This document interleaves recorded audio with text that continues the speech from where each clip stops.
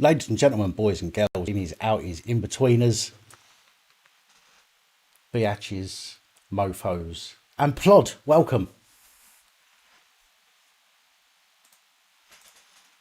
How the hell is everybody?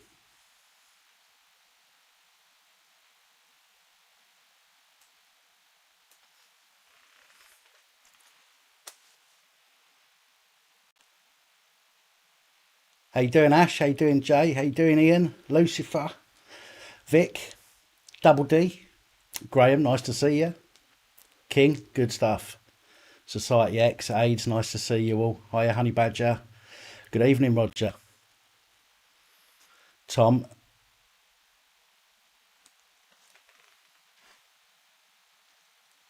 John Dwyer. Lawrence, how you doing? I'm good, thank you. Psycho's Missus, good evening to you. Dean, how are you? Stevie B? Or Steve B?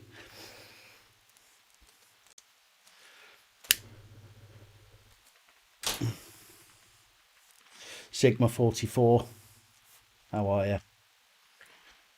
Well, how's everyone's weekend been? I suppose it was going okay till Boris opened his mouth. How you doing, Grant? No problem, Tom. Roger, good. I'm glad they worked for you, mate. I mean, there shouldn't be any reason why they don't.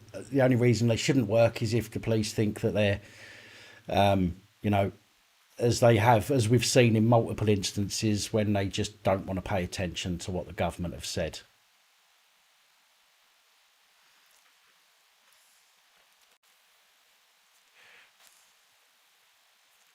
How you doing, the daddy? Hello, Ben Jones.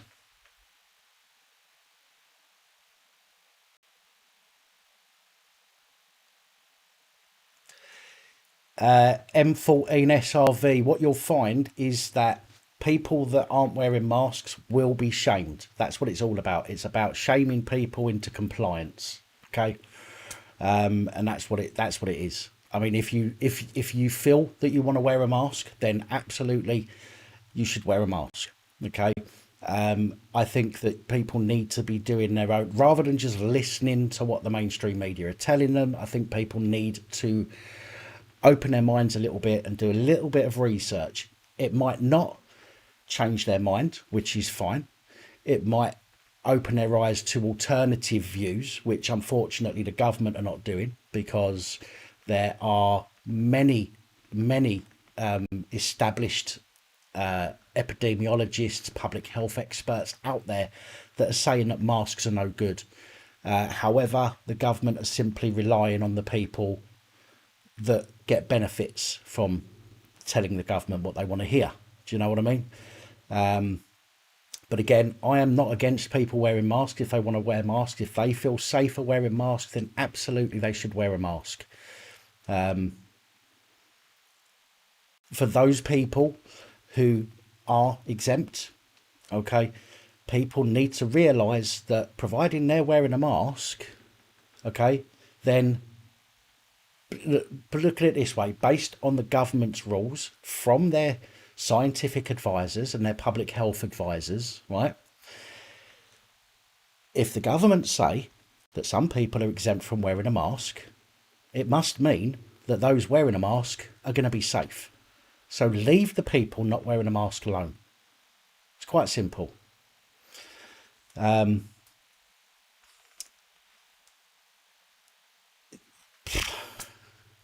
was that all about? President Trump? Who broke Discord? What's happened?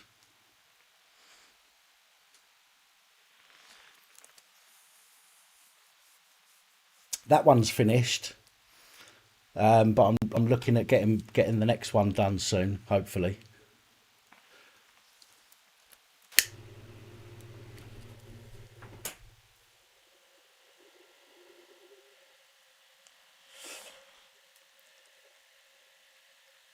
Yeah, M14. Lots of people obviously are exempt. The my issue is that people, again, the government are taking their advice from experts. If these experts are saying that some people don't have to wear masks, then clearly it's not that much of a danger to people that are wearing masks, is it? Otherwise, there'd be no exceptions. No exceptions, and everyone will have to wear one. But they're not. So therefore, it can't be that bad. So it's the people that are jumping on others. You know, they're the ones that are being Karens. They're the ones that are being idiots by lambasting and trying to ridicule people that aren't able to wear masks.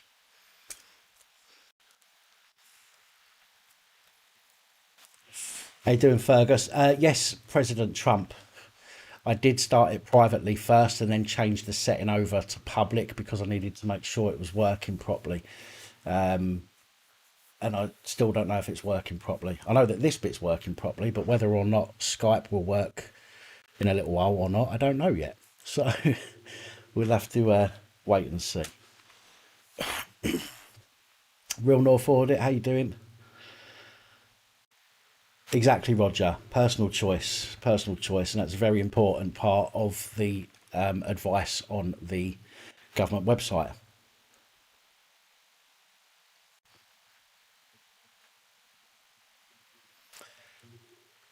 Well, DJ Vix, the adverts have started now for flu vaccinations. But why? So many people have not died from flu and are unlikely to die from flu because they're all going to be dying of COVID, right?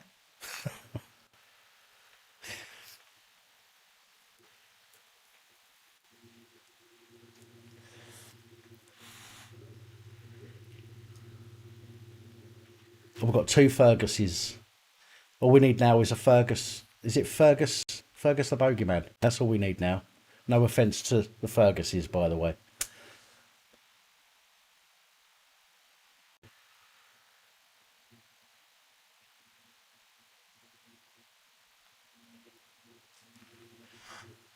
What's that they're giving away there, Mr. Trump? Let's have a look. Yeah, you see, people, even people with those, Trump, even people with the sunflower lanyards are still getting questioned and told, don't care. Do you know what I mean? And the reason being is because there's no, because anybody can make them. Anybody can, you could write your own on a scrap bit of paper if you want.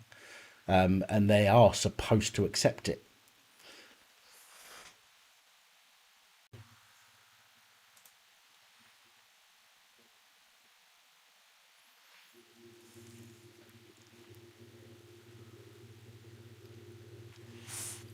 Have I been to Boots?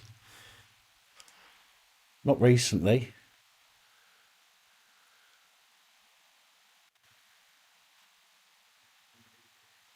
Oh, what do you? Oh, what? What do you mean for what? For my meds?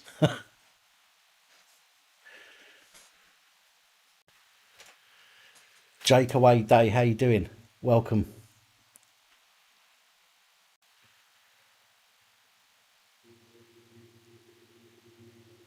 Brummy AVFC. Yeah, we'll be opening the phone lines a bit later on. If you want to come on and have a chat, then those phone lines will be open in a little while.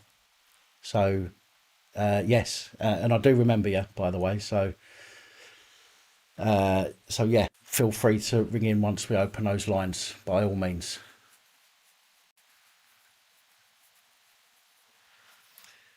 Yeah, Ratty, you are exempt. If you're with somebody that needs to be able to lip read, then you're classed as exempt.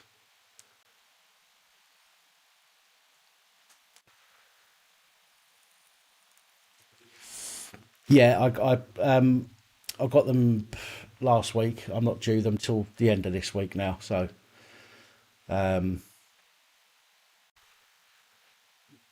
yeah, thanks for reminding me though.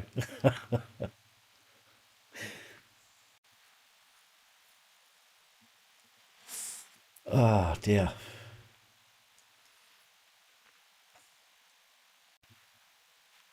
I do like thigh high boots, just not on me. Big Burps, how you doing?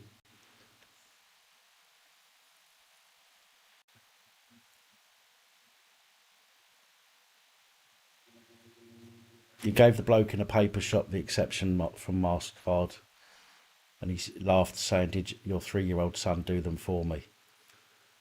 Have you asked him if he's seen the government ones? Because they're shitter than mine. Yeah, I'm good, thank you, Big Burps. Freedom of choice, always. I'm good, thank you. How are you?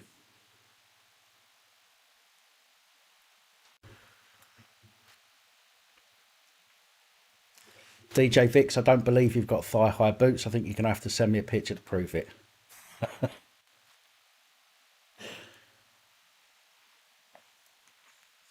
Hello, Stuart. How are you?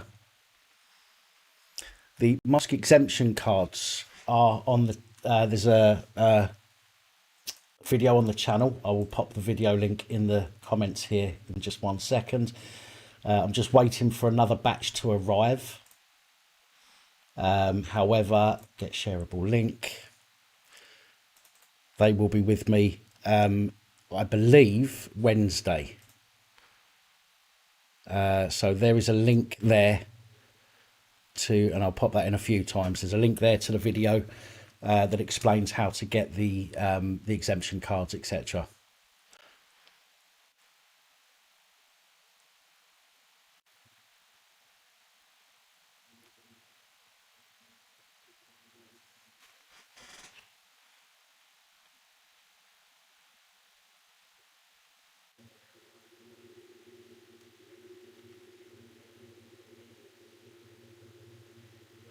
Thank you, Ian. Much appreciated. So, quick question for everybody. I need a number 1 or a number 2 is what you need to type. Okay, so if you think that Lockdown 2.0, the revamped version, is a good idea, I want you to put 1. If you think it's a shit idea, I want you to put 2 in the comments.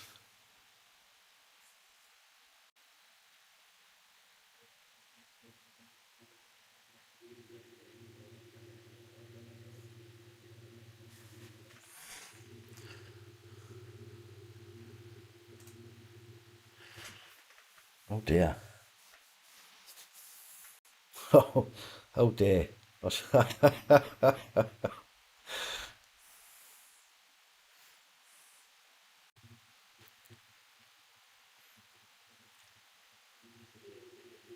Yeah, yeah. I mean, look at it this way, right? I mean, what has he said? I mean, I know they're saying to shut the schools down now, but what have they said?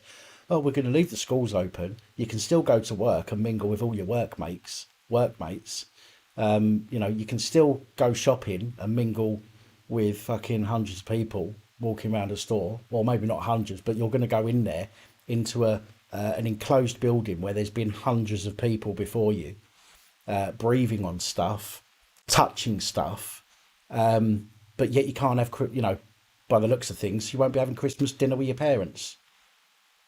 Fuck off, Boris.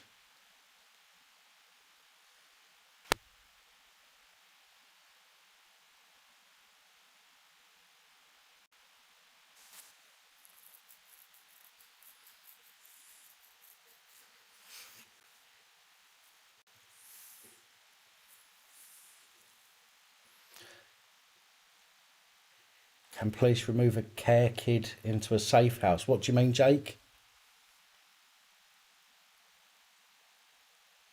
Is the child in care already? As in, is a child with like social services in a foster home or something like that? Is that what you mean? Because obviously that would be quite a. You'd need to know the sort of ins and outs in a bit. Are they in a.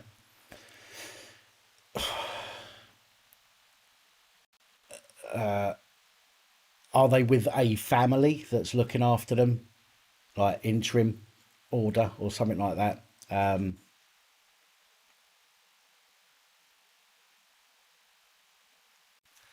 Is the child in care but there was with somebody else at the time the police come and took them to take them back to care? Or I'd see, it's unfortunately it's a very complex situation when you come to things like that.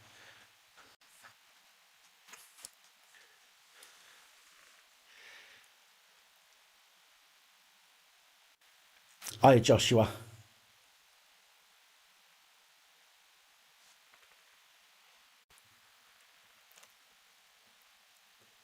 Yeah, there would need to be. I would say there would need to be an imminent danger to the child in order for the police to have the powers to take them out of the care. But again, if the child's been put there by a court, so if it's done under a court order, for example, again, there's an awful lot to consider.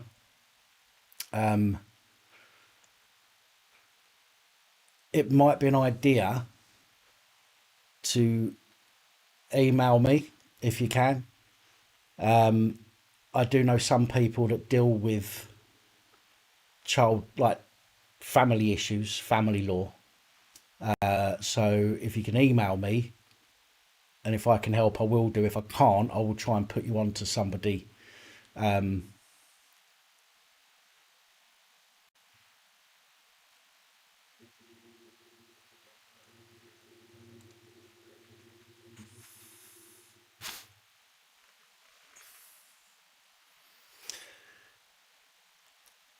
Ian, absolutely right, mate. Absolutely right. And it's what I said about the shops last week or the week before.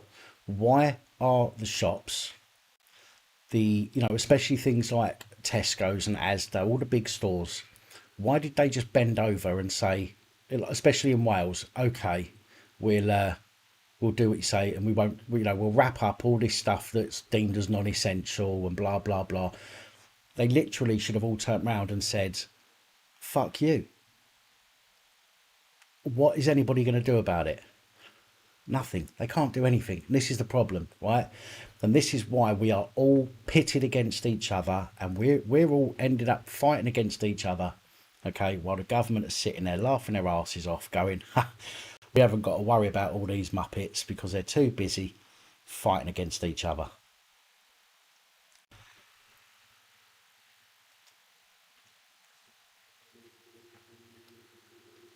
Ah, right, Jake. Okay, okay, Stuart. Thank you. I didn't realise that. It's my apologies, Jake. I didn't realise. So what? So are you looking to be moved out of where you are? Is that what it is? Is it you wanting to find a way out of where you are?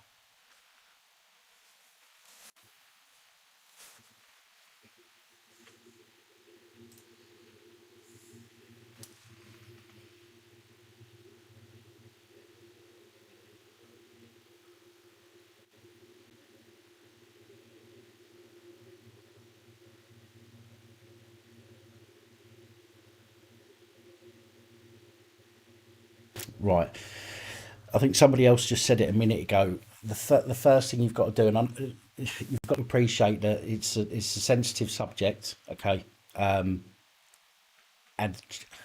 although I know some people like to go straight for the horns, so to speak, I always personally, and again, this is, what the information I give on this channel is generally an opinion based on what I've been able to work out when I look at legislation and stuff like that, unless it's a fact that I can prove and show people on screen. I would suggest that what somebody else has said a minute ago is you need to speak to your social worker, tell them that you feel unsafe.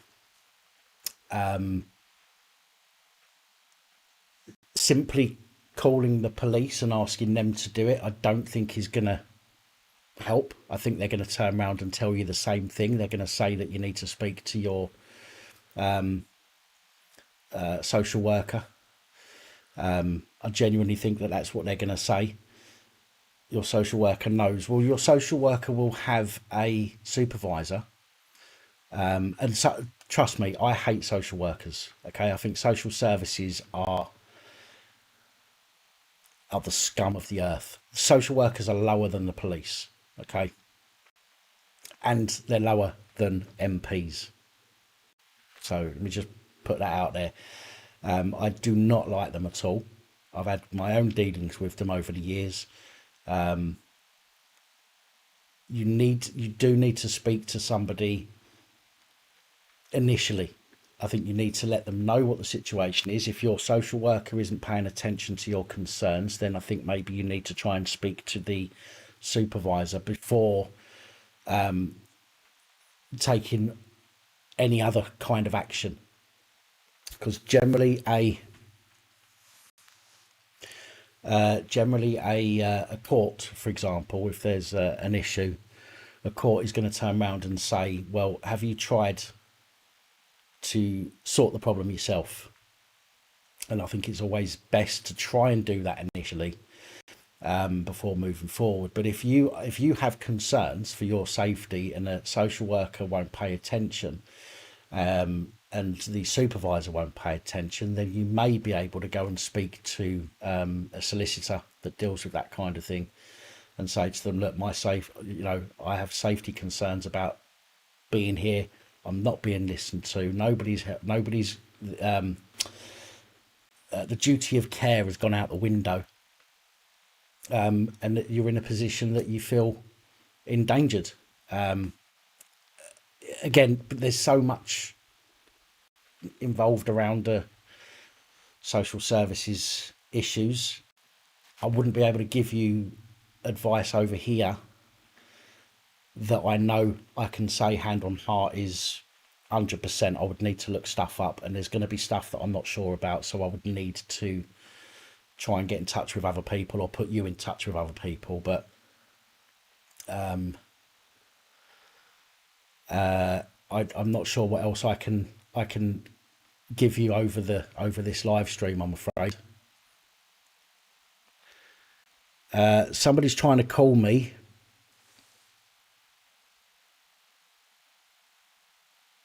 But if you're watching this live stream and you're trying to call me, I'm not going to be able to answer that at the moment.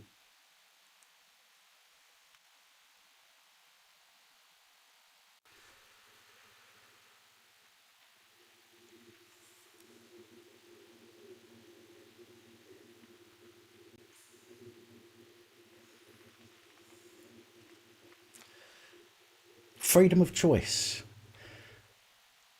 Have you changed your name from something else?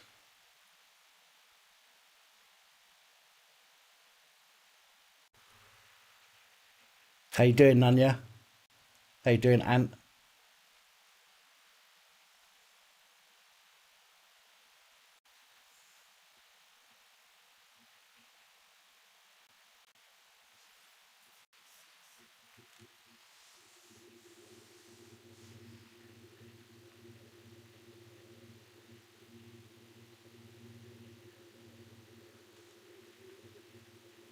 Police Watch, how you doing?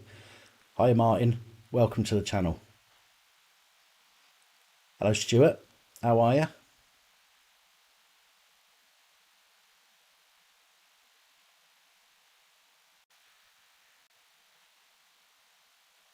Right. Okay. Freedom of choice. No worries.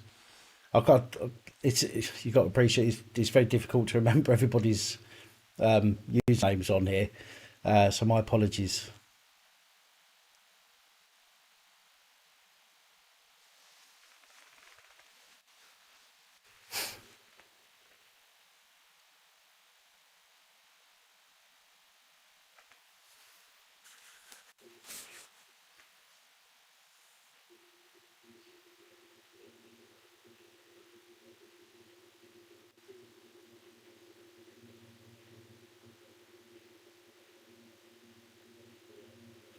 Yeah, Stuart, I think we all saw it coming. And I pretty much guarantee that we'll all be in tier 3 over Christmas. Again, I don't quite understand where he's getting his information from, because everything he says just contradicts itself. It's absolute madness.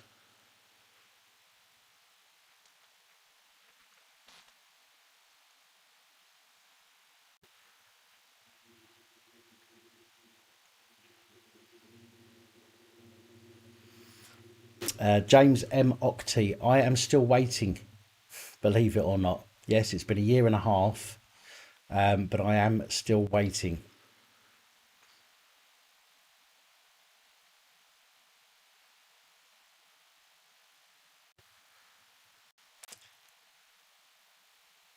Did I send two lots, King? Ah, well, some people didn't get any.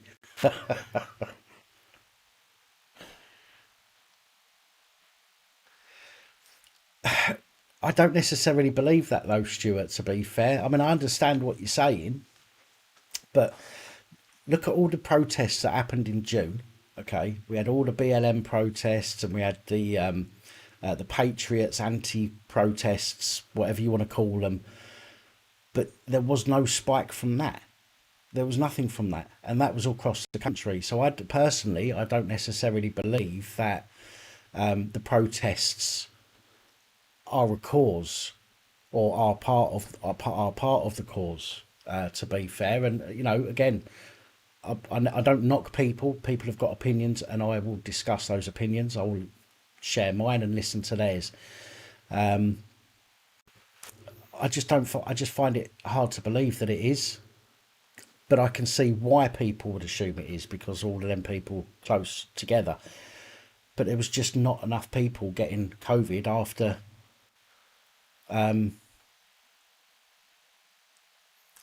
the protests. Nearly every policeman for months never wore a mask, and it was only when people started questioning why haven't the police caught COVID, and even then it was about a month or so after that question was raised that the police started to catch COVID. But the police are seeing dozens and dozens of people a day going back to the police station, going back home, mixing with their families, then their families going to work or going to school elsewhere. So, you know, we should have seen an increase in cases within the police way before we started seeing them.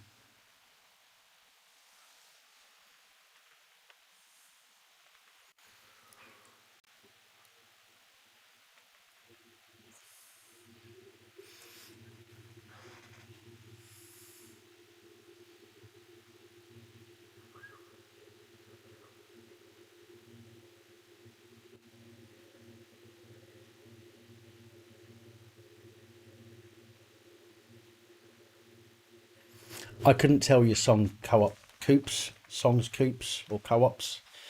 I couldn't tell you if that's a true figure or not. I've not heard anything about how many NHS staff are off, but I'm pretty sure we'd have been hearing about it on the news or reading about it in the papers if that was the case, because they would be using that as additional propaganda. The Songbird trailer? No, I had not.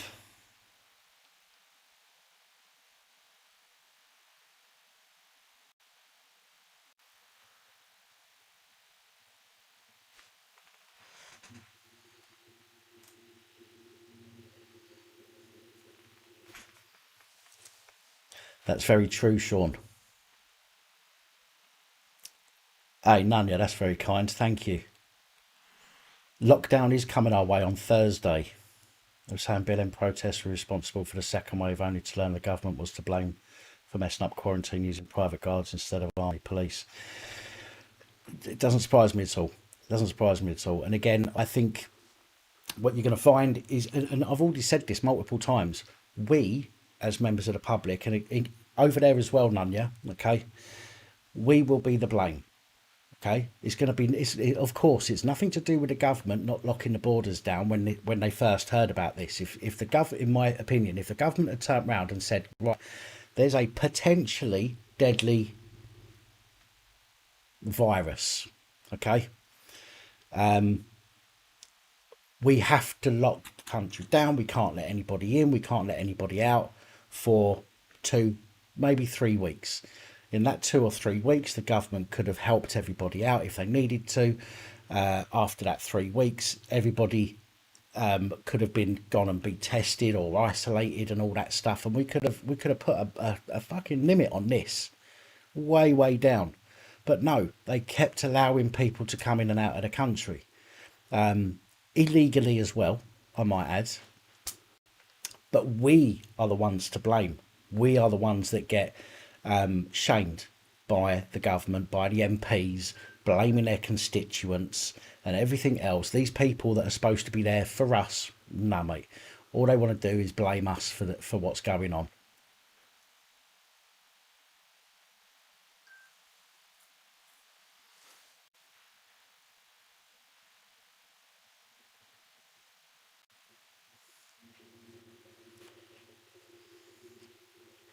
John Sinclair, personally, I believe that there is a mutated virus. I genuinely believe that there is a mutated virus. It does happen. I certainly don't believe it's anywhere near as bad as it was. But my point was, if it was assumed to be as bad as they assumed it to be, I don't think anybody in the world would have said no to an initial one-time 2-week, maybe 3-week lockdown of all the borders. Anybody that gets headache, fever, whatever, cough, whatever, go and get checked. Do you know what I mean? If it seems that you've got the symptoms, then you self-isolate, okay, and do it that way for 2 or 3 weeks. The government supplement people that can't go to work and all that stuff. It would have been over. Would have been back to normal within a month. I'm telling you.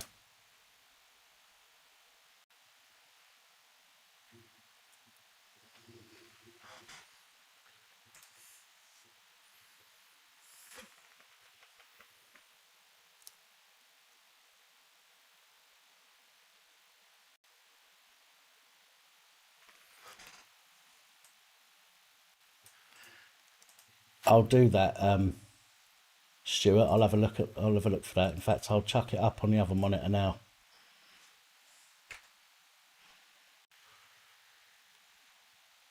Is that the 4 types of people unfazed by the coronavirus pandemic? This should be quite interesting. Is it the one on Reddit, Stuart?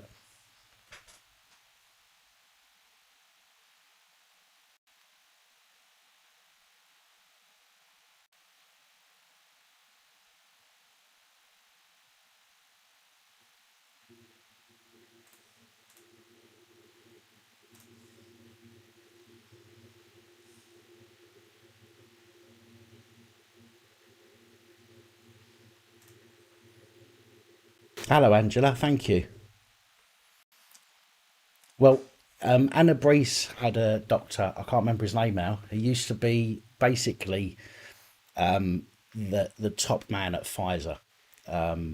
He was on Anna Brees's show last week. Very well informed. Some great information that he came out with. And again, I don't just take what somebody tells me as truth. I will listen to multiple versions of the story, and I'll come to a decision based on all of the facts that I can gather. Do you know what I mean? I certainly wouldn't just go, oh, that person said something, that must be true.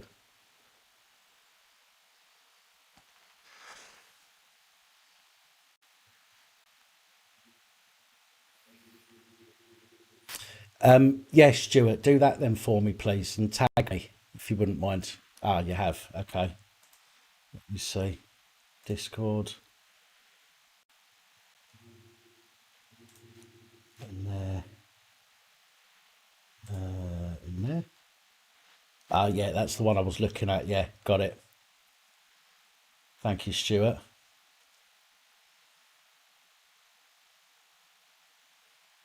I will have a look at that in a second on the screen.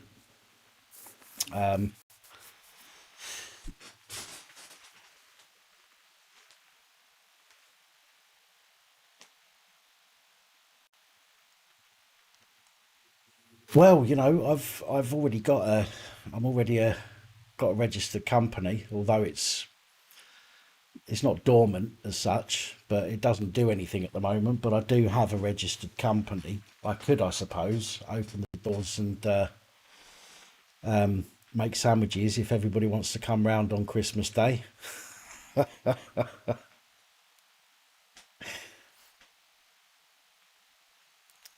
I've not seen mine. Lucifer either for God knows how long. I've not even had a call from my psychiatrist to check up on me. Nothing at all.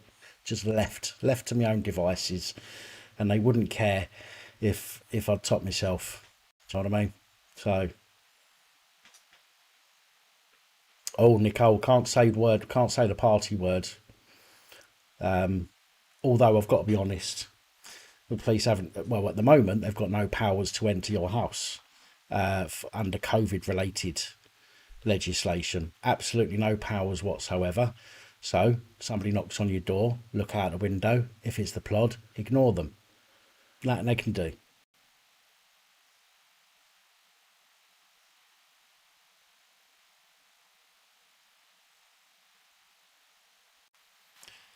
A COVID Christmas special. We'll have some special guests. 40 of the PAP community in my lounge. Alcohol is essential to alcoholics, Rob. That's I think something I was talking to somebody about the other day.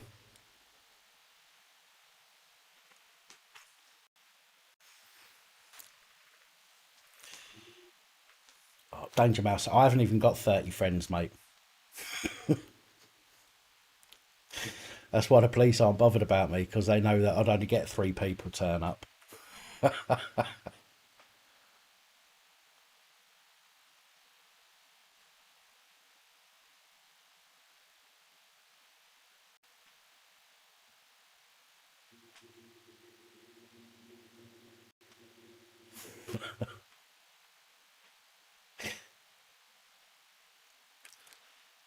Bring a bottle and a bird. Yeah, I'll leave you with a bottle and I'll entertain the bird for you. Or do you mean turkey?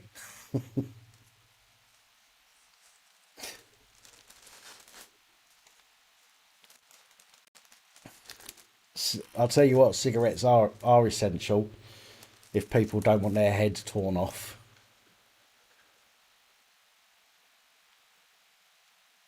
Well, Richard, we could be having a funeral in one room and a business meeting in the other.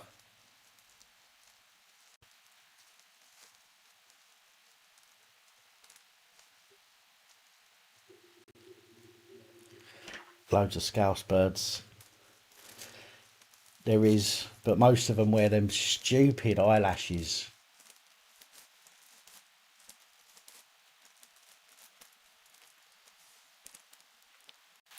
I can't stand those eyelashes like that. Oh yeah, wedding in the kitchen. I could do.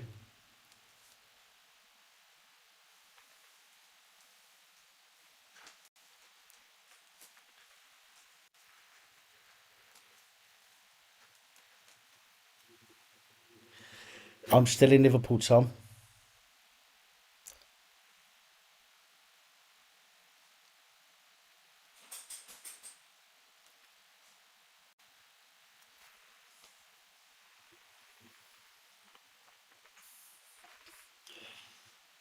See, now you could all work for, I mean, on a 0 hour contract, of course, but you could all work for the channel as independent journalists, you know.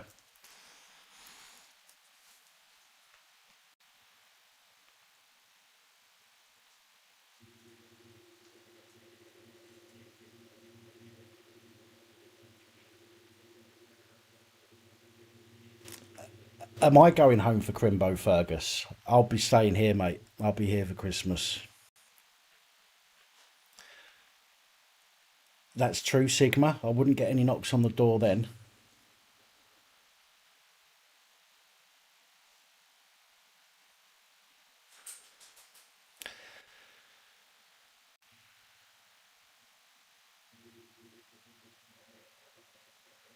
Well, you could employ your family to chop the veg for you for the day.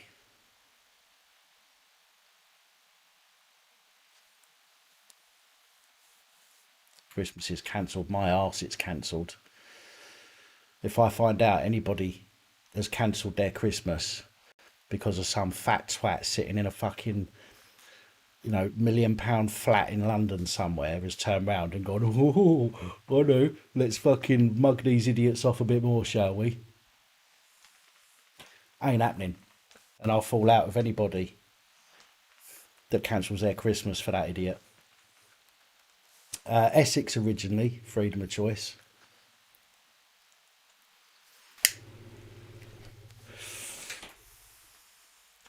Quite possibly Lucifer. I'm still trying to catch up at the moment. This week is a bit of a mad one this week because I was planning over the weekend to test a new system without actually uploading anything, a new delivery, but I didn't get round to it. So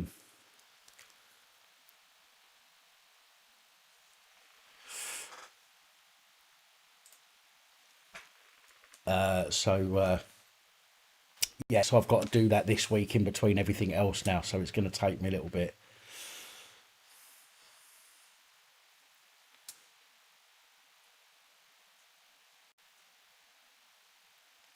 Sugar TV. See, this is one of the issues that I've got with all of this. Okay.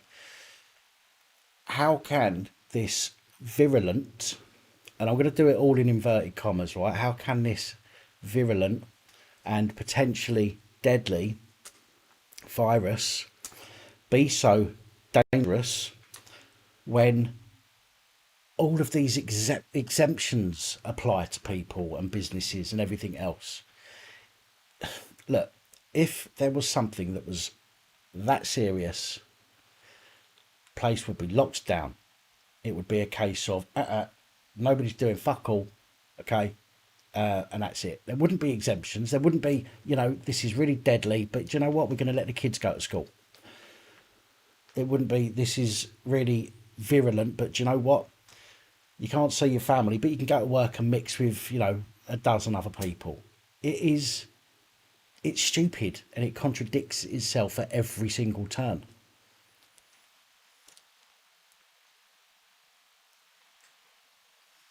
Well, Lucifer, last week I think I gave you some extra content last week, didn't I?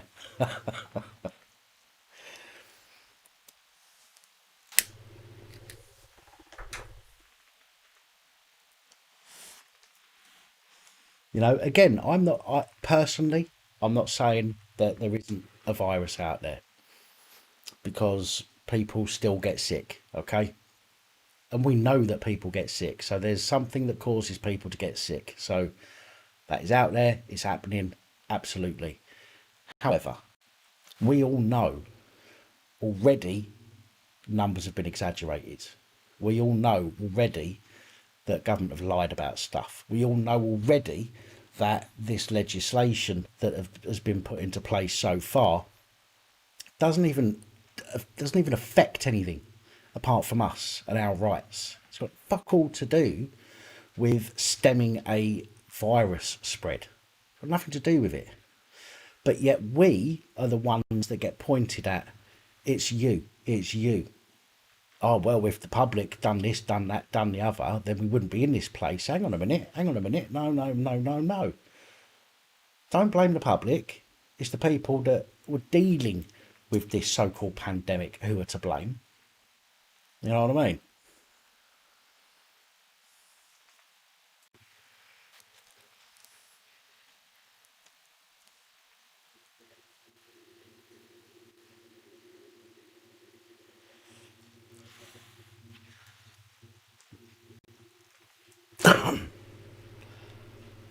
Am I still on Grinder, Bob? No.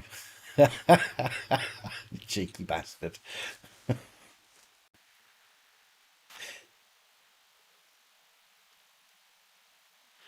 Mind Wobble, I can see your comment there. It's on top chat again, so I'm missing some. I need to put it back onto live chat. It's really annoying why it does that. So yeah, I think I might have missed some comments there. My apologies. Of course it's the public. If not, who is it? Dick.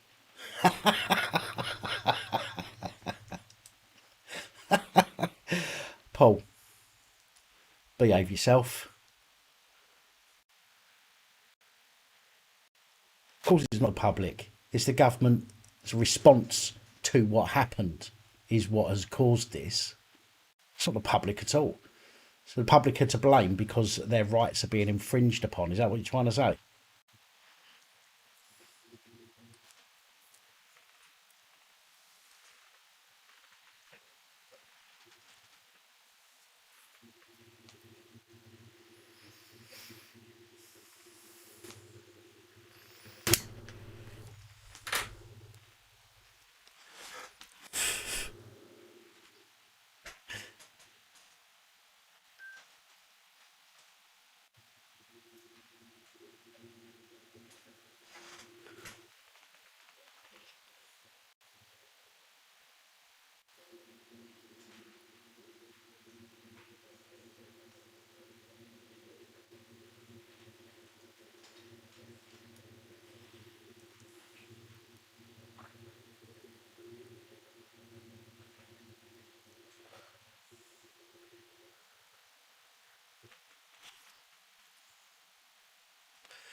There will be a phone in VIX, yeah. I'm not watching the USA elections, to be quite honest. Common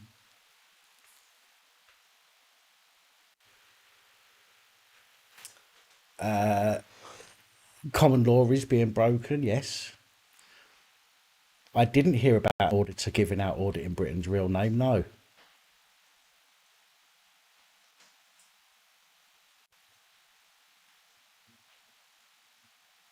It's not, Bob. It's not. Another 4 weeks isn't going to make a blind bit of difference. It's already been said, it's already been stated by medical professionals. And we're talking about, as I said earlier, epidemiologists. We're talking about high, very, very educated, very well known in their field, epidemiologists and also public health experts as well, who have already said, okay, the lockdown, if the NHS is being overwhelmed, then you need to do something about that. Okay. But it hasn't been so far. There is no proof as yet that the NHS has been overwhelmed or overrun, as far as I can tell. Somebody might know different, somebody might have proof of different. I'm not interested about hearsay, I'm not interested about what the government have told you. What I'm talking about is actual proof that the NHS has been overrun. Okay. Until then, as far as I'm concerned, it hasn't been. Okay. What else was I going to say then? But yes, a lockdown. They've already said, right? What was it at first? You know, don't mix indoors, don't do nothing indoors, go outside. Then they said, oh, you got a lot. Sorry, it's all outside. It's all outside. You've got to stay in. Then all of a sudden, it's all being transmitted indoors because people were staying in and people they're getting other people around and all the rest of it. And they're going, oh, now it's all indoors. It's not outside anymore. You can go outside and it's okay. But it's everything they say is a contradiction.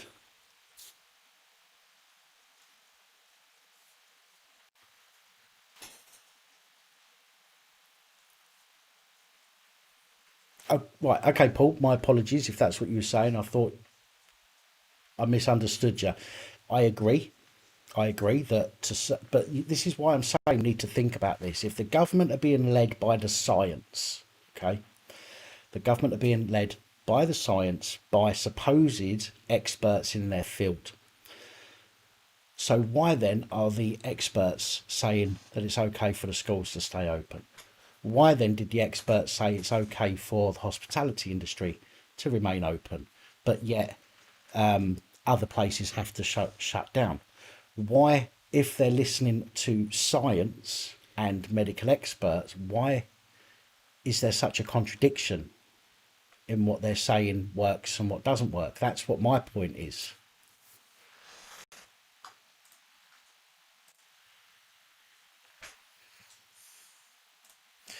It wasn't a ghost, by the way.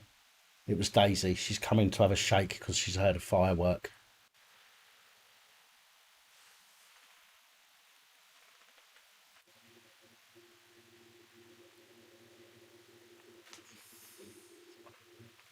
Right, Daisy. It's okay. It's okay.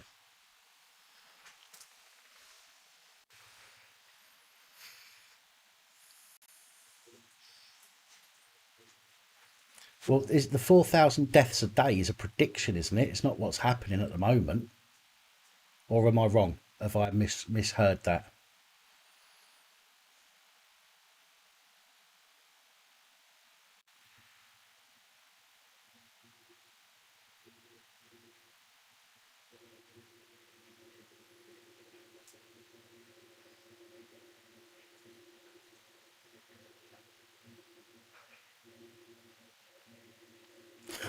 November the 5th might be cancelled, but the police are getting a good show, aren't they? Throughout the country, with the kids showing them, inviting them to their fireworks nights.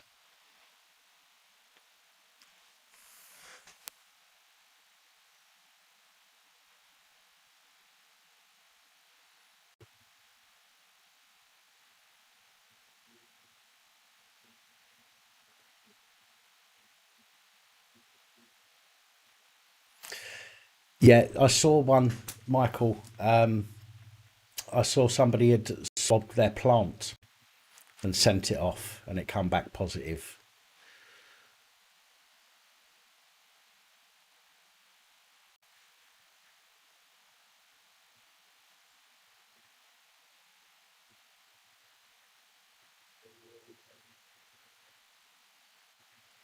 Yeah, exactly, Jack. Jack McHammock lashing.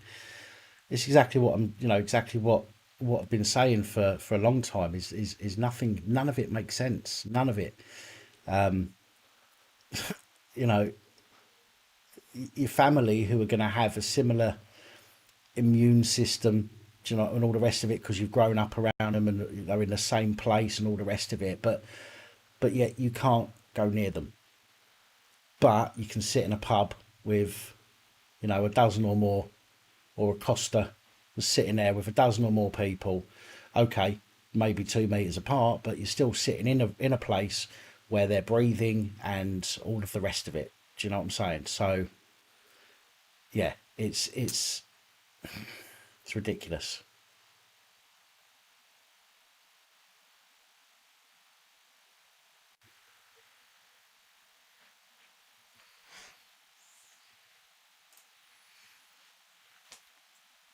Hi, Donna Dyer, welcome. Thank you.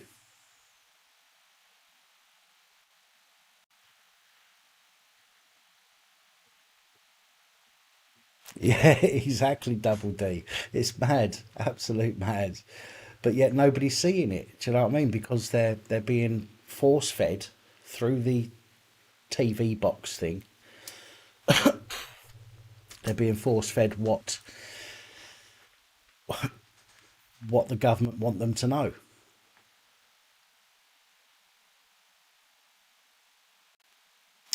John Barry, the WhatsApp number is still on. Yes. Um, yeah. So if you've sent a message and I've not got to it yet, I will get to it at some point.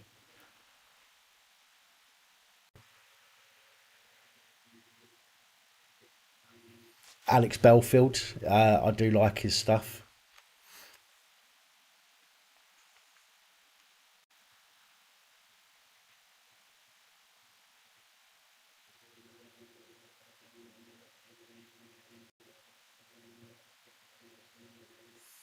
Of, of course they do, John.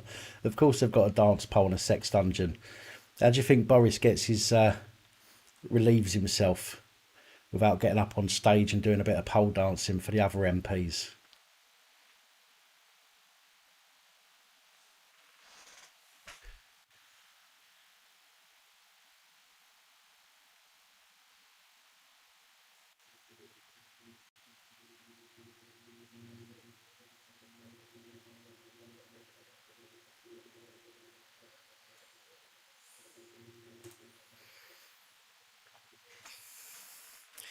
Yeah, well, I think the thing is, Roger. Again, it's some of his stuff is opinion, isn't it? Do you know what I mean? And what we've got to appreciate is that I'm going to say things that some of you guys will say, "Well, I agree with that." Do you know what I mean? And I might even say things that make you think, "Oh, Dan, don't be a dick. What do you say that for?" And that's part and parcel of people being allowed to have their opinions. And as much as there are people out there that I enjoy watching, but then can be dickheads, I have to, because I'm in the same situation and I have to think the same thing. I can't just say they're a knob because of that one comment or because of an odd comment now and again that I don't agree with. I do watch Anna Breese's stuff, yeah. Again, I know some people out there don't necessarily like Anna Breese's stuff. And again, that's absolutely fine. There's some things that she talks about that I don't agree with. But again, I have to, for me to come to any kind of conclusion on anything, I need to get information from different sources. And for example, with Anna Brees, she gets some people on there. There was a doctor, I can't remember his name now. There was a doctor on there the other day from Pfizer, he used to work for Pfizer.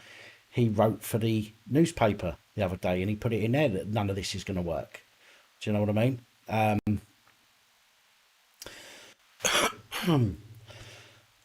But again, ultimately, there's always going to be people that you might like that will say stuff that you don't agree with at times. And I'm sure I'm no different to those people. I'm sure many of you have thought to myself, Dan, what have you just said, you absolute dickhead?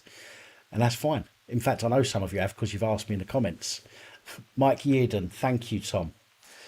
But again, it's an opinion, and I don't try and make you have an opinion based on my opinion. I share my opinion with you, and then we could, if you've got a different opinion, I'm happy to discuss it. Which is why all of my comments are always open on every video so that we can have those discussions.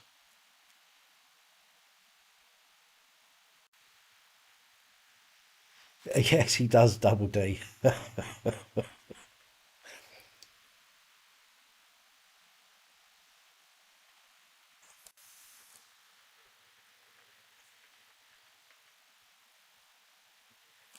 Can I cover data protection breaches? Well, I do when ones come up when ones come up, I put them out in the PAT reports if it's something to do with places. I mean, if it was the police, if it was the government, if it was job centre, that kind of thing, then they would be discussed in the PAT reports.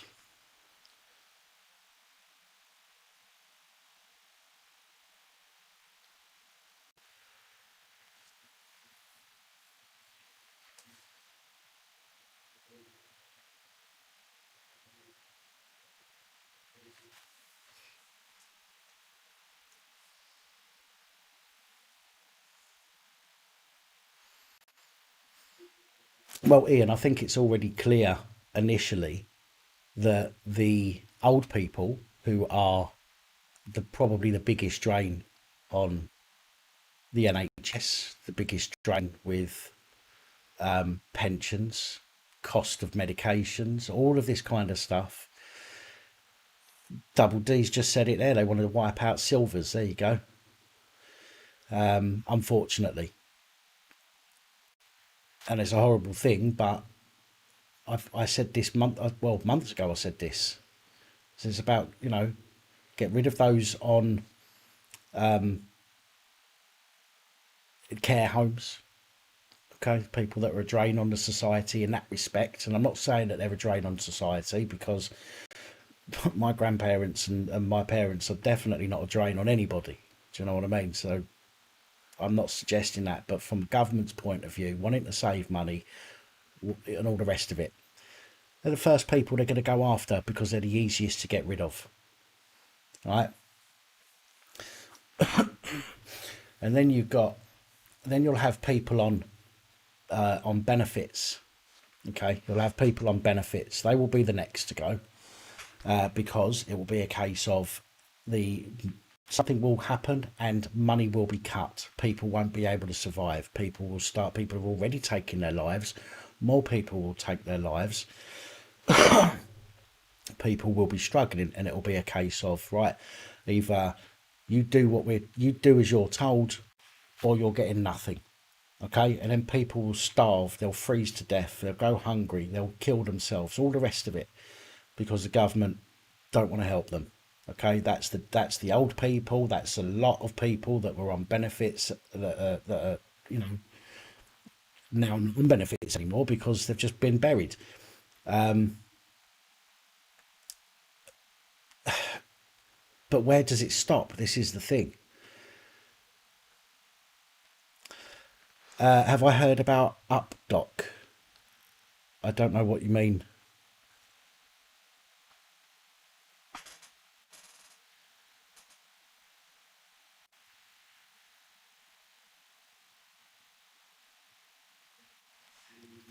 James, it's a case of it's the reset, isn't it? It's a financial reset. So even that we might be in debt, okay, but if you think about it, they're trying to get rid of all of right. This is my opinion, and I might be completely wrong.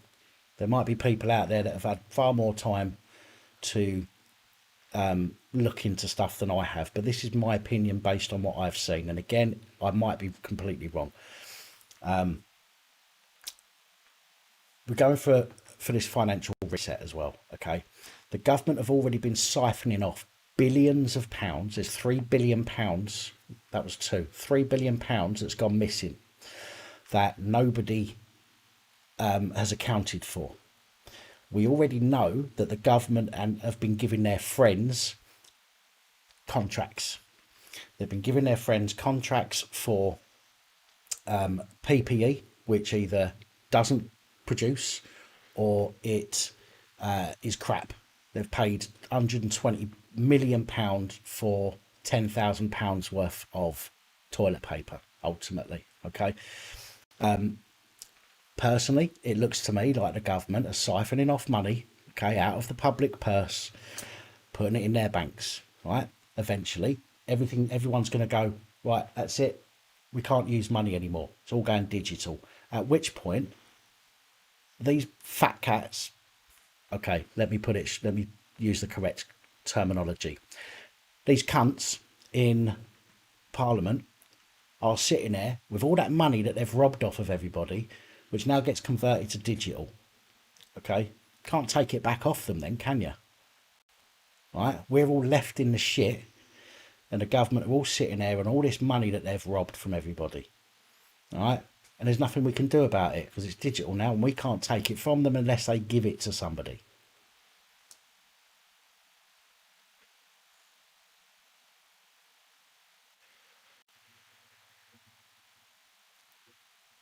There's a thing in was it the Times? I think it was the Times today. There was an article in there. I didn't read it because I don't subscribe to them. I'm not giving them any fucking money. But there is. Thank you, Blue Waffle. I'm glad it was. But there's a thing in there about how it states in there we are heading for a cashless society. People thought it was a fucking conspiracy theory, but it's happening.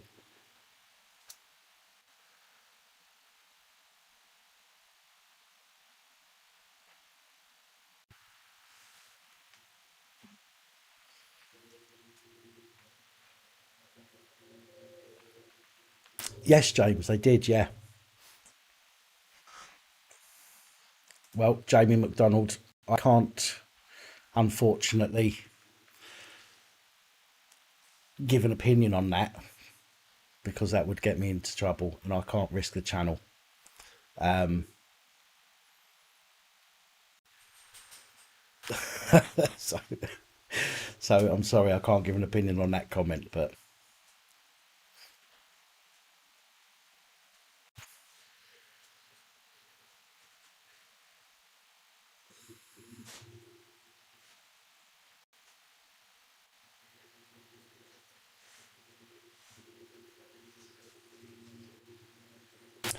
Norfolk, from my research last week, there was no the there was like the accounts were done, okay, and there was £3 billion that was missing.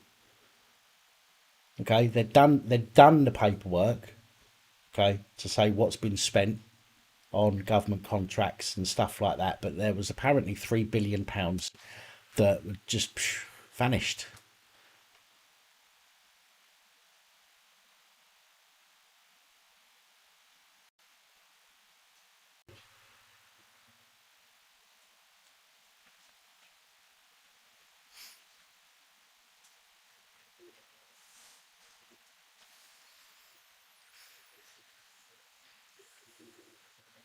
I'm pleased Labour is finally doing something about anti-Semitism in the party. Well, I've got to be quite honest with you. I don't follow politics. I don't really know what goes on in politics. It's not my area. It's not an area that interests me. I will speak about what I need to if something, as the channel suggests, is an abuse of power by people in politics. But I don't. I've got to be honest, and I would never try and pretend I know something about something that I don't. I'll always tell you if it's an opinion or a guess, or if I know for sure. But I don't know enough about what's been going on there because I don't watch the telly, and it's not something that I look into. To be fair, so just got to be honest with you about that.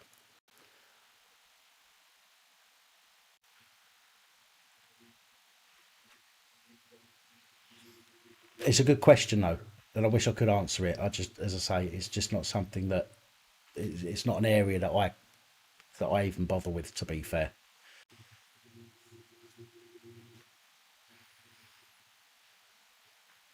I do know, Daz, that there have been people. What's his name? I can't remember his name now. I know there's people bringing claims against the government at the moment,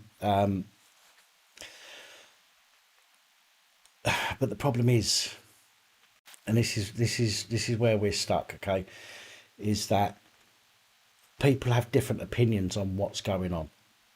Okay, the same as we have people that think that those that don't wear masks are to blame.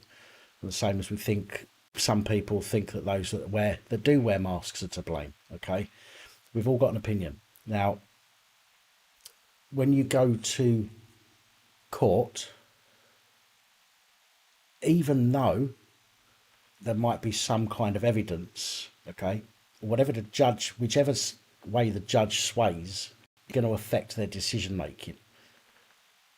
You know, the judge might be all wrapped up in the fact that the government must know what they're doing. They're getting information from scientists and all the rest of it, blah blah blah, and therefore their facts must be true. But when you're getting your information off of a team of scientists who are basically working for the people they're supplying the data to, it doesn't make any sense.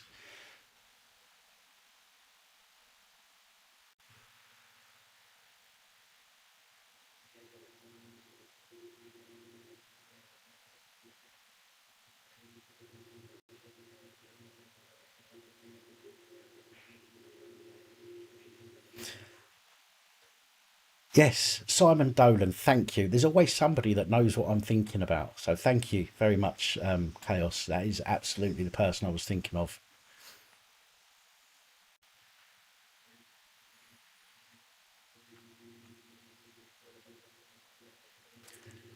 But while the government are still pocketing so many millions of pounds that they should be giving to the people in times of such need, they are always going to have the money and the power to fight back, unfortunately.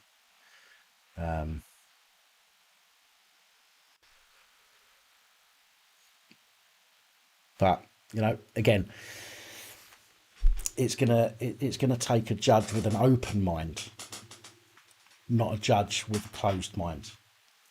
Simon Dolan's is a multi-millionaire apparently. He's got quite a few businesses in the UK, I believe.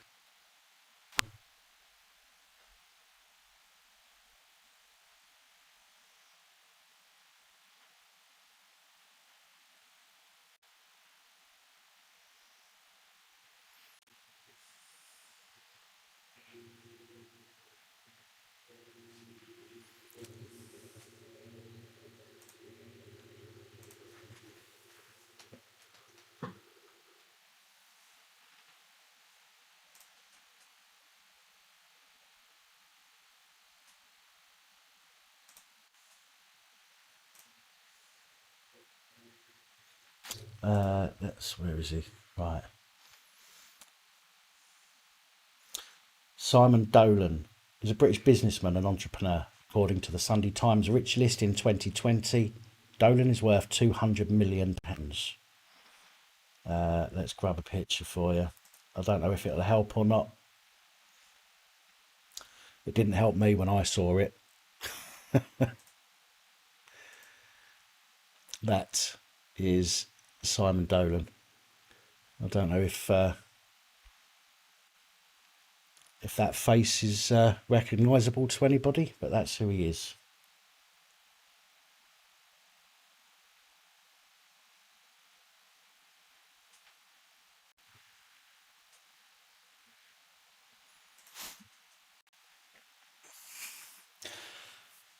I wish I was worth 100 quid, never mind 100 million.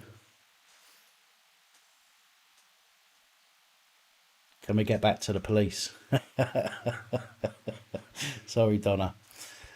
These live streams tend to go off in many directions based on what people want to talk about. So I do apologise.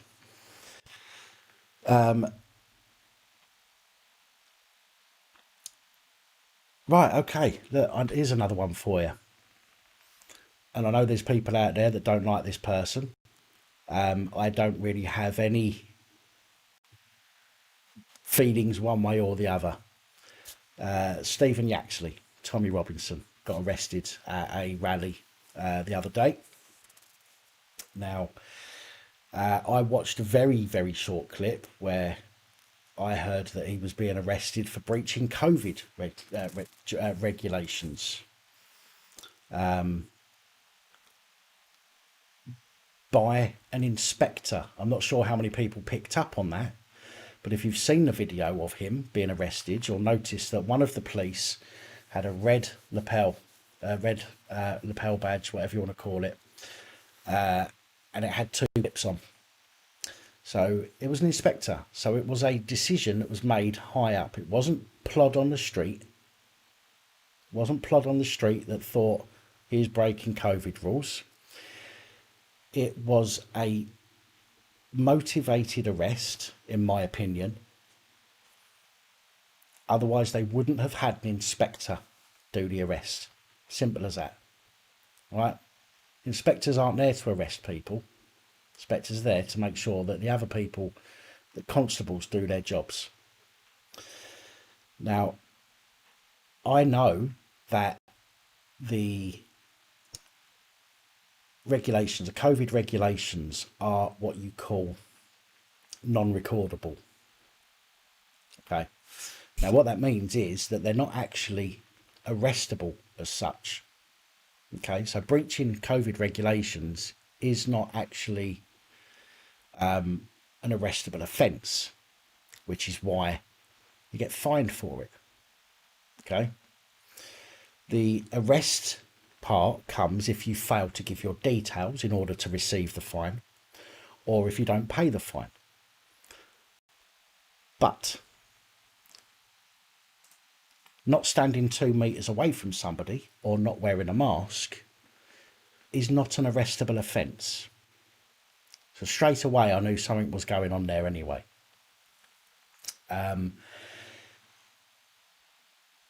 Then I heard, today I think it was, that he's supposed to have been arrested for having a weapon on him. The only weapon I saw that was on him was the inspector.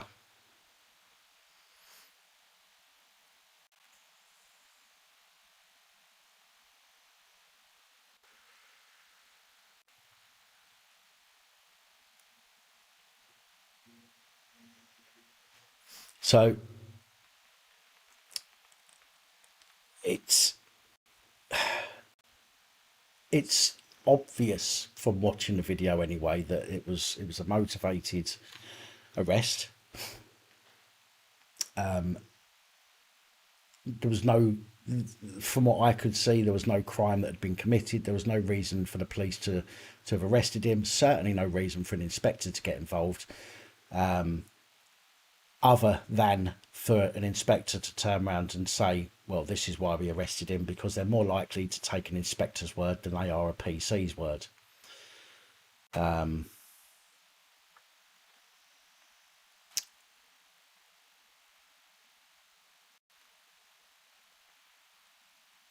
Yes, I heard he was released. I heard he was released. Good evening, Flux Womble. Flux Womble. Flux movement. Oh dear.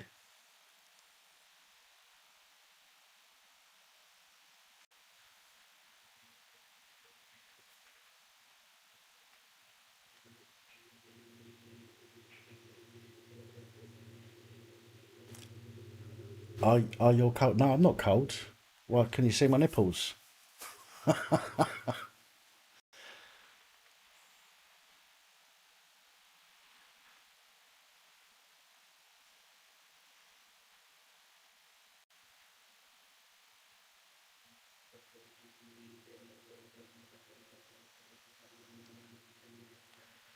True. Sugar TV. Very true. Oh, my earmuffs, you mean? No, it was so I could keep checking every now and again to make sure the sound was still okay. But I'm going to put. We're going to have a phone in a moment because I've been on now for just over an hour and 20, nearly an hour and a half. So hour and 20 minutes nearly. So I'm going to open up the phone lines shortly.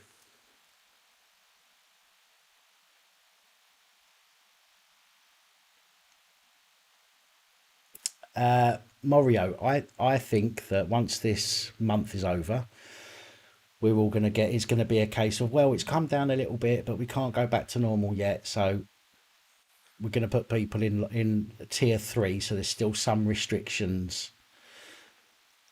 That's my opinion on it anyway. Again, I hope I'm wrong, and I genuinely hope I'm wrong, but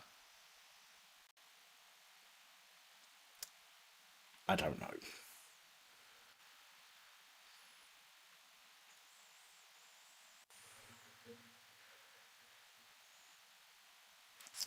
I didn't even know there'd been one tonight in Vienna, Danny. To be fair, I've been stuck in front of a computer for the last few hours, so I didn't know there was one in Vienna.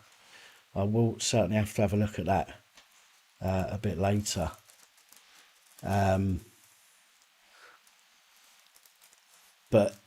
I mean, look, it's getting worse. There's people out there with mental health problems, okay, and all of this lockdown malarkey is sending them over the edge. And don't get me wrong, okay, I know terrorists and all that stuff, okay, they've already got mental health problems anyway, blah blah blah. But this this lockdown malarkey is bringing people out of the woodwork, in my opinion,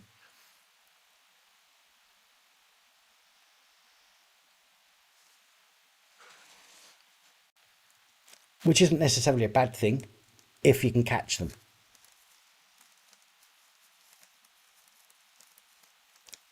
Oh Jesus, where was that, Danny? Is that that was the one in Vienna, wasn't it? You just said, yeah. I will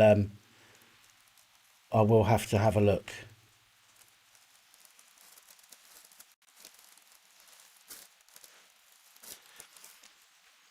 Well, do you know what, Gary? Gary Martin, that's what they've done the whole way along, haven't they? They turn around and they go, well, it's, you know, just a couple of weeks, just this, just that, just the other, and they just keep adding and adding and adding, um, to the point because look how compliant people are now. Generally, I mean, look how compliant people are, and the government turn around and go, well, you've put up with it for this long, you can put up with it for a bit longer. And then the time runs out. Well, you're used to it now, wouldn't you? So you might as well just stay like it.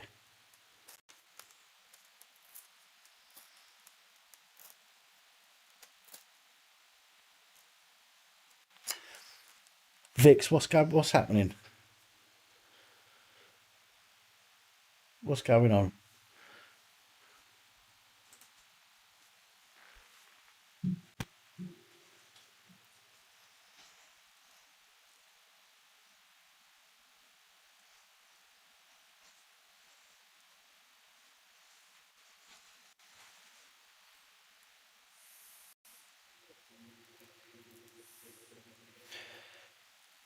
Exactly, Ash. Exactly. And again, that's something I've been saying for a while. Is that if it's that dangerous, then why wait another week? Does that make any sense? No, of course it doesn't.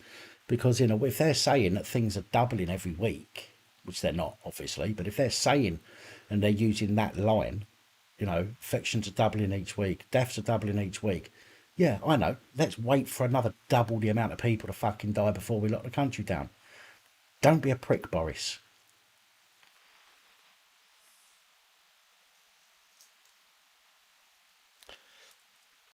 I think, and other people have said this as well, right? They're trying to destroying people's livelihoods and lives to get people dependent on the government, the saviours, the good old government. They're helping me to stay alive. They're paying for my food. They're paying for my rent. I can't live without the government. Oh, really?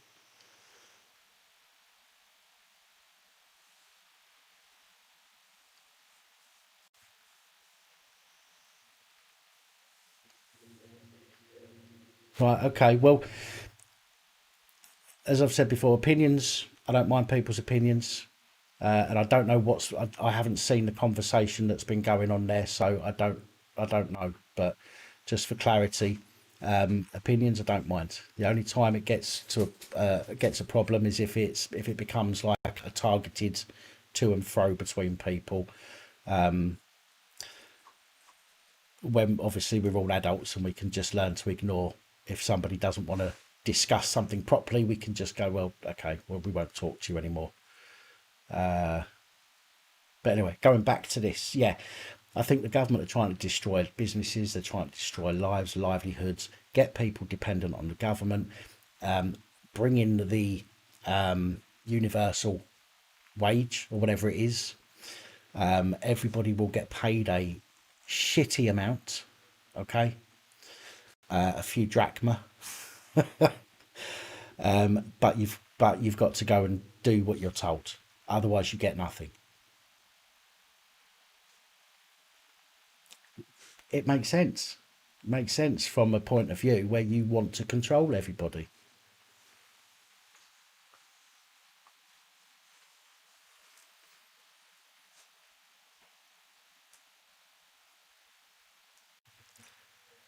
And it's another reason why they don't want cash.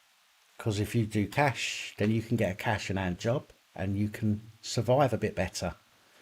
But if there's no cash in hand, everything you get then is given to you with conditions.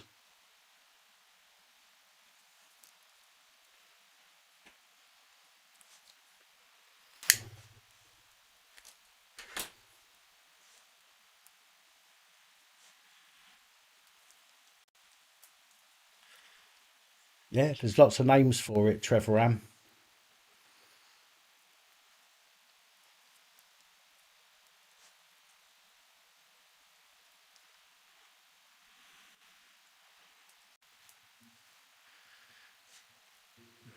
$100 trillion bill from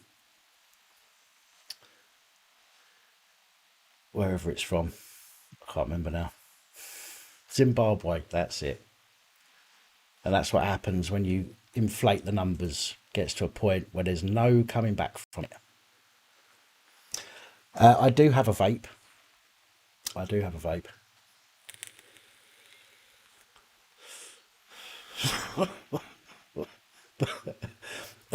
But it's quite dry at the moment.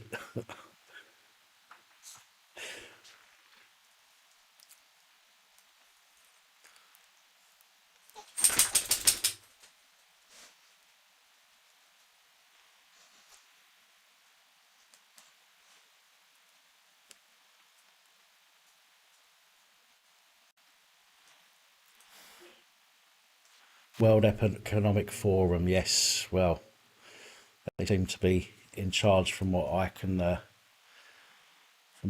see. I've not tried the new flavours yet, Vic. To be honest, I'm still finishing off what was in there.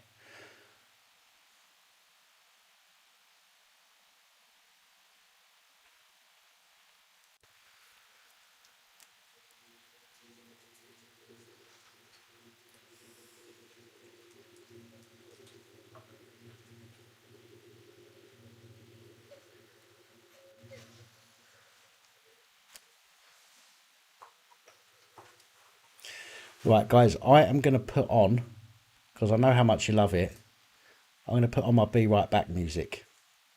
I've not changed it yet. I'm going to go and make another drink, another cup of coffee. I'll only be a couple of minutes. However, when I come back, I will open the phone lines and we can take some calls. Okay, so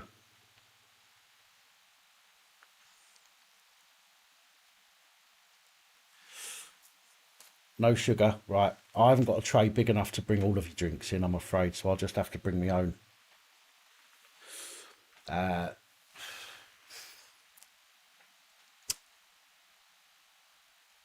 So I shall be back in just a couple of minutes, folks, with a fresh cup of coffee, an empty bladder, and we'll open the phone lines. So I'll see you in just 1 second.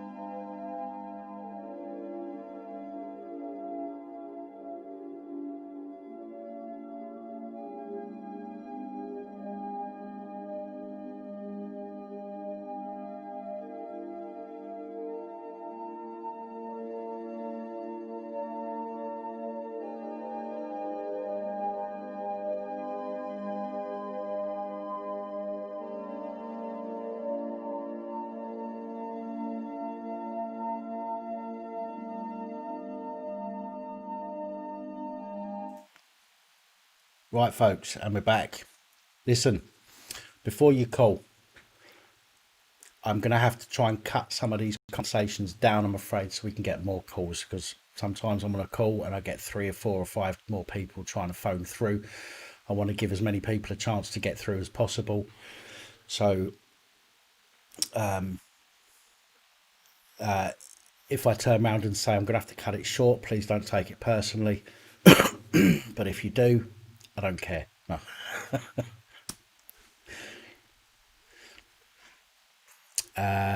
Right, okay, folks. 01515289590. And we have our first caller. Let me just find the volume. Keep ringing. There it is. Right, okay, hello. Hello, how are you? Hello. Oh dear, that's a raspy voice you have there. It is. I know you spoke to me last week, and I was perfectly fine last week, but since I had my flu jab on Thursday, I've had a bad reaction. Right, okay. Who is it I'm talking to? Is it? It's Vicky. It is Vicky. Yeah, I thought it was. I wasn't entirely sure, but I just wanted to verify. But it's a bit awkward to tell, isn't it? Because I do sound like Jack the Ripper right now. Oh, bless you, bless you. I know it. But I just wanted to warn people, because I've had the flu jab without any problems for the past 8 years. Right. And this year, there is something else in it. I'm perfectly certain about that, because of the side effects I got are normal. And it just knocked me out the park. Oh, the bless fact you. I had it on Thursday, and I'm not improving at all. I'm getting worse, if anything. Right. Normally, you only get it for like half a day maximum, but not all the time, so... Right. Well, last week you had quite a sexy phone voice. This week I'm a bit frightened. No, I'm only joking. Cheeky sod, I know, you ain't pulling my leg. No, I feel for you. I genuinely do. That's why people in chat earlier were saying, hopefully I get some sleep tonight and I'll try and get rid of this. But I've been trying to get hold of my GP, because it's been affecting my epilepsy in a bad way too. Right, okay. Oh, bless you. I've got a high temperature now. My throat's gone to shit. It's affecting my seizures. Obviously, I'm not sleeping because of the PTSD and that. So, yeah. The nurse turned around and said today, I'll get the doctor to phone you as soon as he's back from his emergency calls. And I'm still waiting for him to call me. So it's like, what the hell's going on? Yeah, I was going to say, I bet you've not heard from him yet. No, which is really weird for him, because he normally gets back to me pretty quickly, like within an hour maximum. Right. So I wouldn't advise anybody to get the flu jab this year. It definitely is different. A few people have said it's possibly got COVID in it. Okay. Well, I mean, at the end of the day, without trying to go down the tinfoil hat route or anything like that. No, I know, but it just does sound very dodgy, doesn't it? No, I'm not knocking you. Not knocking you at all. Again, you know me by now. I respect anybody's opinions. If they want to, if they're willing to discuss them, as you do. I just need to be careful myself, to be sort of open-minded to everything. Just see what I'm saying. So yes, it is quite easy for them. We know this is quite easy for the government to be able to turn around and go, right, let's stick something extra in it and see what happens, see if it works. Do you know what I mean? We won't know. We wouldn't know. What I was going to possibly ask them to do is to test me, but because of the tests are so, some come out positive, some come out negative. Yeah. I've been in hospital recently, and I had 2 tests, and one came positive, and then they done a second one within 24 hours without realising they'd done the first one. Right. And that came back absolutely negative. And they turned around and said, you do not have COVID. got no symptoms, just a chest infection. So if it came back positive now, I'd be thinking, is it a dodgy test or have they put something in the flu jab? Yeah. Well, that's the thing with the tests, though, isn't it? We all know that there's such a high rate of false positives that it's impossible to know. So I don't know whether they can test your blood instead and do it through a lab, possibly. I don't know. Because I know they took my blood in hospital when they done the second lot of tests for me. They took blood and they done swabs. That's when they said I do not have COVID. Right. And that was about a month ago now. And I haven't been near anybody that's got it either, because I live alone. So it's not like I'm living around lots of people either. Yeah. So I'm pretty isolated. And when I went to get the jab on Thursday, they took my temperature, which is completely fine. They've done my blood pressure and all of that before they give it out now. I was perfectly healthy, and you heard me on Monday. Yeah. But now it's just like, oh, I don't know. What do you say? It's just other people have said to me, it sounds like they put something in it. It wasn't my idea. That didn't come into my mind. I just thought maybe it's a dodgy, batch of it or something. But quite a few others online have been saying they've got the same reaction. Right. I mean, there could. I mean, again, I'm no medical anything. Do you know what I mean? It may be, and I'm just trying to be logical here as well. So maybe there, with regards you have to watch what you say because it's your channel. I know. Yeah, but it's not just that. I just want to be. But I just want to try and look at it in potentially logical ways as well. And I'm not suggesting that your view's not logical, by the way, as you know. But sometimes other people can see different things that the people experiencing something haven't seen yet. Do you know what I mean? Excuse me. So I mean, maybe the flu vaccine is interfering or is having a reaction. Let's say you might have had COVID already without even knowing. You may have been asymptomatic. When you have viruses, from what I can gather from some research that I've done, and again I might be wrong because I'm no expert by any stretch of the imagination, but from what I can gather is that if you have a virus, then you have remnants of that virus left in your body once that virus is defeated, if that makes sense. You have markers in your body and you have some changes in your body. Now, I don't know, but maybe the flu vaccine is being affected by those potential leftovers, shall we say, and that may be causing a reaction. Again, I don't know. I'm just trying to think of something what it could be. It's a bit strange that my GP's avoided my phone call. Yeah. As well as another thing, because he never has done in the past.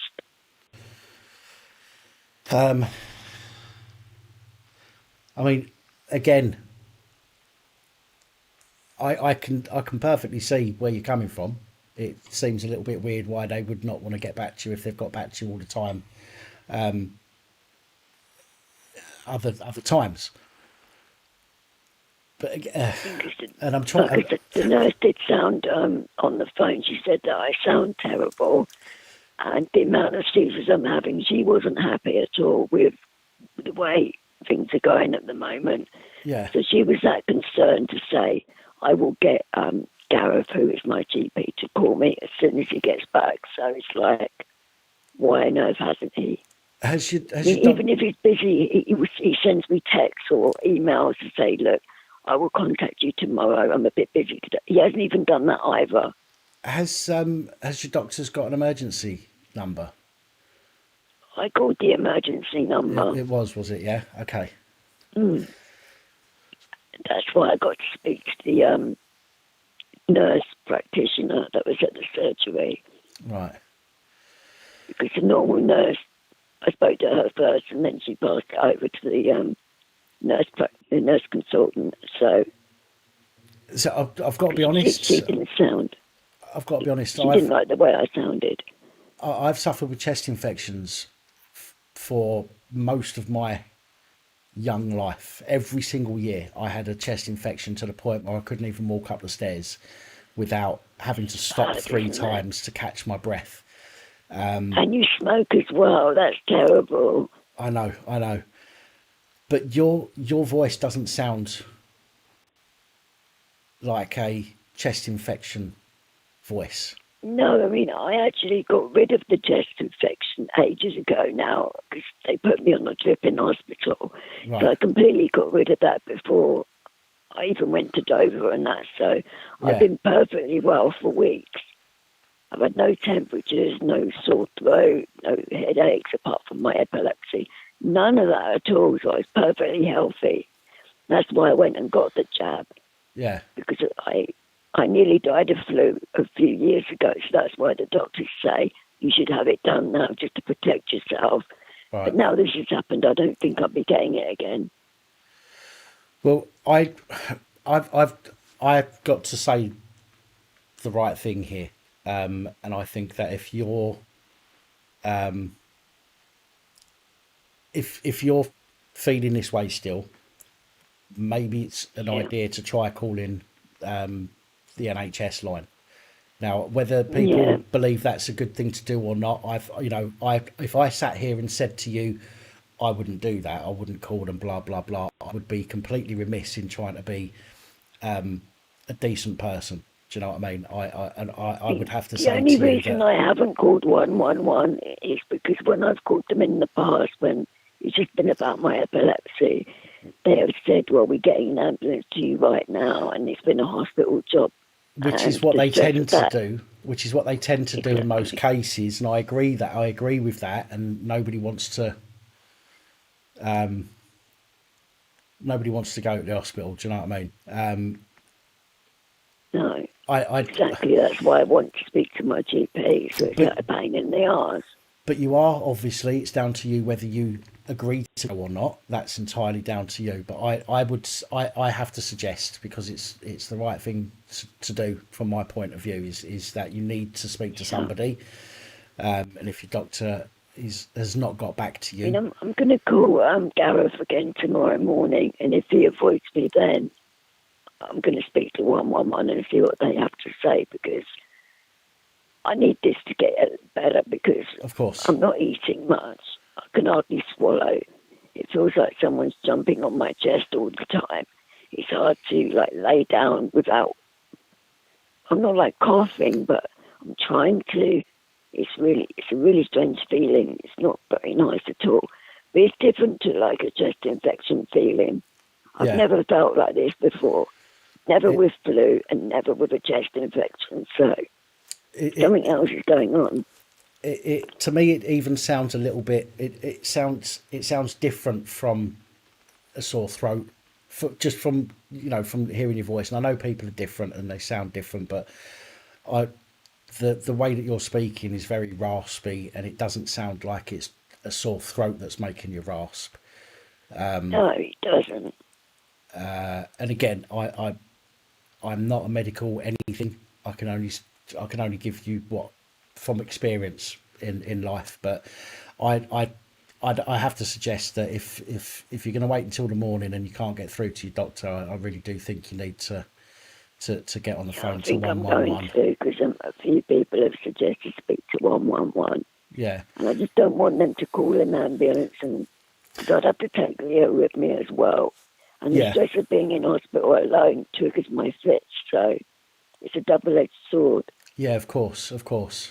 No, I do get that, and which is why I'm trying to think of what it might be, potentially caused by or whatever. But I can only go on, experiences that I've seen or been involved with. But I've got to say, I wouldn't want to phone them personally, but because of what's going on, and I'd be frightened they're going to go, oh, it's COVID, or oh, you've got to come into hospital. Exactly, that's what I'm worried about. They're going to say, but I haven't, because I was completely fine before, so it's what they've stuck me with. Yeah. What? too much of a coincidence. Yeah, I just don't think you've got I don't think you've got any other choice other than to try calling them if you can't get through to your doctor, though. To be fair, and I don't want to hear, I don't want to hear or see that anybody's not well. Do you know what I mean? No, I mean, if if he ignores me, I'm tempted just to go down there and ask him, look, what is going on? Yeah. But then I don't want to be putting others. I mean, I don't think I'm contagious, but I wouldn't want to put anybody else's health at risk either. I just think I'm not that kind of person, you know. Yeah, no, of course not.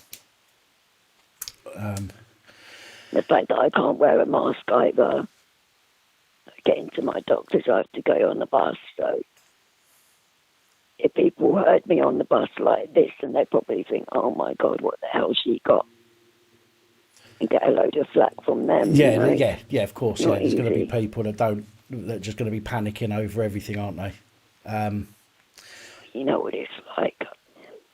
Like when I came back from Dover the other week, and the cops approached me that day. It's like, and I was completely fine then, and they were like that. What would they be like now? It'd be too much, I think. Yes, well, the police do have the power to detain people if they think they've got COVID and they're out. But they have to. Generally, they're supposed to seek advice from Public Health England before they do that. But you know what the police are like. If you came across one, The police don't follow the rules, so do they, Dan? To be fair, they like to make up their own. oh, of course, it's much more fun to make up your own rules. Depends on the situation, though, Dan, to be fair. Some rules are made to be broken, but the police's aren't, certainly. Absolutely not. But then you wouldn't have a channel then, would you? So That's very true. please carry on abusing your shit, because then Dan wouldn't get any content. All right, But I well, let some other people get through, because I just wanted to let people know about the jab is different this year. no, that's Because I've had it fine. for the past 8 years, so That's fine. I'm happy for people to share any information that they might have and share their opinions that they might have. Everybody that watches this is entitled to either agree, disagree, or use your opinions also if I to do change get their an thinking. update from the hospital or my GP, and they do say that something else is going on here, then I will let the channel know what's going on, so that other Okay. people can get some advice about having the jab, and that's it. Okay, no I problem. Vince. don't want to be scaremongering people, but No, of course, and that's it's why happened to quite a few others. I'm trying to be careful about what I say as well, because obviously I don't want to. Of course. I don't want to be the mainstream media and frighten people into stuff that, you know what I mean. No, So exactly. try Right. and allow everybody's opinions, and we can discuss them, and and I think that's just the best way to do it. But I It's genuinely like hope. I said at the beginning of the call, it's my own opinion, but Yeah, because I'm just comparing it to the other injections I've had over the past 8 years, so it's going by facts and my own opinion. yeah. Well, I mean, I It's not genuinely just, hope you feel better. so do I soon. It would be nice to be able to speak properly for a change. Please, as you say, you'll give us an update. So I'll be keeping an Oh, eye I out for will that do. anyway. Will do. And I hope your doctor gets back to you rather than you having to phone So do I. 111. Otherwise, he's going to get a nice pissed off Becky on the phone, which isn't very nice for most people when I'm in a really bad mood. Maybe he's just trying to swerve having to explain to you, so he's leaving it down to somebody else, which would be the That's NHS. what I probably thought he was doing, actually, because he knows that I go straight for the jugular in regards to making him answer my questions. Because I am very direct and straight to the point, and he likes it sometimes, but in certain subjects he doesn't like answering the questions, so it's probably what he's thinking, maybe. No worries. All right. But Well, you have a good evening, and I'll still be in chat, and I'll let a few other people vent at you. yeah. Okay. You look after yourself. And give the dogs a hug from me, won't you? I will do. I'll get them up for a cuddle at the end of this live stream. All right, sweetheart, you take care. All right, you too, Vicky. Look after Bye, yourself. Dan. Bye-bye.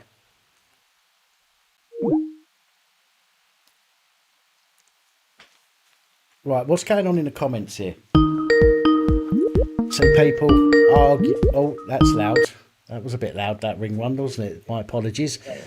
Hello. Hello. Hello, Dan. Hello. Hi. I think I might have the... I'm a technophobe. So, hang on a minute. I need to move you forward, I think. If you're looking for me... if you've called in for a chat with police abusing powers, then you're on the right line. Yeah, no, I'm on the right line. I'm just getting feedback off the computer, so I've never done this before. No worries. Can you turn like a time lag. Can you turn the volume down on your computer? Otherwise, you'll be listening to me twice, and nobody wants to have to do that. No, okay. So I've now turned the volume off. Actually, I think that's going to be easier than trying to work out what you're saying on the screen. So all I phoned up for was I did actually put a comment on one of your last feeds, and it's about the advice on use of masks in the context of COVID-19 by the World Health Organization. Okay. Have you seen that document? I'm not entirely sure if I have or not, is the honest answer. I'm not going to say I have or haven't, because I don't necessarily remember. There's so much I have to look at throughout the week. Yeah, sure. I'm sure... Sorry, I'm sure I've seen some information from the WHO, but whether it was specifically to do with that, I couldn't tell you.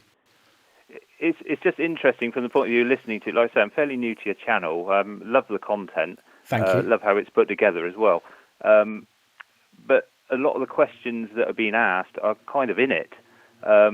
It was interim guidance on the 5th of June 2020, like I say, published by the World Health Organization, and I think it was what the government based their initial their processes on the use of masks and other such things as the social distancing. Okay. And it really does lay out. I read it when I was actually angry, so I was hoping it was going to be a pile of crap. And you know, but actually, it makes perfect sense. The whole document makes sense, and it doesn't. It's not. It's a non-biased document, as in it shows both sides of the relevance of wearing a mask and also not wearing a mask, and also the problems associated with wearing a mask. Such as possibly increasing infection rates. Okay. And like I say, I think it's one of those documents that it's out there, but all the people I've spoken to, nobody's read it, and even down to what type of mask you should be wearing, and the benefits and the negatives of wearing it. There was also a study done, which is in it, on which materials to use. Right. And it actually states about using a layer system of 3 materials, and then gives the analysis of different materials and the potential benefits and breathability through them. Okay. But like I say, I think it's one that if people are interested in wearing masks or anti-wearing masks, it's a document that would arm you with the information that you require to argue your point one way or the other. Okay, and personally, I'm always up for seeing other information for me to base my own decisions on. I put out a report, I think it was the end of last week, with regards to which the consumer. Yes, that was the one I actually commented on. It's the first time I've actually commented on a YouTube as well. So. Oh right, okay. Which obviously I found quite interesting. They are obviously not an organisation that's kind of related to anybody that needs to give information one way or the other, if that makes sense. So it would be, in my opinion, they would be non-biased. And I found that I found it very interesting. I found the the wording as well I found interesting, because they didn't once mention the word virus. They didn't once mention the word coronavirus. They just said about bacterial, potentially deadly or potentially harmful bacteria is what they Yes. said the masks were used for. And there was nothing in there about viruses or virus particles whatsoever. And that was interesting to me. So it would be interesting to see other documentation that would clarify.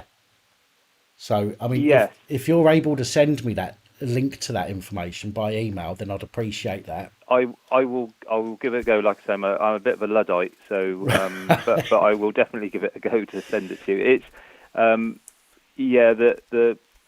the concept of viruses versus bacteria as well. I was watching a thing, I think it was on Hearts of Oak, and there was a chap on there he's a PhD, he was a nurse in social science. Okay. He was very interesting on the test, because I didn't realise that the test was actually designed. It was for examining DNA. It wasn't ever designed for testing for illnesses as such. Yeah. And again, like yourself, I wouldn't profess to. I do actually come from the medical trade, Okay. as in 30 years worth of, but I still wouldn't profess to being a virologist or a bacteriologist. Yeah. But I've certainly worked in those areas. The use of mass. I mean, we did tests, and that was 30 years ago, I suppose. And they were showing that the theatre tests, the theatre masks that we were wearing, were only effective for 15 minutes at that time. And in actual fact, for some surgeons, they'd actually stopped wearing them because they weren't seen to be beneficial.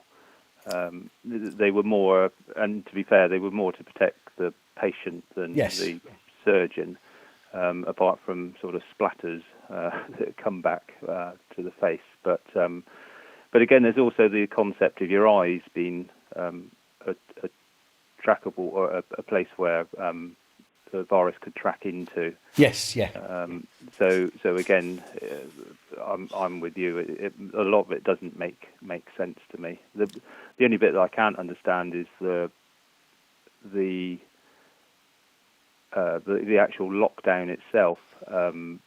How they're justifying that against the figures that they've got. I just do not understand that. I'm not a conspiracist, so without conspiracy, I just do not understand the premise of what they're doing. Originally, I could understand the flattening of the curve, but now that makes no sense whatsoever. Well, I think I think everybody's got their own. Again, everybody's got their own opinions on what should have been done, what could have been done, etc.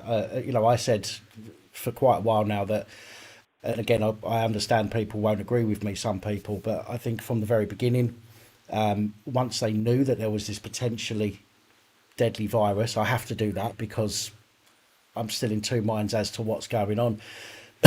Excuse me, but in my opinion, if it was me sitting at the top, I would have literally locked the country down. No one in, no one out.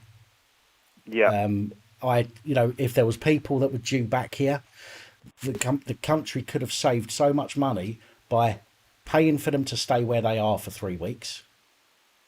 Okay, so somebody's in Spain, somebody's in Italy, or wherever they are. Right, all the countries should lock down. Everybody that's there from UK, our government will just pay them to stay there for another 3 weeks. Everybody here could have had a 3-week holiday with some benefits from the government in order to get by, for example. That would have stopped any additional transmissions, I think, anyway. And anybody that presented with any signs would then just go into isolation themselves, self-isolate. And I think we could have had this over and done with in relatively short period of time. Certainly, I wouldn't have thought it would have taken 8 months. No, that's what I'm saying. That's the bit I don't understand. Like I said, the concept of virus, again, as I understand it, viruses all mutate. hence why flu vaccines are only at best 50% successful, because by the time they've developed one for a specific strain, it's already moved on. That's Yes. how, again, as my understanding is, that's how. I mean, bacteria have been around since the beginning of time, and don't necessarily mutate. They're the same thing that they've always been. Yeah.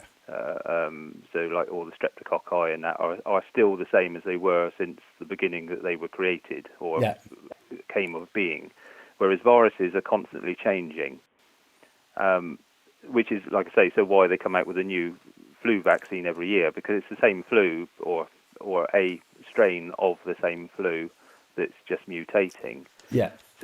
So in my and I agree, in my mind, the virus that is will always be, and it will mutate. So the concept of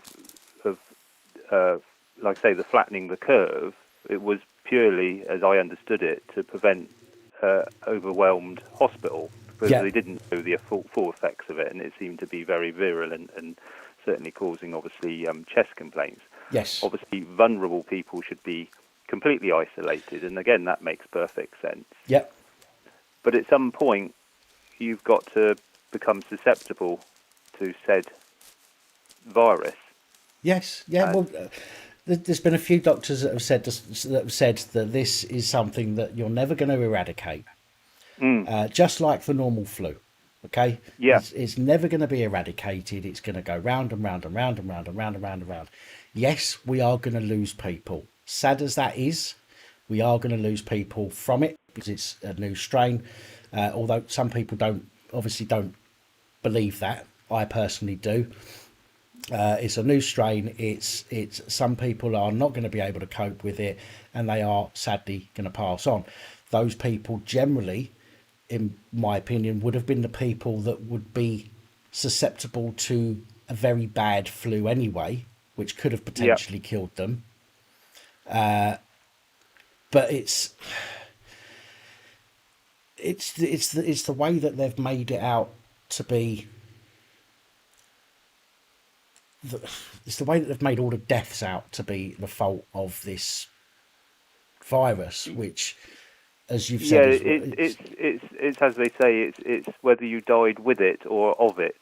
Yes, well, it's all with it now, isn't it? It's not, Yeah, that would be the case. Again, I don't think because of my previous experience, I don't think people realise how many people die a day normally, and certainly this time of year. Yeah. We would pick up people or bodies or go to deaths on a frequent basis this time of year. Christmas was always horrendous. Yeah. That's by nature of, if you're old, you're again, unless people have had experience, they won't necessarily understand that people don't generally, natural causes are dying of something. Yeah. You don't, in 30 years, I think I've only ever witnessed one person dying peacefully in their sleep, and I know that's a horrible thing to say, and maybe it might not enlighten people in the because most people think it'll be a nice way to go, and it certainly possibly is. Yeah. But most people die of something. Of course. And again, like you say, we're not very good in this country or in our society of talking about death. We don't embrace it in a sort of natural. It's part and parcel of our life cycle, and I think that's a problem. And of course, this is why most people are now scared, and a lot of people are scared of infecting other people, and that's dreadful in itself. So they're actually not seeing their relatives, but purely because they're scared that they might be the one that kills their relative off, and it's heartbreaking, absolutely heartbreaking. And the chances are they could have done that anay with, yes. But do you know what I mean? With the normal flu or with anything really. Do you know what I mean? Yeah. But you're absolutely right, and I've it's nice to have somebody on. Excuse me, with not that other people don't have an opinion. It's nice to have somebody, especially somebody new, to come on and and have an opinion that we can discuss as well. Again, I don't think I'd be so strongly. I like I say, I sit here and watch many channels of varying from engineering to all sorts of things, and it's not something I normally do. But and I don't want to go into the Bleeding Hearts Club, but I mean, my father passed away early in the year, right at the beginning of this, not related to this. He had asbestos lung, so a respiratory problem. And I'm still living with the nightmare of that one. I again, me personally, I don't have a problem with death, and I didn't have a problem with his death. The problem I had was with the dignity part. And so we packed him off. I took him away, and I didn't see the men for 4 days until his death. And again, if people realise the impact that has, and it isn't just me, obviously. Oddly, I know 3 other people that have kind of done the same thing, and it's that not being able to sit with your relative in their last moments is unbelievable. And I never thought in my lifetime I'd ever see that. No, and it's not just it's everybody that suffers from that. Yeah, absolutely. So, like I say, it's something I have to live with now, and I'm not happy with that. I got to say, I can't get it out of my head. Yeah. And like I say, I don't want to sound like some kind of victim in this, but my sympathy to anybody in that same situation, and to anybody that's having problems. You know, the idea of not being able to be with your loved ones is, and again, I'm with you. You know, the Christmas thing, the idea that people will cancel their Christmases. It's madness, in my opinion. But don't do it.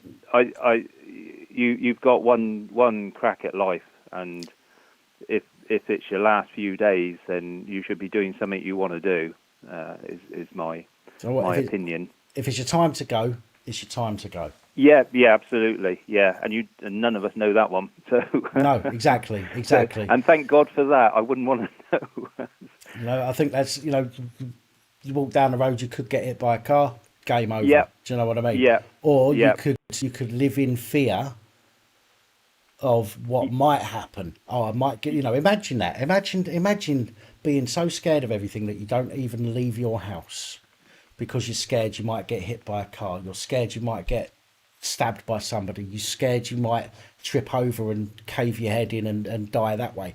Imagine the pressure you're putting on yourself and the stress and the and everything. And that's exactly what's happening to people at the moment. People are getting to that situation by being stuck indoors. They're being frightened out of their wits, and they are not living their lives. Life is for living, until it's no longer for living, whenever that might be. And absolutely, Christmas, to turn around and say we cannot enjoy our Christmas together when it may be the last Christmas, it may not be, but who knows? Yeah. Why should, it's heartbreaking. It really is. And like I say, I think there needs. I don't know what there needs to be, but I think people do need to seriously think about what they want their life to be, and everything comes with a risk, of course. And it's about that balance of of what risk are you willing to take, but it's always about being out there and doing something, and if you're doing anything at all, there's a risk to that. So absolutely, it might as well be something you enjoy doing. I'd rather live for the next 3 weeks, live my life fully, than live for the next 3 years frightened of everything. Well, again, sorry, I'm rabbiting on here, but interestingly, there's a tribe that doesn't understand the future. Okay. Which is the concept that they can only live in today. Right. And I think that's absolutely fantastic. And it's kind of where the mental health thing went with mindfulness, and which was obviously something that was turned into a system-based thing, which is always why things get ruined. A good concept idea, and then it's rolled out as a financially based system is never good. It always detracts from what it was all about. But the mindfulness concept is actually very good. The idea of living in the here and now. and that's what people need to do. It's that's my opinion, but absolutely. But I have to say I agree with that. I do genuinely agree with that. And I've got to say I think you've put yourself across really articulately, if that's the right word. I think you know what I'm trying to say. Yes, thank you. Yes, yeah. It's Yeah. been really good talking to you, because it's nice to know there are other people out there that are thinking. Because I feel very much on my own at times. So yeah. I'm certainly not trying to be forced down one road or another. I'm trying to be as open-minded as I can. Again, that comes across. I'm like I say, I wouldn't watch you if you were that. I mean, I don't mind people having opinions, and I like I say, I listen to all sorts of stuff. I like having different opinions, especially things I don't agree with. Makes me think. So, but yes, you come across as somebody that's you try so hard not to be biased. So, somebody commented he's from Bristol or Gloucester. No, I'm from Somerset. I'm a Somerset boy. I'm proud to be so. But yeah, nice talking to you. And I'll let you go. It's been a pleasure. Thank you very much for calling in, and thank you for the chat. Yeah, thank you. Cheers. Take care. Thank Bye-bye. you. Bye-bye. What an interesting call.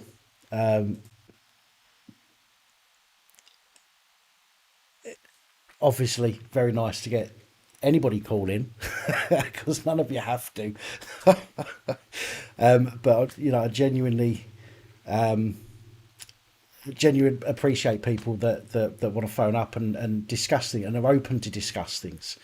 This is what I enjoy about the comments, which is why I'm always in the comments where possible, getting back to people, because I think that discussion is the way forward. Shutting people down, cancelling people's opinions, you certainly can't move forward in any society if you're doing that all the time.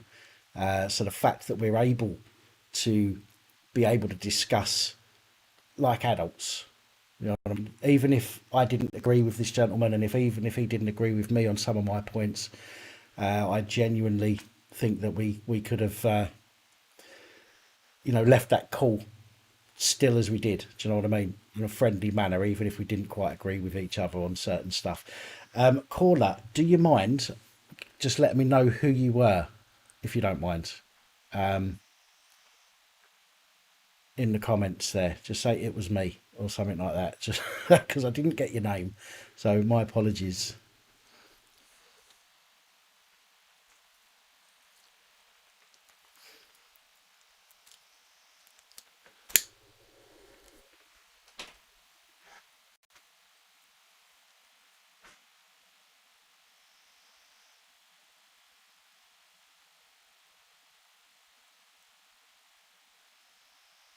Was it you? No comment, genuinely.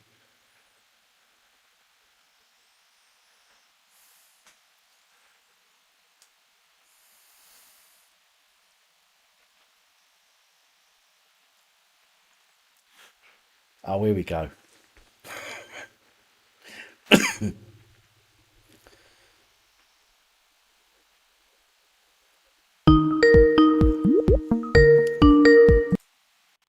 Hello there.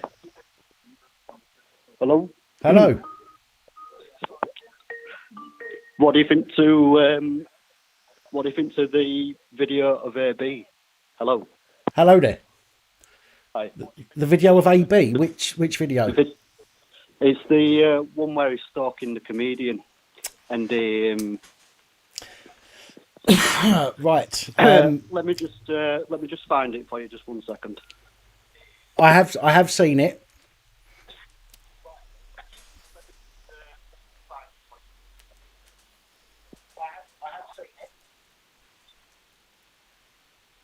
Hello. Hello. Yeah, sorry, you keep on. I think it's just a bad line. Yeah, have you seen the video? I have seen the video.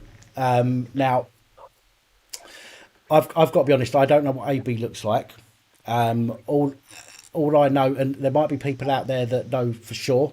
I don't, so I've got to make that point clear. I don't know whether that was AB or not. I have been told that people have asked him, and he has blocked them. refused to talk about it again. Whether that's true or not, I don't know. I can't answer that. I don't know if there's anything that you know about it that you want to share.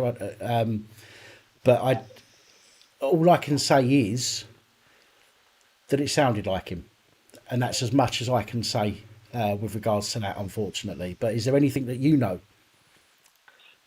He's made a schoolboy error, hasn't he? He's made a company up, and his details are now online with his address, and he's put his phone number on there as well. Right. So he's going to probably get a lot of grief. If you Google the name, I'll tell you it, and then from there you can find everything about him. Right. Well, I have been told by somebody that, and I'm not going to give names out because I don't do things like that if people tell me stuff in confidence. But I have been told by somebody that they've been able to find information. But again, I can't say myself. And again, if other people have got other views, that's entirely fine. But I've not myself been able to verify that the man in that video was actually AB, apart from the fact that it sounded like him. I know a lot of people are saying it is. Again, one of the problems is with online is people can say things, and lots of people can jump on that and say it without and I'm not suggesting you haven't, by the way, but lots of people can jump on it and just say that, yeah, this is true because I've heard it somewhere before. I mean, what is there anything that, I mean, without obviously giving out any names or anything like that, because I really don't want to have the channel in, people giving out people's personal information or anything like that. Is there anything that makes you think that it was AB personally? Well, if you actually look in the comment section on that video, right, on the comedian's video, someone identifies his name, and then if you Google that name on the internet, it brings up a company which has recently been dissolved. Right. If you go into those documents on the government website, it's got his address and mobile number. And if you put that address in on Google Maps, you probably see that the address is exactly the same as where there's a video of him on his page saying, "Police have come to my door." And if you compare the images on the video and Google Maps, it is 100% his address, his details, etc. I do believe it's him, and I believe he has blocked people because it is him. Okay.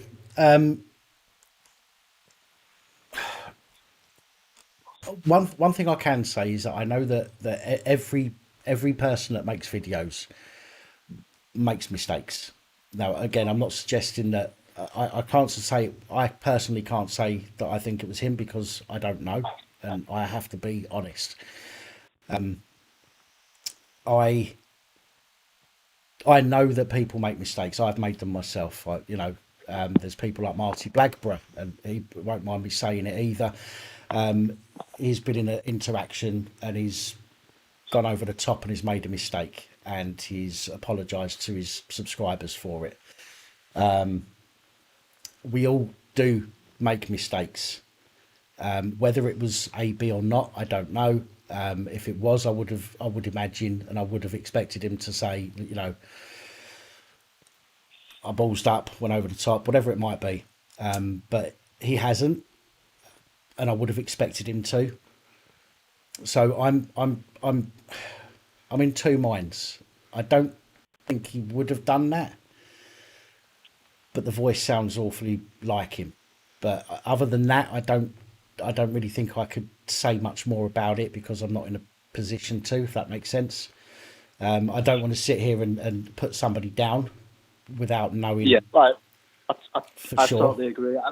I'm 95% sure it's him, and people in the video have, like I said, have said his name, and then they've said other things. And yeah, if you do the comparisons, like I said, if you go onto Google Maps and look at the video on his channel, it is his address, it is his name. So yeah, I'm not sure what we're actually trying to do there.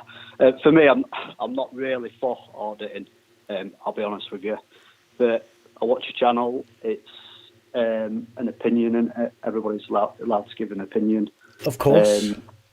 For me, I think the auditors are most of the time say, right, we're going to do a documentary, and it's not a documentary.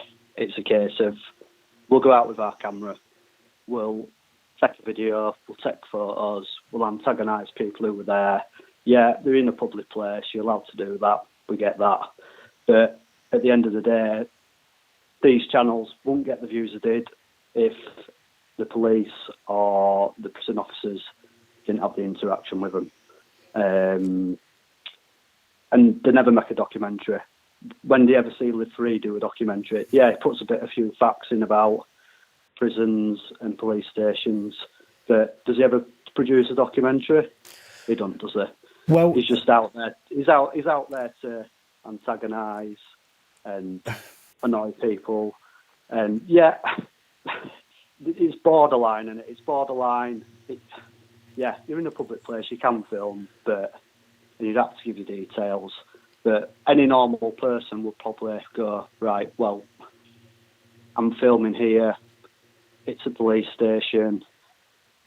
How many people do you see go to police stations and prisons on a daily basis filming and taking photos? Well, that is true. That is true. You're absolutely right about that. It's not many, is it? It's not like going to Stonehenge or going to the Houses of Parliament in London, and there's loads of tourists. Photos, videos, we know what they're doing. I just think auditing's just there for a reaction, and it's not anything more. I believe that a lot of people got into auditing to build a channel. Okay.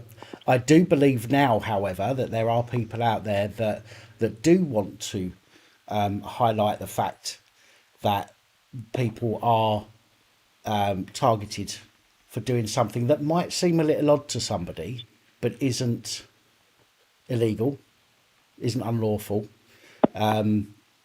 Yes, I think that people could be, in some cases, a little bit more honest and just say, look, there are some auditors out there that will just say, I'm here to film you, to make sure you respect my rights.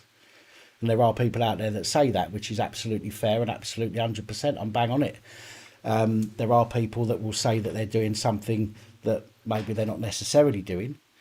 However, whatever it is that they're doing, whether they're there to do an audit or whether they're there to do a documentary, is ultimately neither, in my opinion, it's neither here nor there. If they're doing something that's legal to do, I mean, yes, it's a little bit out of the ordinary, or used to be. It's not so much now. But that doesn't necessarily make it.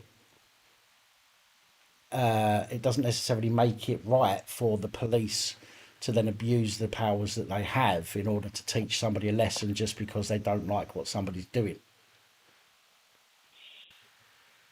Yeah, I can see where you're coming from there, Danny. But in your honest opinion, do you think that the auditors are there to do a documentary? They're not, are they? They're there to get a reaction, and that's what it's all about. It's not, we're going to do a documentary and, this is it. It's just a case of we'll shove a camera out in a public place and see what happens. And most people, they don't want to be filmed. I know there's CCTV around everywhere, but it's a little bit different when somebody's in the camera and they've got full 360 vision. They can put that camera anywhere. I think some of them are going to be on borderline of probably going to get locked up for certain offences. Again, in my opinion, I think when the police use some of the public Yeah, public order, alarm harassment and distress. Most of the alarm harassment and distress legislation that they use is to do with residential properties, interfering with people's residence of their property, not workplaces. So a lot of those are being abused by the police because it's not to do. They're not designed for people that are leaving their workplace, for example, or going into their workplace. Do you know what I mean? Yes, I fully understand, and I have said this before, that some people are going out to invoke a reaction. Okay, which for the people that are being that are having their a reaction invoked from, they're going to find it they're going to get pissed off with it. I understand that, but it's not something that somebody should get locked up for. It's not something. If these people turned round and just went, oh, okay, can I ask what you're doing? Yeah, I'm taking pictures. Okay, no problem. We'll leave you to it. Okay, off they go. They've got all their cameras around, especially if it's outside a police station. They've got all their cameras there to keep an eye on that person. They haven't got to stand there for the next 40 minutes trying to intimidate, handcuff, search, threaten, and all of the rest of it, if you see what I'm saying. There's no reason for all of that. They could simply, in fact, they should all know. The police across the country know this is a thing that's going on with the PINAC movement that people call it. They know it's happening. So why they're still taking the bait, so to speak, means that they're the ones that are fueling even more. Does that not make sense? Yeah, I agree with you there, Donna. That's. Do you see what I mean? And I'm not knocking your opinion. I'll give everybody the right to have an opinion, and I'm quite happy to listen to everybody's. So, don't get me wrong. I've watched some of these videos, and Section 43 isn't applicable in some of these videos. Yeah. But you're right. The police need to.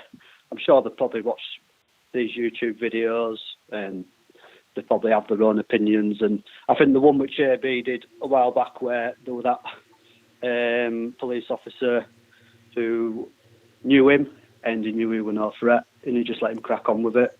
Yeah. That were a great interaction. But yeah, that were it really. It was just to get your opinion of what you thought of auditors. Yeah, well, I believe that everybody has the right to do what they can, providing it doesn't break the law. I try to ensure that what I say to people is not inciting anything that's going to be potentially law breaking or illegal. I think that yes, things can piss people off. Things piss me off from members of the public all the time, but I simply turn my back and walk away. It seems that there's a lot of people out there, and there's a lot of police out there who feel that because they're wearing their uniform, they deserve to command respect from people rather than earn respect from people.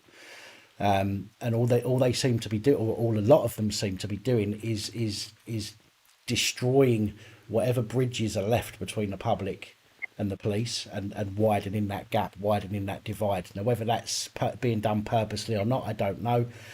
But there's, the police could definitely, in nearly all cases that I've seen, handle things much, much differently. I've actually done a freedom of information request yesterday to the Metropolitan Police to ask them for any internal emails or memos that have been sent between any or all of the stations in the London area regarding photographers or filming outside of police stations. And I'm hoping that I receive something back from that at some point to find out whether or not they've been told, whether or not there's been any information sent round, and whether or not they're actually paying attention to any information that they've been given or not. Because in my opinion, in many cases, they're not. And they're just basing their entire reaction off of the fact that somebody is failing to bow down to their authority, in my opinion. Yeah, I agreed on it with what you said. I'm going to have to go anyway now. I think I've spent nearly Is he now 16, 17 minutes with you? Yeah, about 16 minutes. No, yeah. But listen, Right, I your appreciate channel you. is good. Go on. Your channel is good. Thank you. Gives informative stuff. But like I said, I think on the auditing side, I just don't agree with it. And I just see it as a member of public paying my taxes, and all they're doing is just wasting police time and causing issues. But hey ho, everyone's to their own. As I say, I appreciate your opinion, and I'm thank you for calling in and discussing it, your opinions with me. I can't expect everybody to agree with things that I've got to say, the same as I can't agree with everything everybody else says. But as long as we can leave a conversation and without falling out, then as far as I'm concerned, we've had a discussion, and hopefully one or both of us may have picked something up along the way. So, but appreciate you calling in. Yep. Take care then. Thank you very much. Bye bye.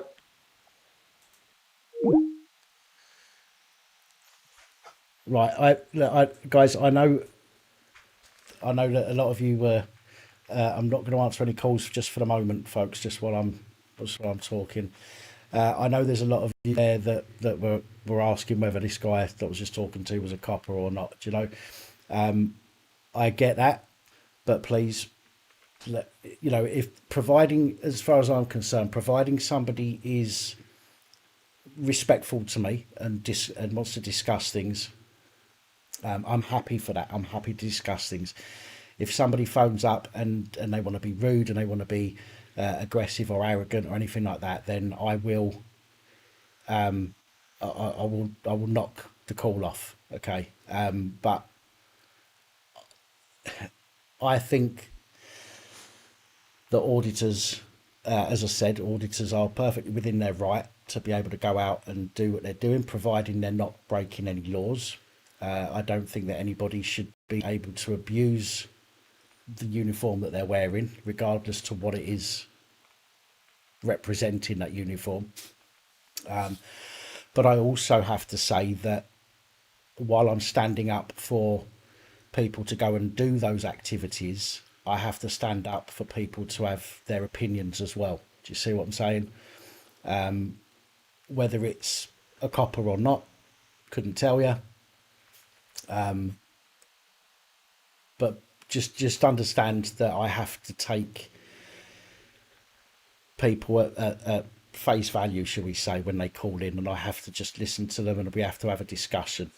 I couldn't turn around and start accusing somebody of being something, because that wouldn't be right. That would be completely against what I stand for. So I appreciate all of your opinions in the comments. Okay, so not knocking anybody for that, but all I'm saying is just please remember that, if anyone calls me an idiot because I'm talking to a copper or this, that and the other, just be mindful of the fact that I have to allow people to have their opinion regardless to who they are.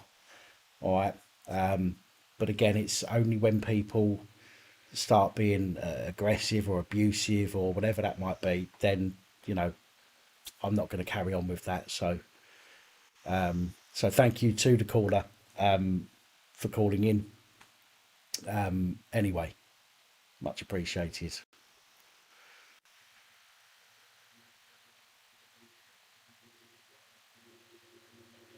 Dan is corrupted.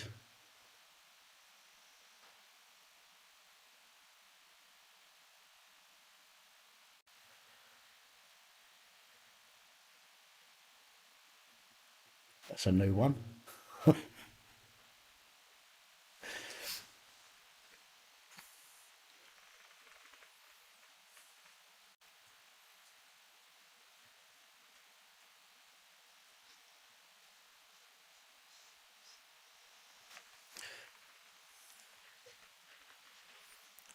Right, do you know what? I'm gonna take my headphones off for a minute, so I'm not gonna take any calls just for a minute.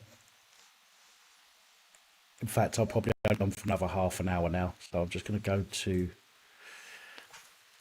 invisible, because My ear rolls are sweating. Is it legal to take car number plates? It's not legal to take them. That would be theft.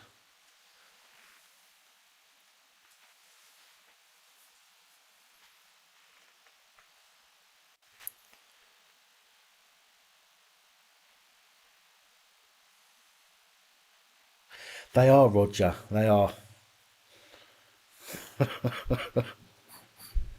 We've got red because you see how red they are.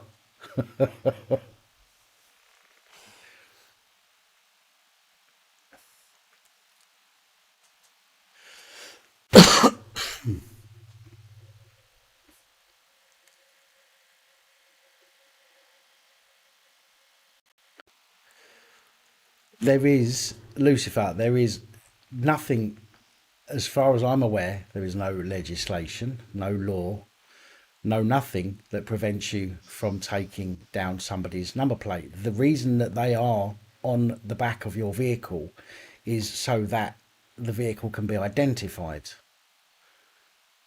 If it was private, you would not have them on the back of your vehicle, or the front for that matter.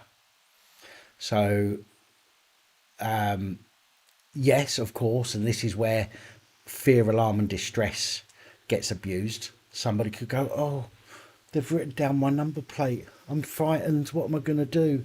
Well, there's nothing anybody can do with that information really, apart from check whether or not your car is taxed. Do you know what I mean? For a member of the general public. The only other thing that can be done with it, you need to be old Bill to do. So if you're going to be scared of anybody taking your number plate, then it should be the police that you're worried about taking your number plate details. Hello, Proving Molly. My apologies for not saying hello when you came on about, 40 minutes ago. I know, I had another shave last night, that's why.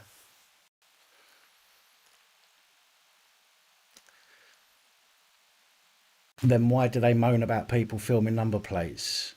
In my opinion, it's because they've got nothing else that they can use. It's, you know what I mean? Look, anything can be deemed as being, hello Dean, anything can be deemed as causing alarm, harassment and distress. Anything. You give somebody a funny look, alarm, harassment and distress. Stand outside their house doing nothing, alarm, harassment and distress. Do you know what I mean? Walk the same direction of them down 3 roads, alarm, harassment and distress. Filming in the street, alarm, harassment and distress. It's about it's a way of the police getting one up on the members of the public that they don't want doing something. Okay, they use this whole, you could be getting the police's number plates to sell on. Oh, do me a favour. If I was going to do that, I certainly wouldn't be standing out here with a bloody great camera in full view of your CCTV. Sort it out. Do you know what I mean? I'd be sitting down the road in a car with a dash cam, catching everyone as they drive out, and nobody would know I'm here. You know what I mean? But no.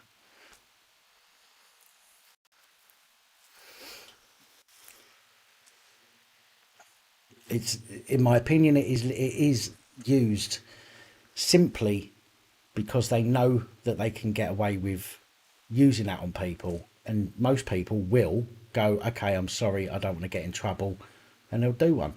Hello, Athelstan, my apologies.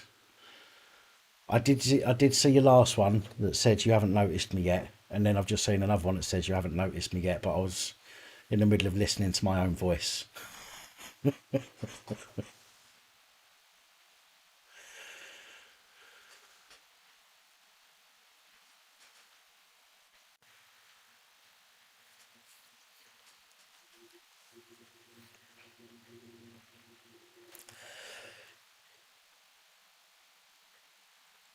Exactly. Number plates, general public can't really get any information. You can't find out where people live or anything like that from the number plate. The only way you're going to do that is to follow them home.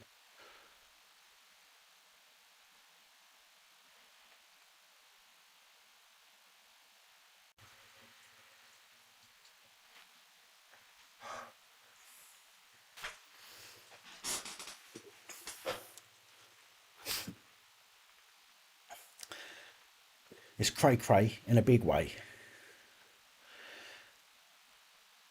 I can't even take that back. I don't know why I just said that. I can't even rewind that part.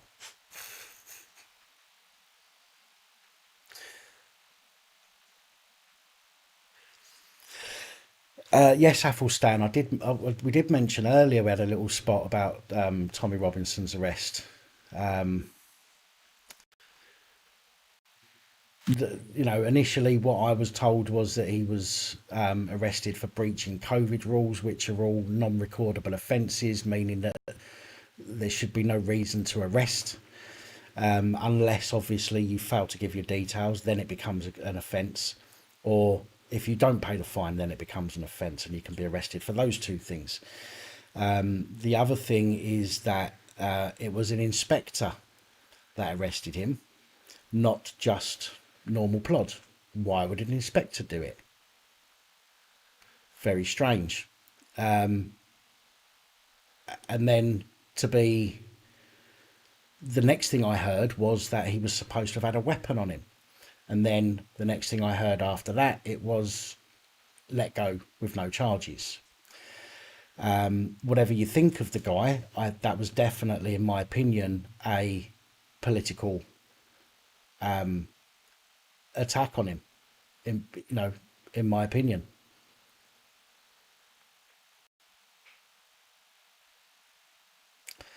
How you doing, based Welshman?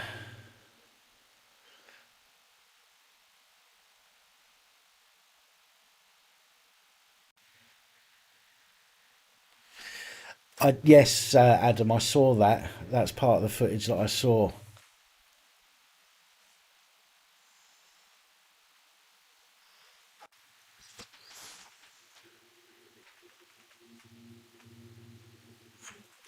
Somebody wants to say hello. She's pestering me, so I can't get away from it.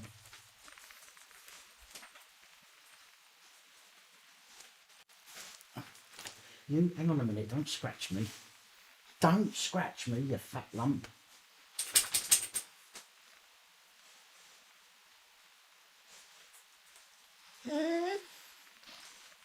Well, she got nicked as well. Oh, Jesus.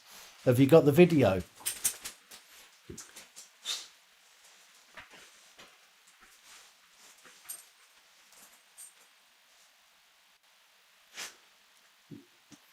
I won't, Roger.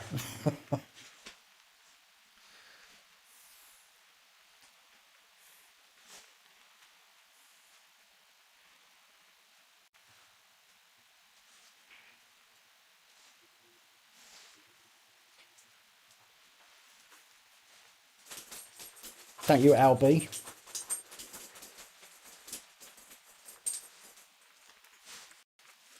Oh, hello, fatty. Hello.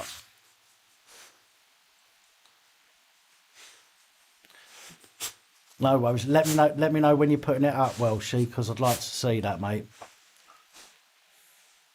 Are the army drafted into Liverpool to force test C-19? Not that I know of. I know they have been drawn in some places, but it hasn't been that I know of to force test people. It was to knock on people's doors and ask them if they would like to be tested. However, I personally think that it is a move to get people used to seeing them on the street. Can you two stop it? Go and play in the other room, please. What does it say on my t-shirt?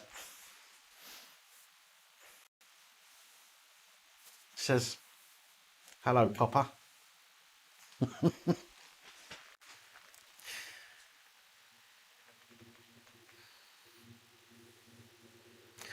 Albie, not a problem at all, mate. Not a problem at all.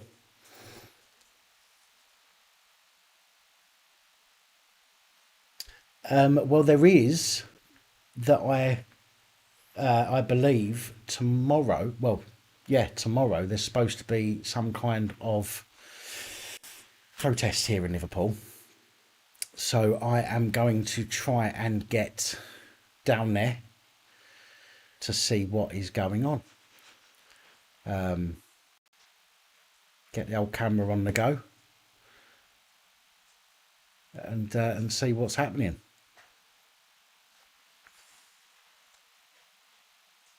Shouldn't have said that on here in case the police are watching. But you know what? It's fine because I'll be working as an independent journalist. And guess what? Journalists are key workers.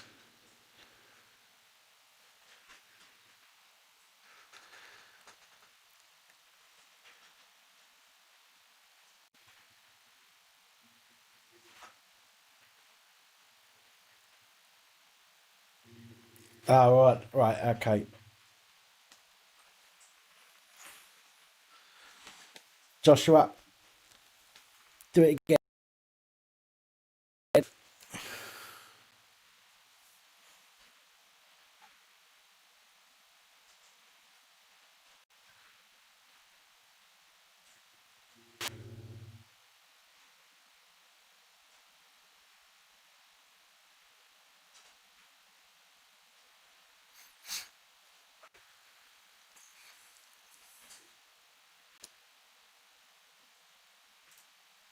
Hello. Where are we? There we are. Hello. Oh, hello. Hello, Joshua. Dan. How you doing? Yeah, I'm doing okay, thank you. How are you doing? Jolly good. I'm good, thank you. Very good, thank you. It was quite interesting, obviously, in your previous... Hello? Hello, I'm here. It's because you've got your volume up. I think you're listening for a response from your... whatever you're listening to. Okay, right. There might be a bit of a delay. Yeah, no, I can hear you. I can hear you. Absolutely here you go. I'll just talk via the telephone. Yeah, it's quite interesting to see what is going on at the moment, especially surrounding the coronavirus. Of course. I believe, if I remember correctly, you said in a report before that single-use, single-layered material face masks are basically useless. Was that correct? I think it was the report on Friday. It was after Which done some tests, I believe, and they were saying that the more layers the better, which makes sense. I'm not going to knock that it obviously does make sense. But I think it's mainly for me. It's also the material that's used, because I still don't think there's anything that's woven fine enough to stop or fits well enough. Because there's always gaps. I just don't think there's anything that's woven fine enough or fits well enough to make them, as worthy as some people think they are, in my opinion. Yeah, but what I don't understand is why didn't Which do this survey much earlier on in the lockdown? Why are they only doing this research particularly now? Because I think this research, and obviously from Which, should have been done much more earlier. Why are they just doing it now? You know what I mean? They should have found that out ages ago, in the beginning of the pandemic. No, I get you. So, fully get that. Fully understand what you're saying. Maybe, and again, I all I try and do when I try and answer people's questions like that is I try and think of what might be, because obviously I don't know. So I think that it could have been that everybody was told that that was the key. Everyone was being told that wearing masks is the key for a while, weren't they? So everybody was just, or not everybody, but lots of people were just saying, okay, so that's what we need to do. But now, even though more and more people are wearing face masks, and they're now saying that the deaths are doubling and the cases are doubling and all of this stuff, maybe they just thought to themselves, well, hang on, there's got to be a problem here. If we was all being told by the government to wear masks and it would stop this, but now it's not, maybe we need to look into it and find out why. So maybe that's why there's a delay. there could be a delay, but I do not think there should be a delay when it comes to, obviously, maybe a pandemic like the coronavirus. There should be, no delay. So So basically, they've been ordering single-use masks, which are useless, basically, millions of pounds of taxpayers' money, which doesn't awfully make sense now. So, if you understand my meaning. Yeah, but remember as well, though, that old Bojo and all the rest of them are going, well, we're going on the scientific advice. So they're being told by people what they should be doing, what they should be buying, what they should be doing, how they should be doing it. So there's a big issue there. If they're being told by other people, yes, Bojo's still to blame. Because if he's only listening to that select group of people, which is all he's listening to, is listening to Sage, when there are lots and lots of other people out there. Personally, I wouldn't, if I was in charge, I wouldn't have Sage. What I would do instead is I would have the highest ranking professor from every university in the country. Okay. And I would say, right, you lot, what do you think? And I would get everybody's opinion from across the spectrum and make a decision from that. I wouldn't be using an organisation that, I mean, I don't know if Sage get paid by the government, but I guarantee that they get something out of it. Otherwise, they wouldn't do it. Right? So they're gonna say what the government want them to say anyway, in my opinion. But if they had people that from universities and there was an issue like this and they just went to them all and said, right, we need to get you all on a call. This is the situation. What do you think? And get an open and honest opinion from multiple people from different places rather than just people that are being backhanded by the government. I think having independent advisors is also quite important. So there is no politics involved in everything, and that's also one of the, major issues, with the pandemic is they all seem to argue with each other, and they just seem to play party politics instead, don't they? Yeah, of course. But the word you used there is impartial, independent, and that's the word that I didn't say just a minute ago. But if you have these universities, as I say, and this is just maybe there's a reason why they can't do it. Maybe there isn't. I don't know. But I would say, right, we've got this huge new situation. I would email or phone up or get them to a conference call the head of every scientific department from universities in the country, and I would ask them all. And I'd say, right, you've got nothing to gain or to lose from this, but what's your opinion? And I would take everybody's opinion into account. I don't see how you can ask your friends in a government organisation what you should be doing. I just don't understand how that is. I don't see how that is an impartial view on what's going on.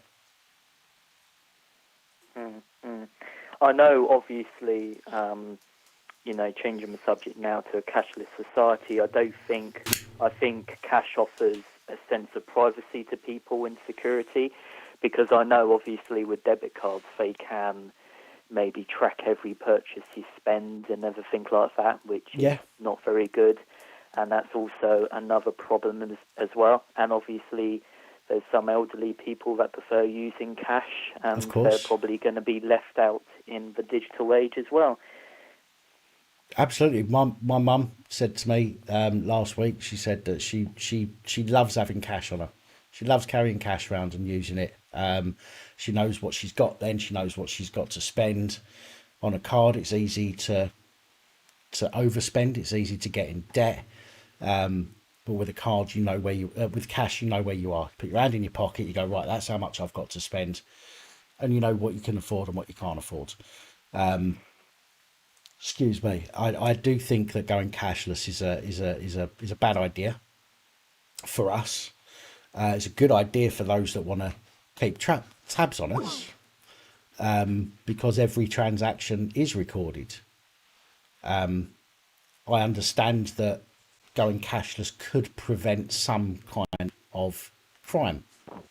However, being completely digital will just invoke new types of crime. So you're never going to be able to eliminate financial crimes. And in fact, I think it will be a lot worse if somebody manages to hack a system, a computer system, and rob people that way than whether they rob a few £100 out of their house. Do you know what I mean? Because it's easy to wipe somebody out. It's easy to wipe somebody out of all their cash in an electronic attempt, a digital attempt. But if it's if they rob your house, as bad as that is, at least they're not going to have access to the money that you've got saved and all the rest of it, and you can, you still get access to that. But if it's a cashless society and there's a meltdown in the system or a mistake or something like that, it's going to be almost impossible to fix it. It's a bit like with cash. If someone stole, a cash, it's only a limited amount. But with a debit card, if you don't cancel it, I don't know, they just use it all the time, and that's a huge problem as well. And that's one of the huge problems, isn't it? Well, I'm not looking forward to it, that's for sure. I mean, I like to have cash in my pocket. I do use my debit card a lot, to be fair, but I like to have cash in my pocket for an emergency. If I lost my card, for example, if the machine swallowed my card, or if it got stolen or it got broke or something like that, if you've got no access to cash, then you're buggered for 4, 5, 6 days, maybe longer. Yeah, but obviously, you should always research your things before reading stuff up on the media, because not all of it is true. Because I think with this allegation by Johnny Depp at the moment, it could be not true, and it could be fabricated, to sell newspapers and stuff, and that's the problem, isn't it? That's another issue as well, isn't it? Well, I think with the Johnny Depp thing, it was a case of they found in favour of Amber Heard.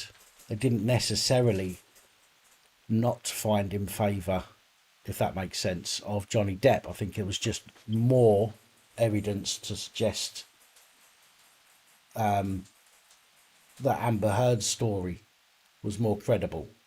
Does that make sense? Yeah, that makes sense. Yeah, that completely makes sense. From what I can gather, they didn't turn around and say, look, Mr. Depp, you're wrong. They just, there's a difference between saying you're wrong to the person who's wrong and saying you're right to the person who's right and saying nothing to the person who's wrong. I think there's a difference there. And when it comes to law, it's all about what's said and what's not said and how it's said, so,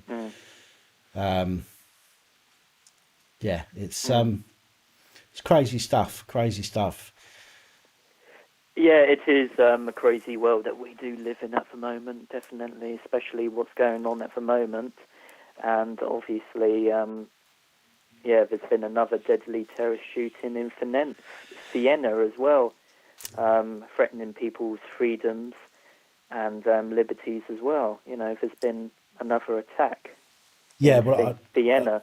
Somebody mentioned that earlier. I didn't hear about that this afternoon, so I'm going to have to look that up when I come off of this live stream. I did hear about the others, but I didn't hear about that one until somebody mentioned it a little bit earlier. Yeah. I'm not a racist person, but I know some of these crimes can be committed, by foreigners, if you know what I mean. I'm not a racist person, but it seems like that the crimes that are being committed are from people from different nationalities who do not want to integrate. I've said before, and I'll say it, I'll keep saying it because I believe it, and that is that there are a lot of people that have their culture is completely different to ours, and yet when they move to a new place, they don't adapt, and many of them continue with the culture that they grew up with. For example, in some places in Africa, there is a lot of people. There are people that go around robbing people through their windows when they're sitting in traffic with massive machetes and things like that. I've seen lots of videos of it. that is to them their way of life. Now, if they went from that and they got put to a society that isn't, that doesn't act like that, they're still likely to continue acting the way that they are because it's their way of life. Now, I'm not saying that that's their fault. It's the fault of the country that they're from. It's not their fault individually, I don't think. But you are right, and it's not being racist as far as I'm concerned. If you've got if it's an opinion about something, and it's not based on a colour, so you're not being racist. It's not basing it on the fact that they might be black or brown or whatever. You're basing it on the fact that it's a cultural difference, and that's what you've said. So, so it's definitely not to do with being racist. It's a bit like the Muslim grooming gangs as well. I don't think they wanted, if I'm correct, I don't think they took much action, or the police did not do action against, the Muslim grooming gangs. Maybe because they were worried about being classed as racist, maybe, or it could be just systematic failings of the police of trying to put the Muslim grooming gangs into prison and for the victims to get justice as well. Or maybe it was because some of the people involved in looking into the grooming gangs were involved themselves. Yeah, that's another thing to be considered as well. I mean, you look at the kind of reports I put out. Okay, it's a small amount of people. It's a small amount of police that I report on that are doing things, abusing children, for example. But even a small amount is way too many. And if we can find, the ones that I find and report on, then there's going to be others that haven't been caught yet. Do you know what I mean? So yeah, there could well be, it could be that some people that don't want to investigate because they are involved in that kind of thing, which I think is a perfectly legitimate opinion to have. Because we see it, we see that there are people involved in this thing that that are involved in the police or the councils or the care system, for example, and it's happened over decades now. It's also, talking about something else, is also BBC impartiality as well. I think they're meant to be impartial, but they're not. Is a bit like Gary Lineker, talking about. I believe he talked about fish and chips and migrants as well. And Yeah. I think it's not very impartial. I think you should be impartial when it comes to sport. If you want to talk about politics, it should be on a politics program. Yeah.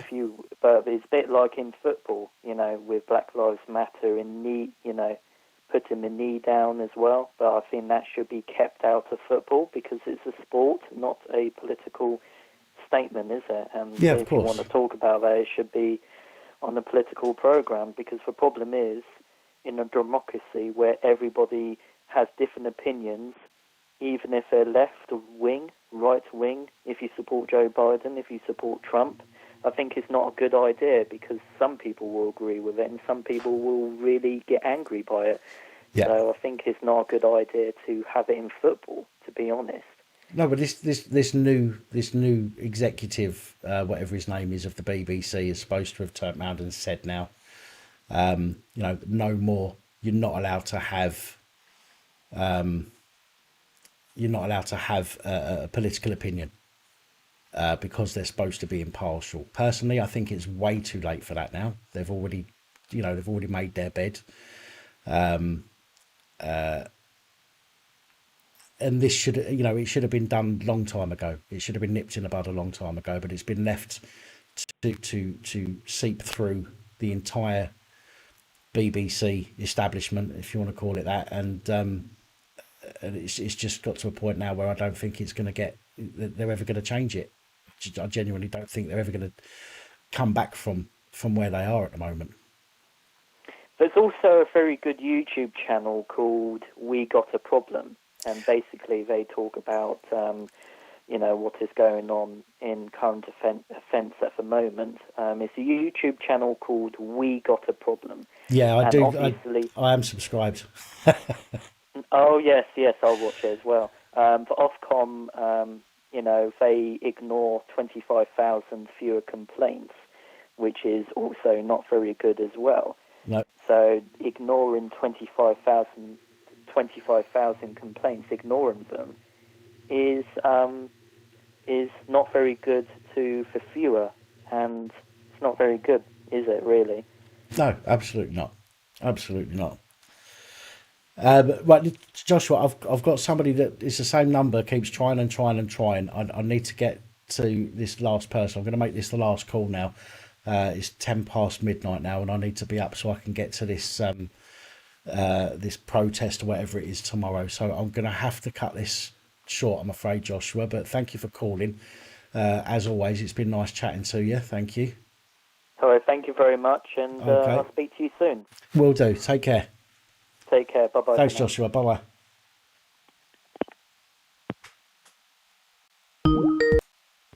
Hello, my apologies for the delay in answering your call. I think you've tried calling a few times now, haven't you? Hello. Hello. Oh, hello. Hello. Everybody's wondering why I'm zipping up. I'm shouting on the phone, mate, if you bring up another fucking thing. Sorry, Joshua, but I've been trying for a while to get through. Oh, No, God, it's fine. I'm sorry. Every time I pick up the phone, stop it. Get off. I was just phoning to see how you are.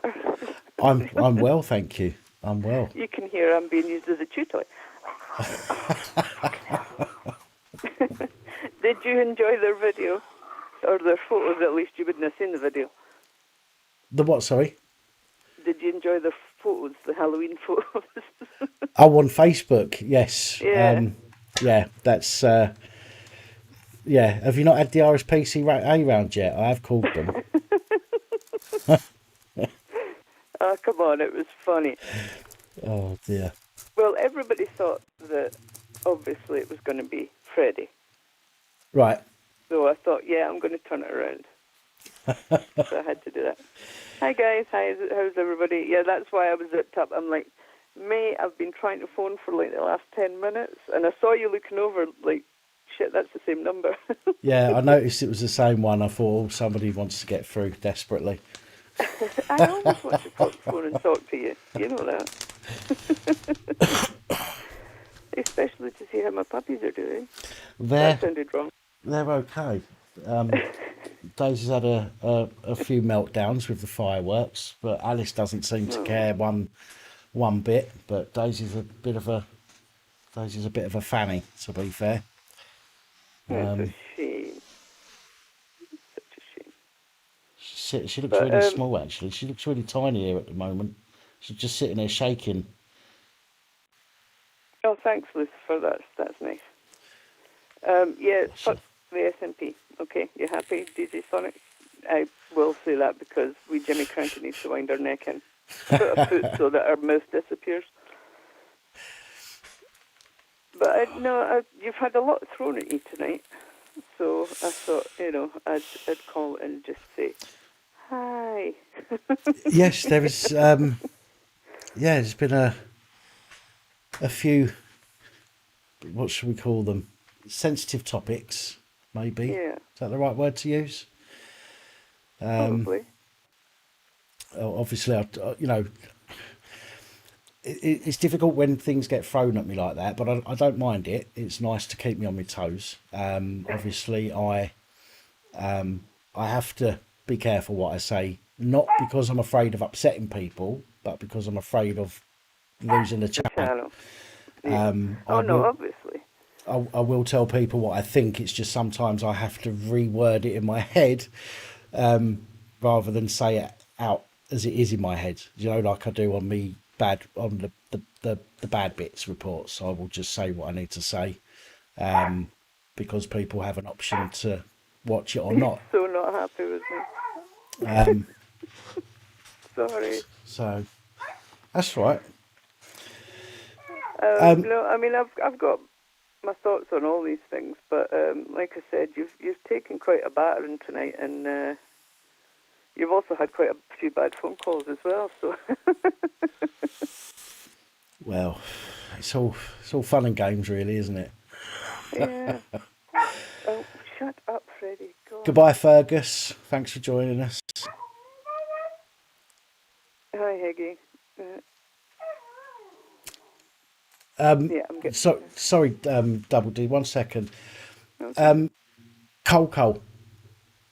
I've noticed you've said a few times that your ex-wife is black. I don't know, and I know you've said you hate the race topic, but you keep saying that your wife is black, even though you hate the race topic. But you're bringing up race, so I'm not quite sure what that's all about. To be honest, this guy before, I don't think he was talking about race. He was talking more about belief systems. Yeah, what it is he said though, it's to do the culture. Doesn't necessarily mean what colour you are. Yeah. If you're brought up in I mean, there's a lot of people that have been converted that are white. They're all different skin colours. It's nothing to do with that. It's the belief system that people have a problem with.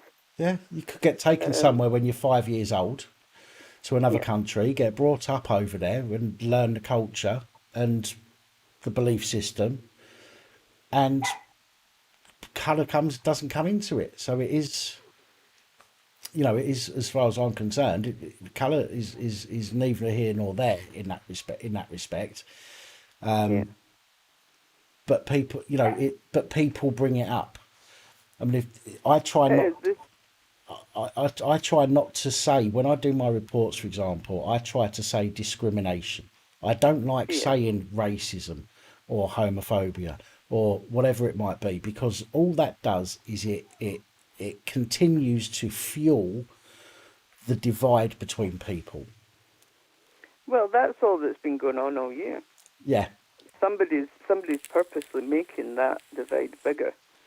If anybody that's opened their eyes wide enough by now has seen that it's being done on purpose.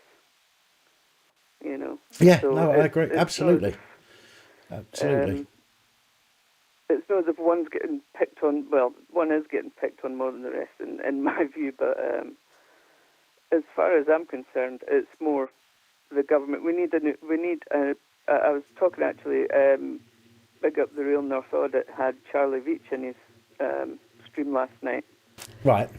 And was talking to him and said we need a new modern day Guy Fawkes. So anybody that's got any idea, and a lot of explosives. The 5th's coming up soon. You can't say that on here. Goodness. Sorry. Allegedly. But no, you know what I mean. It's people like Cressida Dick and all her cronies need to go. Yeah. Boris needs to get the hand taken out of his backside, because he actually used to have a bit of a spine, but it just completely disappeared. It is. Sad Dick needs to go away.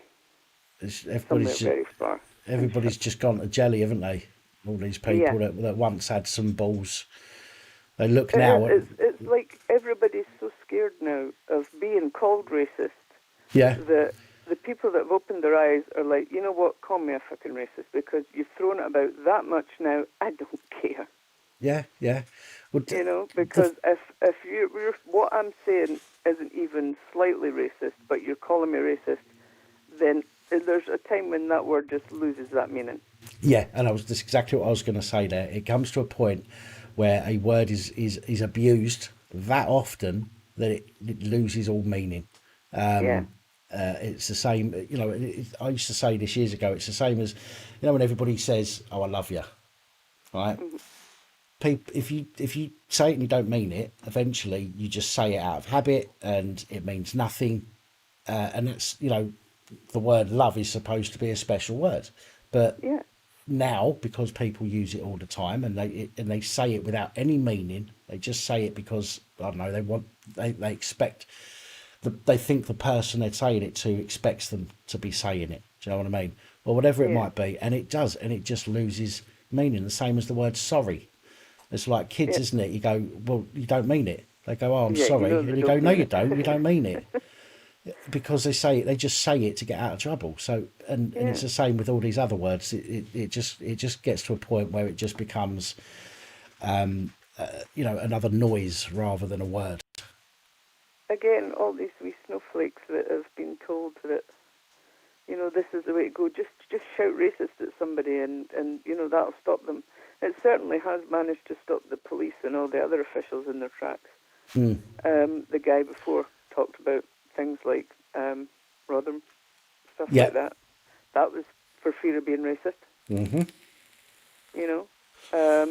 And I know another touchy subject, don't worry, I'm not going to go any further into it. I'm just saying that there is a lot of wrong in this country that if they would get on with the law instead of being scared of being racist, the country would be running a lot smoother than it is now. Of course. But I mean, even in like the judiciary system, they're not only just scared to arrest anybody who's BAME now, but they're getting to the point where they're scared to take it any further than that as well, and then they're getting people taking up cases against them for you're being racist. Yeah. And it's getting ridiculous. It's the same thing. Priti Patel, she's pretty useless now, but she was actually trying to do something, and all these lawyers come out of nowhere and stopped. Right at the last minute, yeah. Yeah, and it's like, well, when is it that we're supposed to come back on the 31st of December? So when is it that we're actually going to come back to our laws being our laws, and these stupid little snowflake lawyers and that are going to be told, that loophole's closed now. You'll do as you're bloody well told. I think that, I don't see why there was the need for the government to make these new laws unless they were going to be long term, and the government knew they were going to be long term, because we had the Civil Contingencies Act, we had the public health. I can't remember the full name of the act now, but there was a public health one and the Civil Contingencies one, which had everything they needed in, but needed extra scrutiny from Parliament before it was implemented. So instead of doing that, they literally drew up last minute new legislation, which they knew they could amend in the future, but they literally drew up last minute legislation which got rubber stamped within 24 hours of it being written. Exactly. No scrutiny whatsoever. But these are long term. These aren't in place for a short term. Well, you think you've got it bad. Look at us. We're getting this new hate bill. Yes. Oh, no, I know that. I know. I know. Whether we like it or not, apparently, because this Yusuf won't shut his fucking mouth. It's like, I'm sorry, but have you actually heard the way he says white people and the look on his face when he said it? You're talking about Hamza? Yeah. Yeah. And the way he says it is white, and it's almost like he wants to spit. You can see it. And we're racist. So it's like, but this is going to be that if you're in your own house and you're speaking to somebody about a topic like this, and then they go away and they do something about it, you're going to get locked up for it. Yeah, it's well, I've got to be careful what I call it, but I think that I think it is one of the most ridiculous things that I've ever heard. How can in your house, how can what you talk about in your house become a criminal matter? Exactly, and it's only a conversation. Yeah. And so you're talking to somebody about something, and they go away and do it. How is that anything to do with you? But they're going to say that it's inciting. Yeah. How are you inciting if you're just having a conversation? What if you're disagreeing with that person? It doesn't matter. You're going to go down for it anyway. And how are they going to know? Because something's going to happen. And, hello, 1984. Yeah. You need to be running the taps and shit, It's going to get to that. I actually watched 1984 the other day. for the first time. Saturday it was. I watched it. First I've watched it. I've got the ebook on the computer, which I have listened to bits of, but I actually found the full film on YouTube, and I watched it. And I've got to be honest, it was boring as hell. But it's scary, isn't it? you know, the things, you got your thing on the wall, you have to go in and go, look, I've got nothing on me. It's listening to you all. It's Alexa. That's what it is. Alexa with a camera. Yep. Frightening stuff. And they're talking about the chips in babies' heads, and they're wanting to put chips in people's arms, and you don't know what's in this vaccine. It's funny that the guy who built his wealth in computers is now interested in a vaccine which he said his children are not going to be having. Right.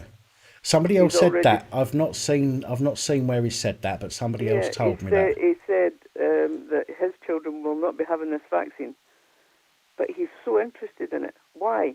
It's got nothing to do with virology or epidemiology, anything like that.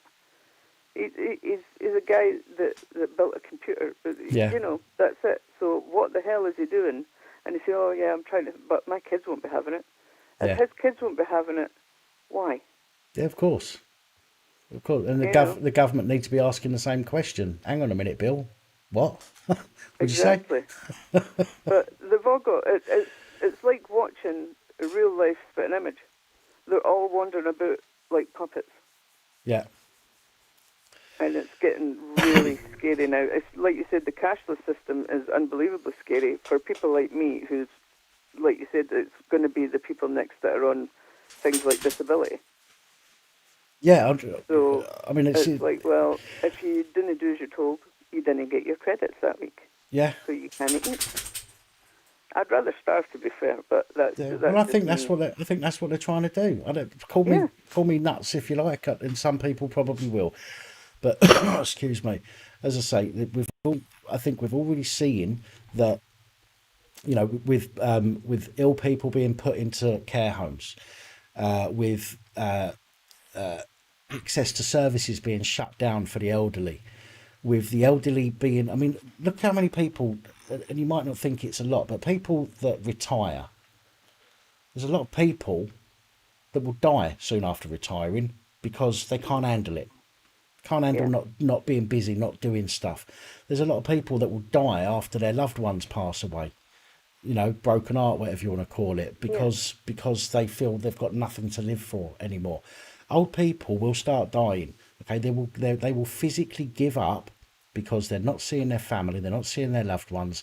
Their life is four walls, a TV where they're having the BBC forced upon them by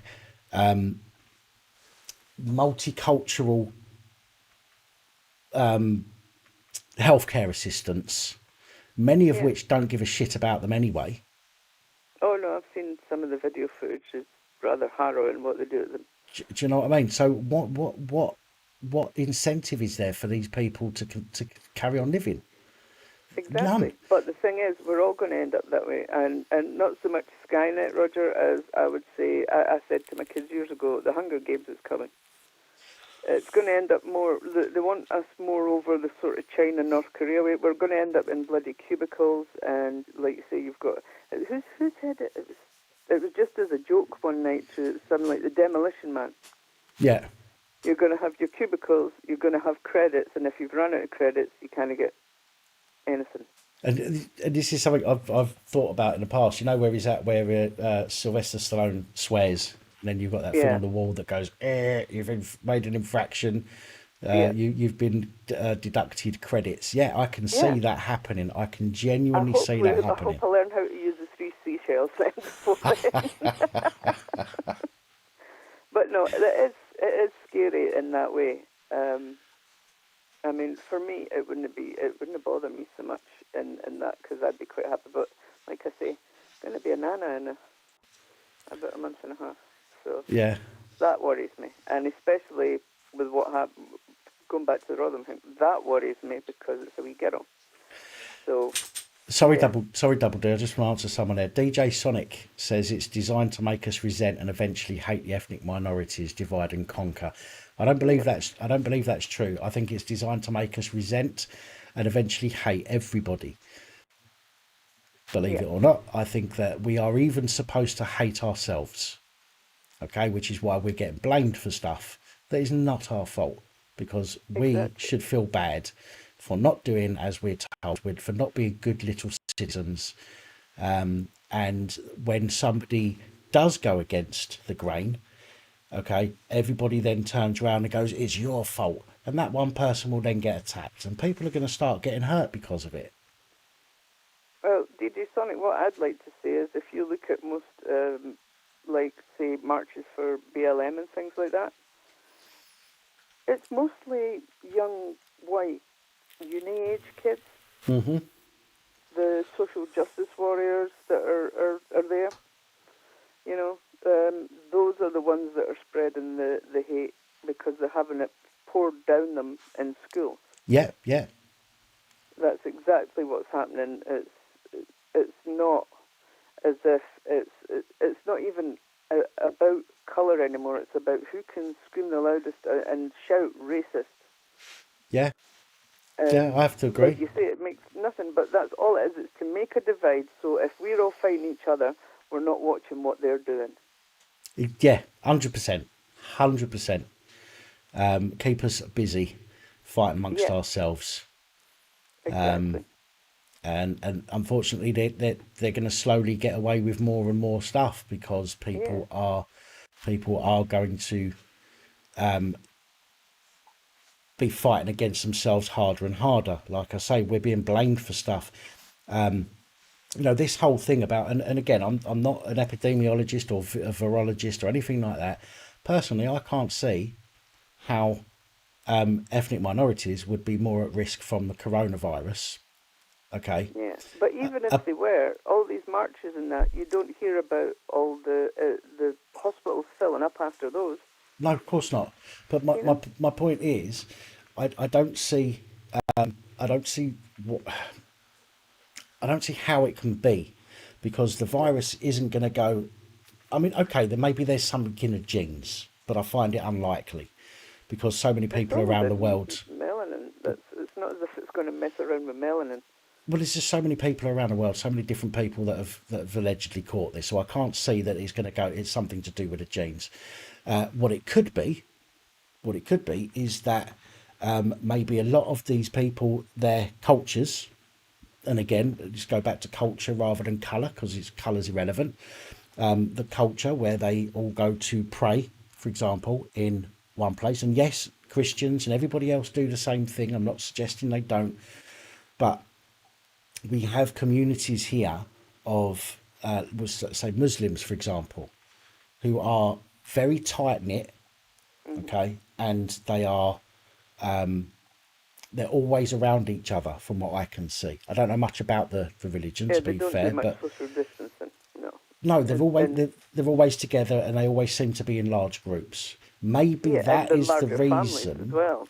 Maybe that is the reason why they are more, or BAME people are more affected by it in that respect.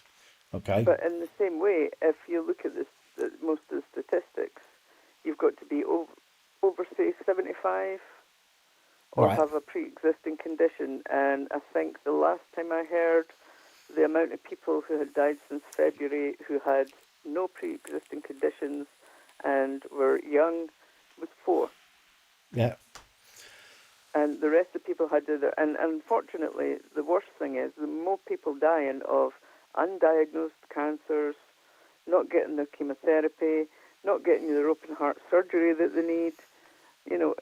It's people dying of things that is easily repairable if they would only allow the hospitals to open back up, but they're closing them down saying, no, we need it for all the COVID that's going to be rushing in. Yeah. And they're not. They had to shut the Nightingale down, and at the end of that, it's like, well, okay, why not keep the Nightingale up and put the homeless in there? It's getting bloody cold now. But they took it down, and now what? They're building it back up again because they're saying it's coming back. But the thing is, they're saying, the flu has fallen by, 85% this year. What a surprise. The exact same amount of COVID that it's risen by. Yeah. Such a coincidence. It's only another strain of flu. All right, it's a bad strain for people who are of older age or have a really bad pre-existing condition. But it's got a over 99% survival rate. Yeah, And they've already said, the guy that made the test said it is not going to be usable for this, that's right. but they're using it anyway because there's so many different strains of the coronavirus. It's just different. That's why this has got another name, 19. Yeah. And they've still never found a vaccine for any of them. No, they haven't. They can't do it with swine flu and obviously just the flu itself. They can't find it, but suddenly in 2-3 months' time, they're going to have one. This magical one. What I've said now, apparently killing people already in the trials, but this morning I heard that that they're turning around and saying that they don't believe. There's a lot of people now that don't believe there will be a vaccine at all. yeah. You know, and we're talking about medical professionals that are saying that they don't believe that there will be a vaccine. No, herd immunity is the only way we're going to get this. I think you're right. I genuinely think you're right. Yeah. It's the same as the same as the plague. God Yeah. knows how long ago. What happened there? Yes, 'Cause I many remember people when I died. was younger, you used to have the chicken pox parties and stuff like that. You know, they used to throw the kids together just to try and get it all over and done with. Yeah. Well, You know, look, and I mean, look it's through not history. pretty, but If you look through history at the plagues that we've had and things like that, okay, which are fucking far worse than what this is yeah. even I mean, it's not purported even to be. 24th on the list of killers in this country. Right. 24th. But those other 23 didn't manage to shut the country down. Yeah, exactly. And some of those other ones didn't have vaccines and whatever. Do you know what I mean? It's just a case Yeah. of we've had to get on with it and live with it. Yes, some people will die from it, the same as some people are dying from the seasonal flu. Unfortunate, horrible for the families. Wouldn't wish it on anyone. But do you know what? It happens happens. every year. It is life, and we have to move on. We Yeah, didn't. it None, happens every year. I mean, I feel sorry for DJ Vix. I really do, because she sounds really, really bad. bad. Yeah. And I've talked to her, and I've said for years they've been on at me to try and take the flu jab because I've had pleurisy a few times. Right. And they say that the scarring on the lungs, that you're going to just keep getting it if it goes into the chest. And I'm like, no way. Because my grandfather went till he was 85. He said he never took the flu jab. As soon as he got it, he was ill every year. And then, and he says it's the worst thing he ever did. So that put me off. And I'm actually glad now that I've still never listened to them and never took it. Yeah. But it's just you don't know what they're putting in them now. Absolutely. So, sorry, Double D. Brummy AVFC. I don't know if I'm going to be live streaming it or not. It depends on what happens, and that's whether I can get there or not yet. So I'll see what it's like. If the police all turn up, then there's a chance I'm going to live stream it just to make sure I don't, lose any footage. But yeah, just keep an eye out on the channel tomorrow. I'm not sure what time yet either, but just keep checking on the channel if you can. Sorry, Double D. No, it's just to say, because I'll let you go, but just to say that, guys, if anything I've said has upset you, it just means you don't agree with me. It doesn't mean that there's any hate there. Oh, God, That's but all it is. Listen, I get upset by people all the time, but you know what? Yeah. Again, I mean, it's just feelies. You know, I mean, it's feelies. It's nothing else. And if you get your feelies hurt, I mean, you can be offended, but I can be offended. You're offended. It doesn't mean you're right. no, Just that's right. because you get offended. Absolutely. You know, everybody's entitled to what they want to say and what they want to think, up until the point where it starts meaning people's life. Yeah. 100%. Simple as. So, peace and love to everybody. DJ, please get better very, very soon. And you have to give cuddles to the puppies for me. Yeah, they're both laying here now, and well, she knows I'm talking about her. She's just stood up.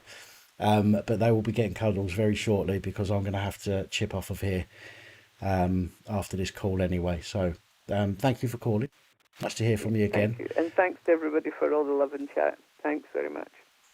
Okay. And I'll love you and leave you. All right, Double D. Take care. Okay. Right, you too. Bye. Bye.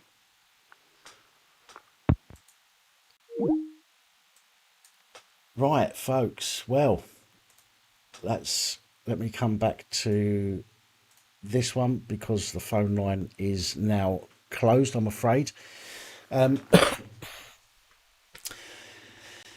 We do have some great people in the community here, and I realise that some people come onto these live streams and think, oh, they're just rambling shit. But you know what?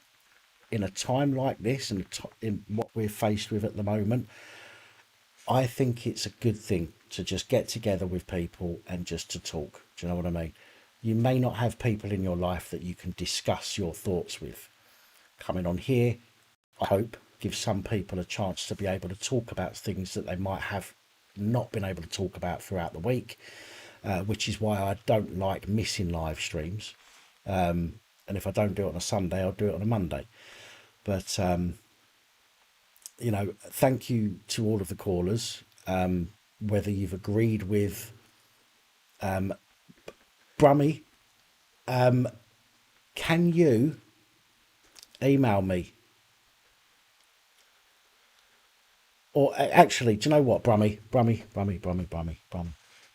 tell you what, let's get you on, because you did say earlier that you was going to call, and do you know what?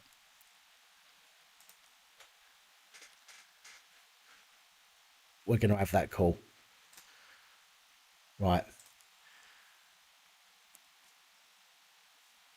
Brummy, get on those digits, dial me up.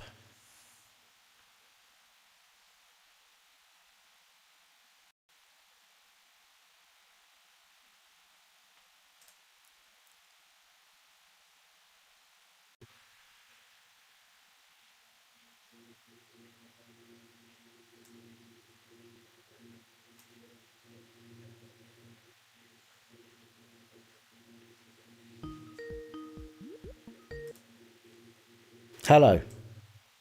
Oh, Dan, it's me, Brummy. How are you? All right, mate. Really appreciate you taking the call for me. No, it's absolutely. You did say earlier that you was trying to get through, and then I forgot and just reminded me there. So, yeah, absolutely. No, absolutely fine. It's just, I just wanted to sort of give you an update and see your opinion on what's going on regarding, obviously, the issues I had. Since I last talked to you, I have done something very stupid, and I hope no one in the chat sort of gives me grief for this. But listen, if anybody gives you grief, I will kick them out for tonight. Let's put it that way, okay. Right? Yeah, well, I did something stupid, and obviously my family don't know about what's happened. I'm now on a waiting list for a bed, but because I've got COVID-19 symptoms, which is absolute, excuse the French, but bollocks, I can't get a bed now for 2 weeks, and I'm really sorry. It's all right. Take time. I'm just really concerned on what I could do, because obviously... Right.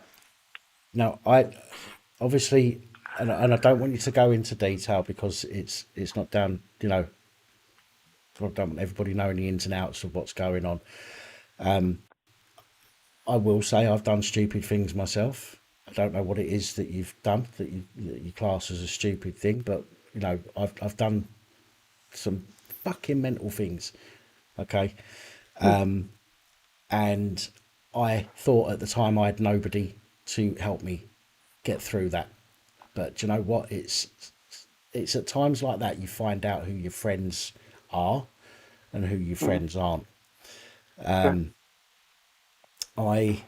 know for a fact that there are some fucking lovely people associated with this channel.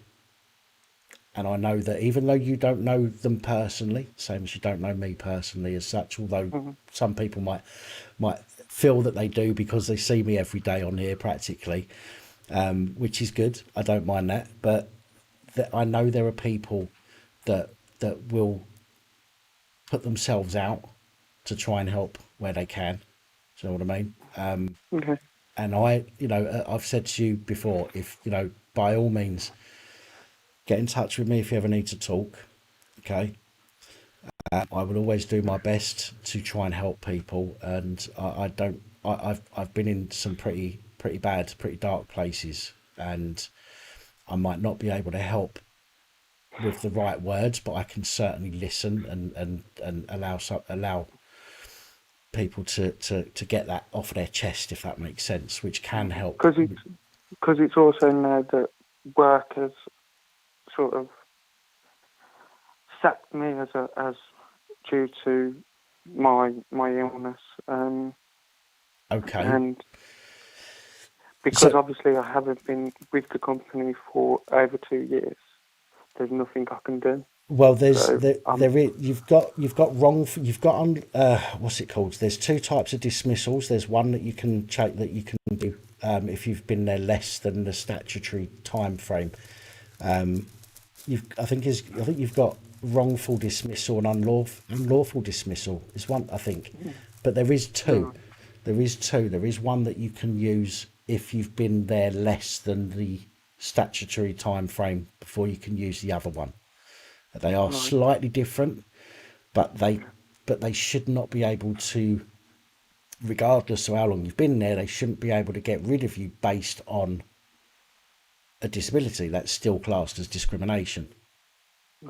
And mental health disabilities are still a disability.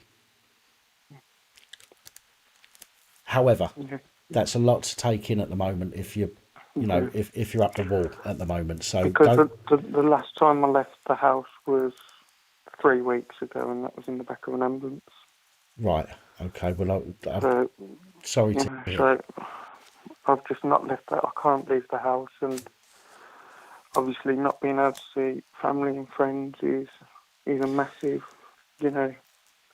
Absolutely. Absolutely. Now my mental health team won't come and see me because I've now classed as COVID-19 symptoms. They won't come and see me, so they're not coming to see me. I'm not getting put on my meds. I'm not, Right. And it's just... No, there's nothing I'm going to be able to say that's going to make any of that any better. Unfortunately, I wish I could, genuinely. Excuse me. What I can say, however, is that if you're in a position where you feel that you need to speak to somebody, okay, because like I did the other week or last month when I had to come on here because I thought I was going to do something ridiculous, reach out to me. There's a couple. I think you've had contact with a couple of other people from the channel, haven't you? Yeah. I spoke to. Is it DJ? DJ Vix. Yeah. Yeah. She's been amazing, but I'm just one of these people that I don't like to burden people. Do you know what, DJ Vix? I don't know if she's still there. DJ, and I'll say this on DJ Vic's behalf because I don't think I'm wrong, but DJ Vix would be the kind of person to tell you, okay, if she thought it was going to be too much hassle to help you out, or if she thought it was being too much hassle to help you out, she might not tell you outright because she might not want to hurt your feelings, but she would let you know. Okay, so if DJ Vix says that it's okay to contact her, it's okay to contact her. And I'm saying, I'm speaking for her here. I don't think I'm going to get a slap from her, hopefully. But it's the same for me. I've said to you, if you need to reach out and you need to speak, okay, then reach out. And I will put some time aside to speak to you, okay? Because the last thing I want to hear is that somebody, part of the community here, has done something or isn't going to be seen back on our live streams again when I know that I could have spoke to you or them and tried to help them. Do you know what I mean? I would feel terrible, and I'm not, I'm not trying to put that on you. I'm just saying I would feel terrible if I knew that I had the potential to help somebody, and I didn't. So please, if you feel in that situation, please can you get in touch with myself or Vix or anybody else who's reached out to you to try and offer you some support. Okay. All right. I'm sorry to again put it all on a downer on your live stream. No, don't be sorry. Look, don't be sorry. It's an important subject. Okay, mental health is an important subject. I talk about it sometimes. I don't hide the fact that I have mental health issues. Excuse me. I don't hide that fact. I'm quite happy to talk about it when I'm normal. When I'm feeling down, I struggle. Do you know what I mean? Because, like you, it's you feel a bit awkward. You feel like you're laying it on other people, and I fully understand that. But the amount of times I've been told off by people, seriously told off for not calling them when I should have. I can tell you that if people say, "Give me a ring if you need a chat," they're saying it because they genuinely want to help you. Okay. All right. Let me just look for it here. Somebody, and Angela Everett. If you have a look in the, what they called comments, Brummy. If you have a look in the comments, Angela Everett's just put a comment in. There's about 10 or 13 comments up now. Okay. Oh, she's just put it. Yeah, she's just dropped it back in again. Let me know if you see it. Yeah. You got it? Yeah. Okay. Well, that's somebody else there. Do you know what I mean? Nobody wants to know that there's somebody out there suffering and not want to help them. All right. So please do reach out if you need any of us.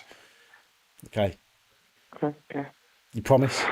And I'm not trying to be I'm not trying to be patronising with you. Okay. But I just want you to promise me that you will at least try and reach out to one of us who's offered to help you if you feel that you need to speak to. Oh well. All right. Genuinely, we've all got to help each other in these times because no other fucker's going to help us.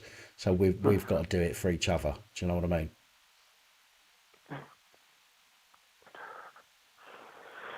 Thank you again, Dan. Yeah, thank you again. And never as Double D just said there, never apologise for asking for help. Okay, it doesn't mean we're weak. Asking for help doesn't mean we're weak. Okay. Yeah. All right. I wish I could say more. I wish I could do more. Very difficult. I can only say what I've said, and that is that there are people that will and want to help. And you need to. So it's difficult because I'm trying to not be patronising and sound like a twat. And that's you know what what I mean? That's what a lot of people do when you mention mental health. It's pull yourself together and get sort of man up if that.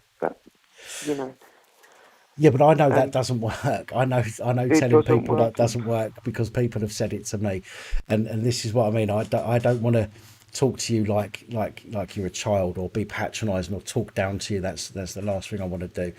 I want to talk to you like a person, like a human being. But I just want to get across to you that there are people out here that do care about others, even though they don't know them. Nobody wants to see somebody suffering and hurting. and you know, there's several of us now that have reached out to you and said to you that get in touch if you need us. And we wouldn't be saying that if we didn't mean it. Honestly, thank you. All right. Please look after yourself, and just remember that we're here if you need us. Right. No, cheers, Tom. All right. Take care. Okay. Speak to you soon, mate. Take care. All right. Bye bye. Bye bye. Bye bye.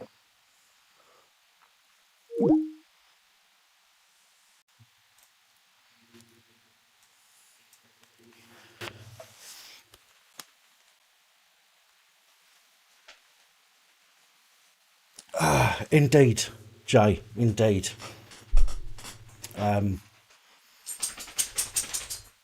Of course, it's Angela. Of course, it's not easy. And you know what? That without again trying to sound patronising, that phone call, making that first step, is a massive step to take. To, you know, especially to call into. I mean, okay, there's only 90 people on here, but for somebody to phone in and open themselves up like that is a very brave thing to do. And you know, I've got huge respect.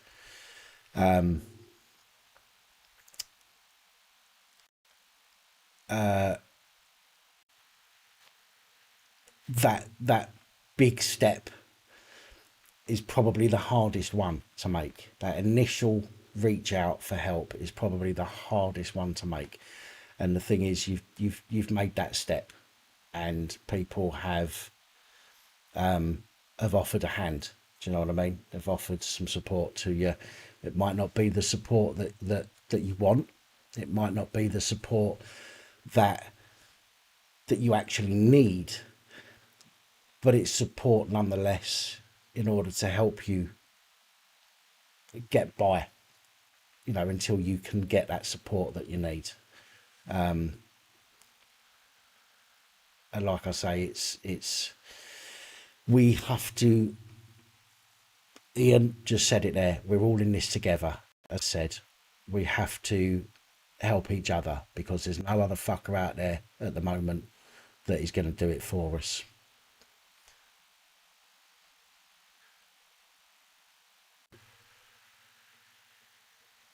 I know, Brummy, I know it does. I know it gets harder, and do you know what? I have,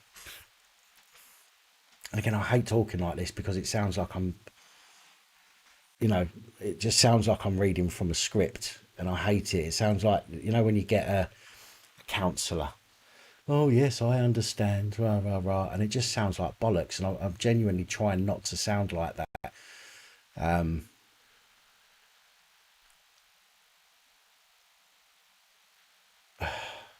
But we have, look, we've got to do it for each other. Do you know what I mean? We're pitted against each other daily. Daily, we're pitted against each other in an attempt to break our spirits, I think. So that, you know, we lose everything, we give up on everything, and we become good little citizens and do exactly what we're told, without giving arguments, without having an opinion, without standing up for our rights.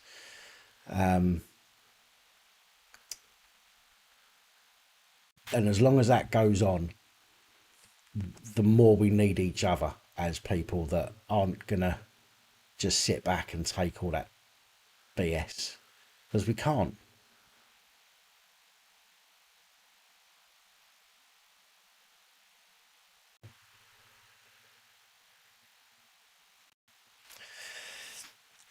No, Athelstan, I am obviously on antidepressants.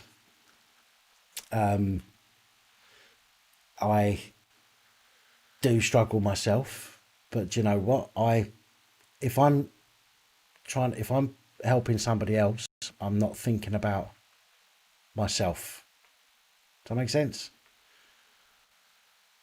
Which is why I like doing the channel, because my mind's occupied. Doesn't help all the time. Sometimes my emotions get away with me and I have a terrible time. But if I'm offering my ears to somebody else, so to speak, then I'm concentrating on that rather than concentrating on myself, and that is not a bad thing for me.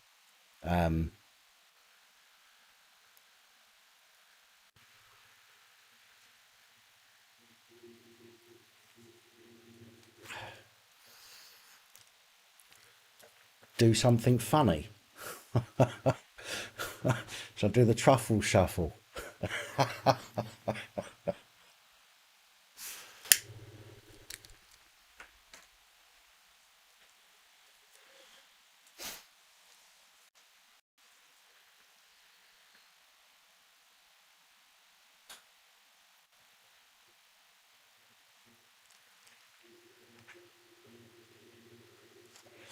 Yeah, do you know what it is, Vix? And I'm the same. When people say to me, "Give me a ring," but the problem is when you reach, and you know, you probably know this yourself. When you reach that low point, your that voice in your head tells you all the reasons why you shouldn't call somebody and speak to them. Oh, they're going to get pissed off with you. Oh, they don't care about it. Oh, why do they want to listen to you? Oh, they've got their own problems. All that going on in here. Do you know what I mean? And it's, do you know what it is, that the sole point that we've just had that phone call. Okay, that sole point that Brumage just phoned in is a massive step, because I guarantee you the voices in your head would have been saying, don't do it, don't do it, giving you all sorts of fucking bullshit reasons why you shouldn't have called in, but you did. And if you can do that, okay, then you can reach out to us when you need us as well, okay? And there's several people here that have said that they'll help you if they can, and I genuinely believe they will, and I know I will.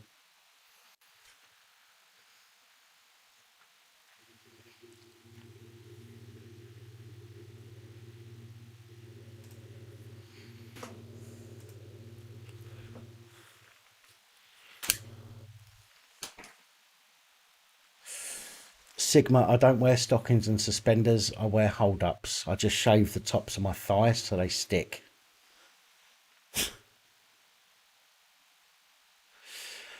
Ian, I've ordered some more mask exempt cards. They should be with me on Wednesday. I have a large order that's failed to arrive, which I need to redo. My PAP cards, I've still got several hundred. The mask exempt cards, I will have 15 on Wednesday, because I've ordered 25 on Wednesday. 10 of them have gone already, so I'll have 15 on Wednesday. But I can order some more. Should be with me by the weekend, Friday.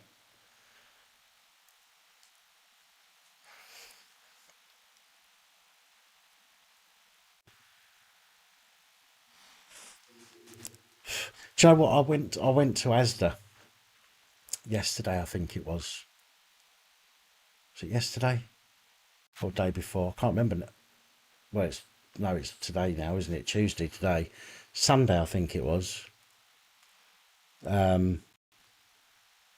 Yeah, Sunday I went to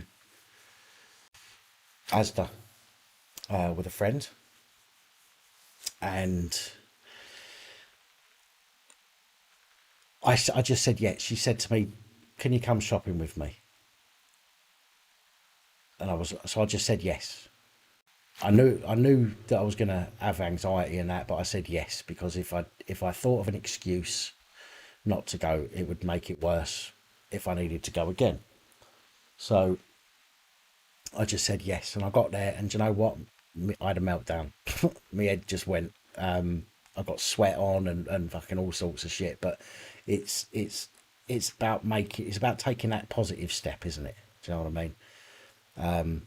Before you have a chance to talk yourself out of something, make a decision, do it quickly before you talk yourself out of it. Then it's too late. Do you know? So if you feel that you need to speak to somebody, just go, right, fuck it, text them, email them, whatever. and then it's too late not to do it.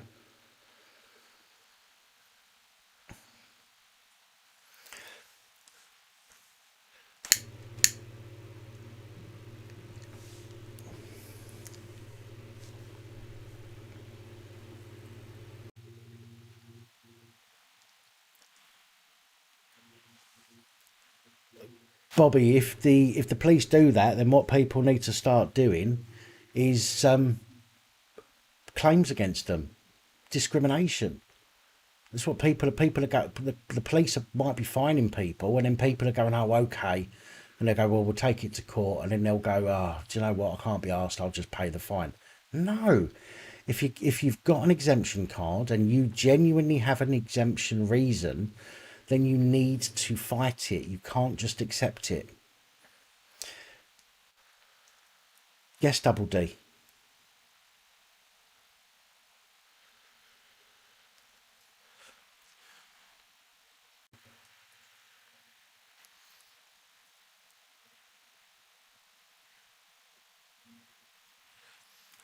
In Messenger, what on? Do you mean on WhatsApp?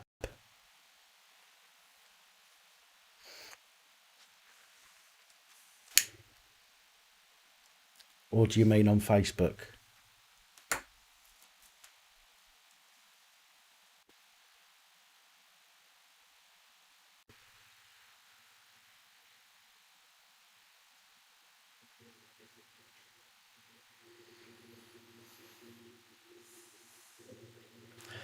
Oh, I'll have to have a look in a minute then. My phone's on silent, you see, when I'm on a live stream.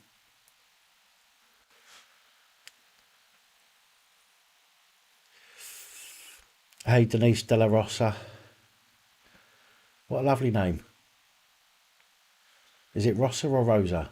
Denise De La Rosa or Denise De La Rosa?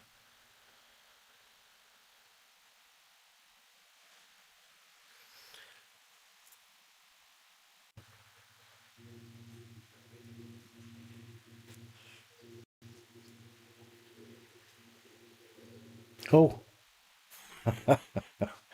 Don't say things like that, Double D.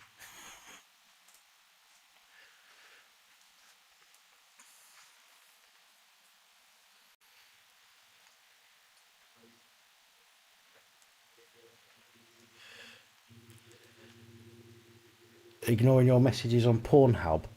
No, I'm not letting you have free access to my videos.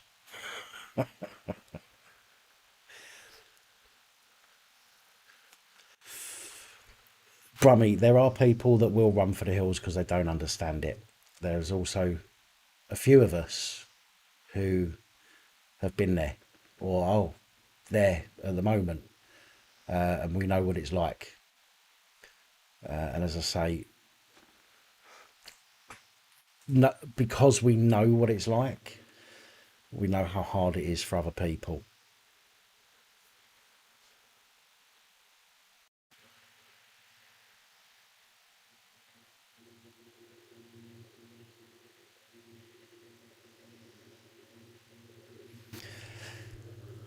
Yes, Martin, that's what I'm saying. That's why that's why people need to, if they've got a genuine exemption and they are discriminated against, they need to fight it. They need to say, well, hang on a minute, it's discrimination.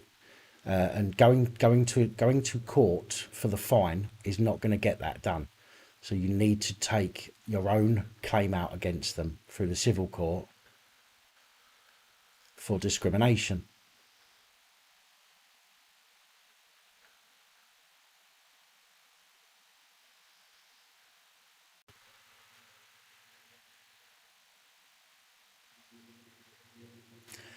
Ian, of course, absolutely.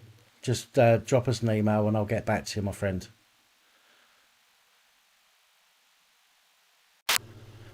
Lots of people get on in here because we're all fucked up in the head, Double D.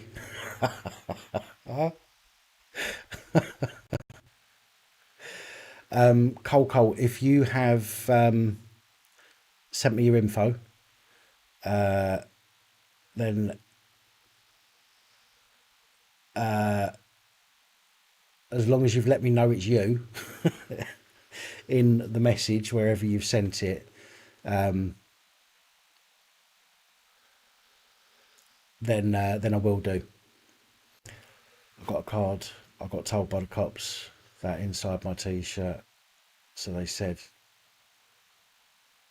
that I need to show it. I'm sorry, Bobby. I'm maybe it's because it's 1 o'clock in the morning. I'm not sure what you're saying there.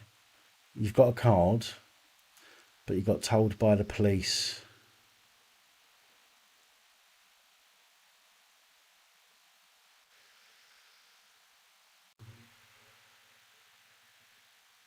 Hiya, Ringo. Off to Ethelred now. Good night, Athelstan. Take it easy.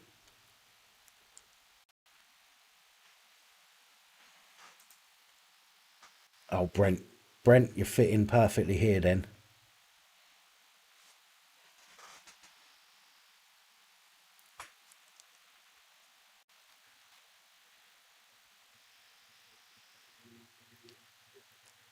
Yes, Cole. It was Brummie AVFC.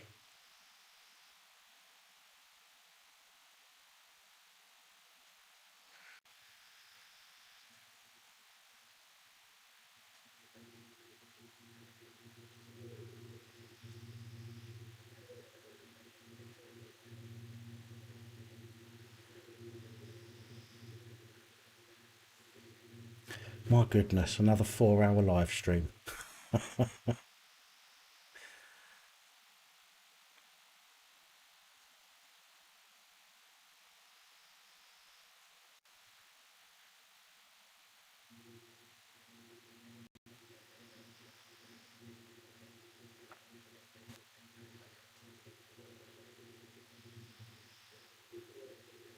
Oh, no, right, okay, I understand. Thank you, Pinac Movement, for clearing that up. Yeah, no, it doesn't need to be on show all the time, because you're under no obligation to let every Tom, Dick and fucking Harry know that you have a disability. It's nothing to do with anybody.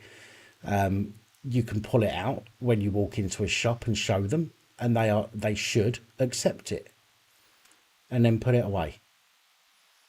If the police ask you, again, pull it out, show them, they should accept it, and then leave you to get on with your day.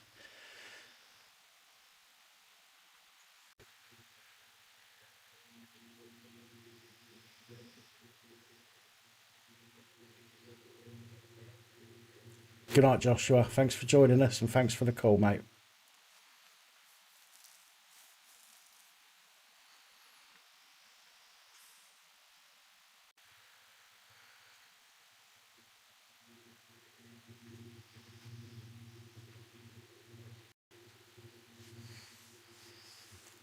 Right. I think it's time for the dogs to say hello, goodbye.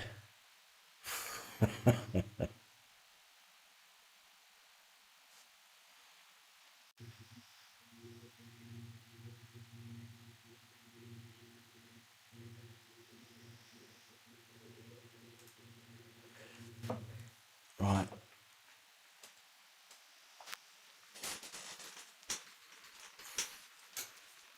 Hello, my little fatty.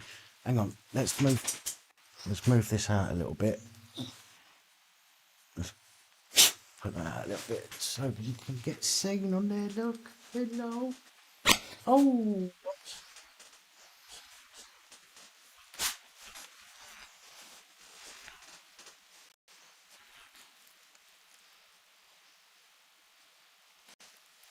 it's a bit waxy. We'll have to clean that tomorrow, won't we?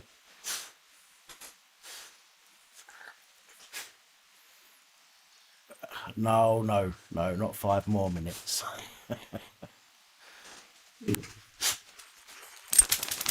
Hello, Daisy. Hello, baby girl.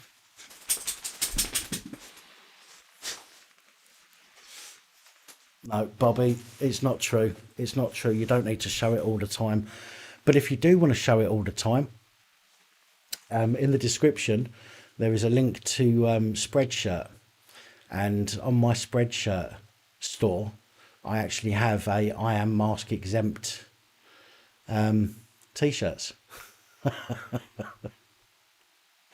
So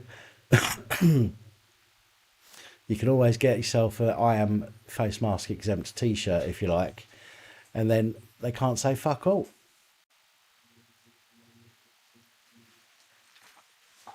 Oh, hello.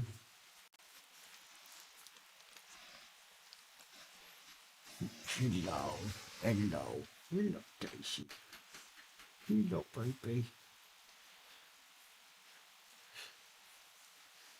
Hello. It's a good girl. She's a good girl. Oh, sorry to hear that pin-up movement.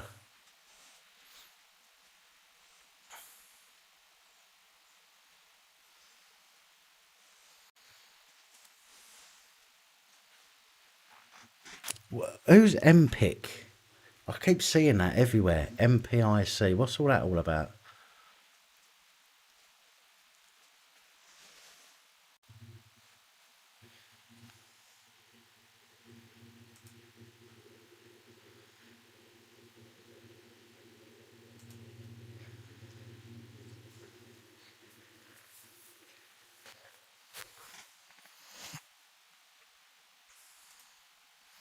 Thank you, Joshua.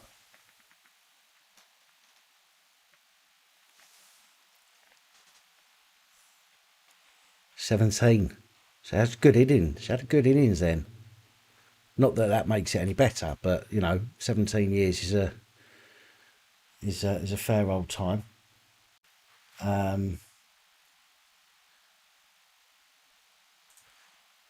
Just want to try and bring something up to.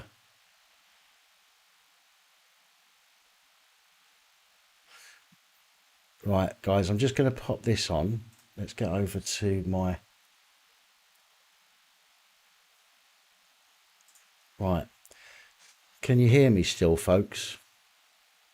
Just a quick yes will be nice, if you don't mind.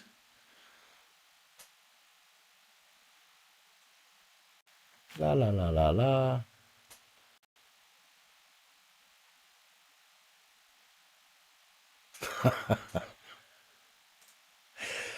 Right, just to give you an idea, these are some new designs that I've recently uploaded in the last few days. So we've got this one. In my defence, you're a prick. In my defence, you're a cop. In my defence, they deserved it.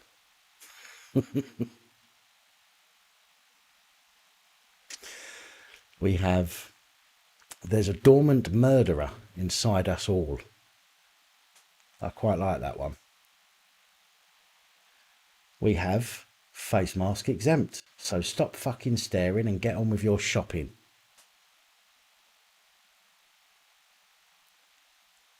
It's one of my favourite ones, that one.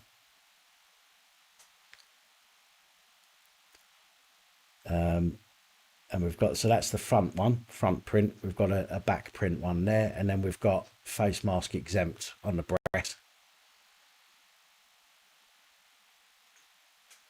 And then obviously they're all the older ones. But these ones are the new. In fact, it's not showing them all. Hang on a minute. Hang on a minute.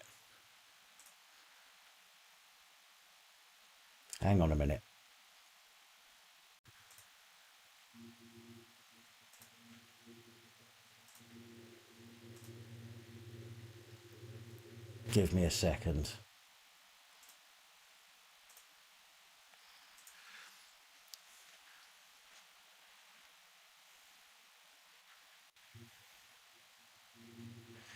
I haven't yet, Vic.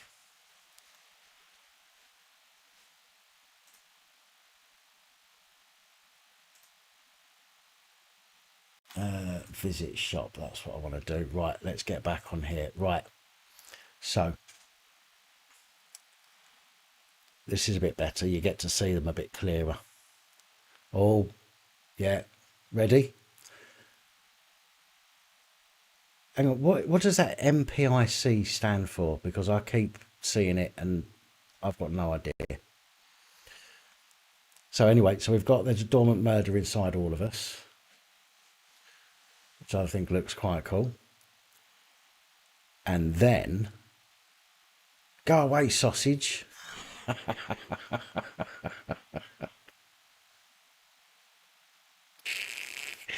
Who likes my sausage t-shirts?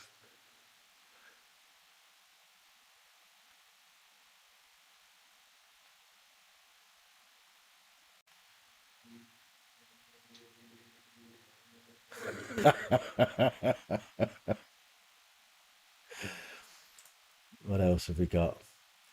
Then we've got a bit of a play on words.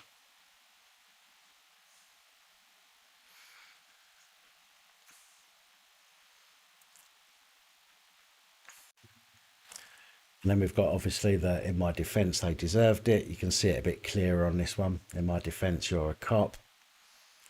In my defence you're a prick. I googled your symptoms. Turns out you're a cunt.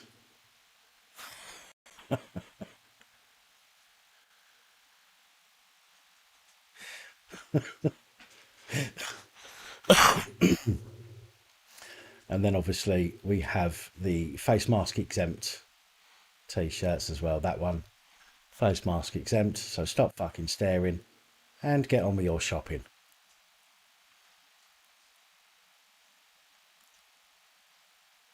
Face mask exempt and back print there as well.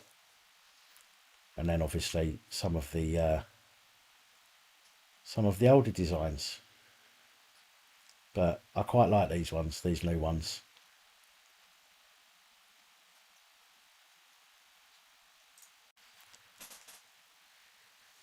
So, Angela, if you go to the link in the description, the Spreadshirt link.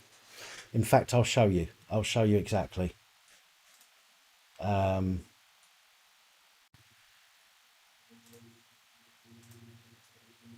show you exactly how to do it.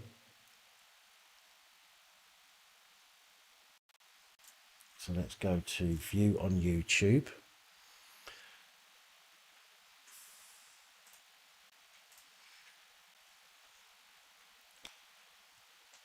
Right, why is it not moving? Hang on a sec.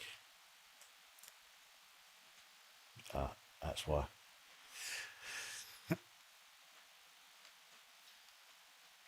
Right, so here I am.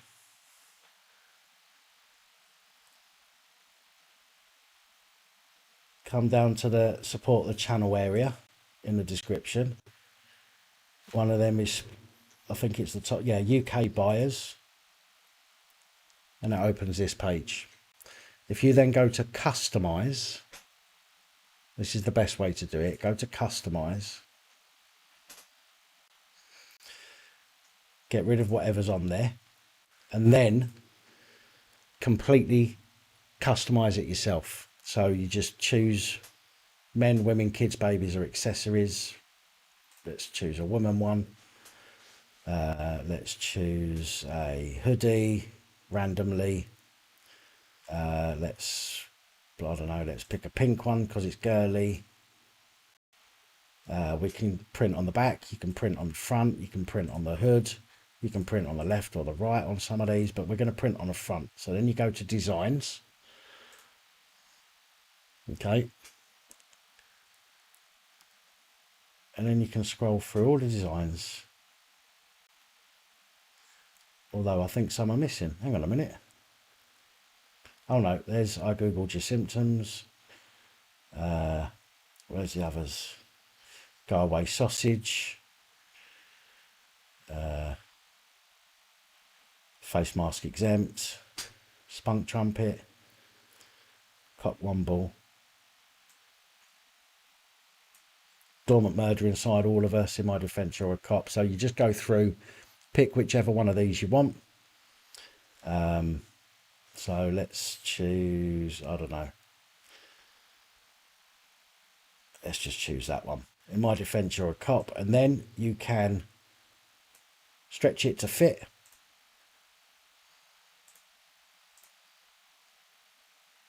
You can also pop something on the back there. So what can we pop on the back? Let's do I survived lockdown 2020. So you've got, in my defence, you're a cop. I survived lockdown 2020. You can pick something to go on the arm if you like as well. I think it might not, because I don't think I've got any in the right size. No, so it won't let me do the arms on that one. Okay. Hood, let's see if there's anything that will fit on the hood. No, again, I've not designed anything of the right size. So front and back only at the moment on them. And then get price. So, but you want to go to the customize. You want to make sure you go to the customize tab. Is the important thing.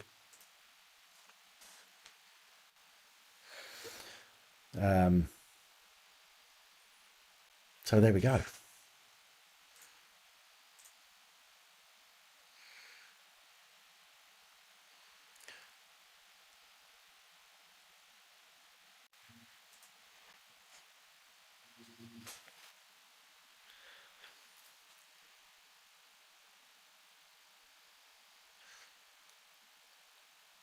So what I need, you know, what I need to do, I think, is oh, hang on a minute.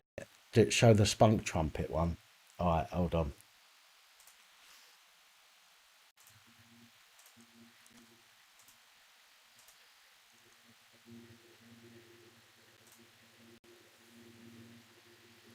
Let's go back to the beginning.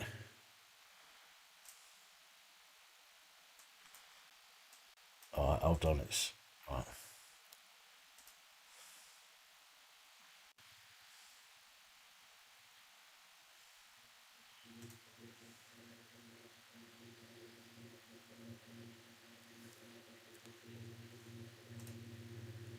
Oh.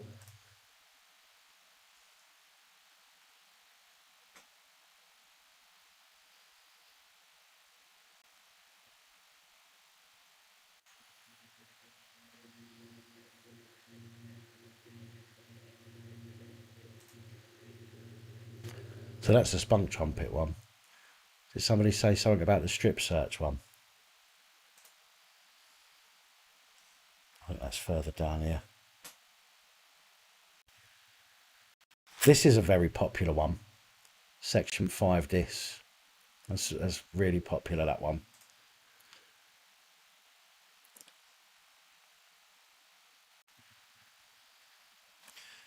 I do like this one as well, just in case you haven't seen it.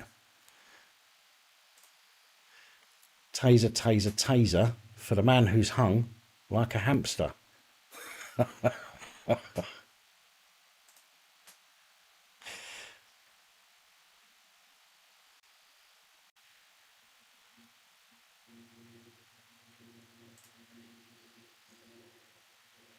There it is. Did somebody say strip search?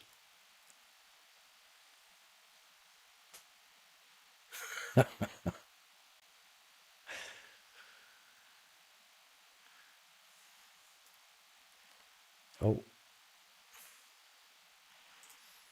So there we go. I mean, there's plenty there. I quite like that one, Ringo, actually. But yeah, I mean, there's plenty there, and you can obviously you can edit these as well in the sense that you can grab one of the designs, and you can add text to it as well. I don't know if the bungling spunk trumpet one. Oh goodness! Oh God, look at the time. Where is it?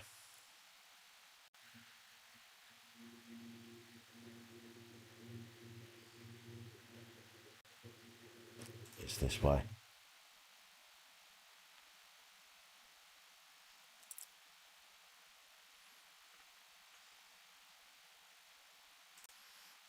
Must be on this page, I think. There we go. Yeah, that one.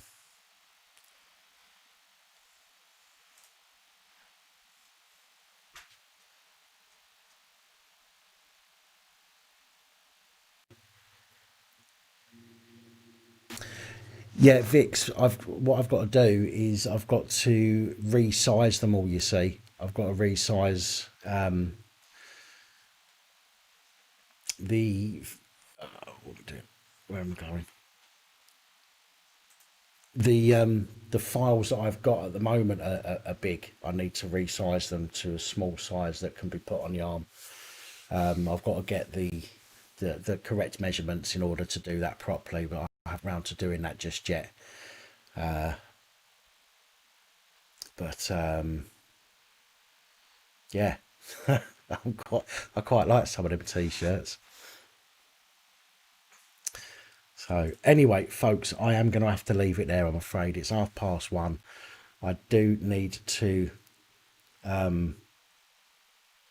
get up at reasonable time because I need to see what's happening with this protest or whatever is happening in town tomorrow. I'd like to get there. But yes, as Angela's just said, what is MPIC? Because although I've asked several times, I don't know if anyone's actually answered.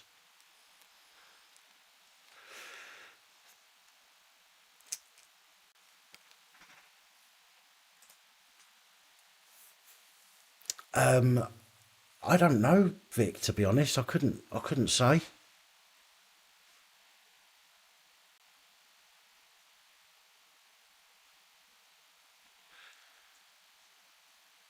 I couldn't say. I've not had itchy nose now.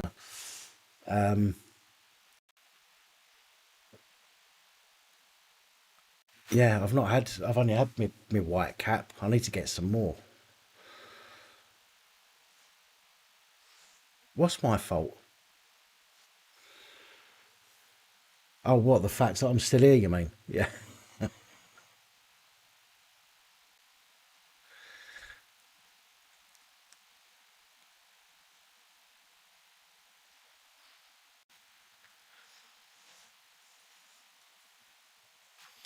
So does MPIC stand for midget porn incredibly courageous?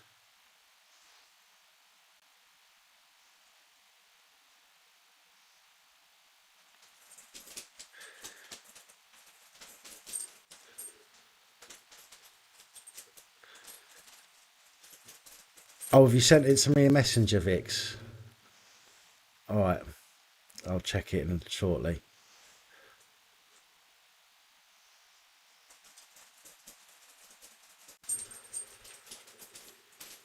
Right, well, guys, that is it. That is me done. Thank you for those of you that are still here. I appreciate those of you who have phoned in. I know this has been another 4 hour and 40-minute live stream. But I need to let these two out now, so I'm definitely going to have to go. Big thank you to every single one of you for supporting the channel and for being part of the community. I am genuinely grateful to every member of the community. I don't know what else to say.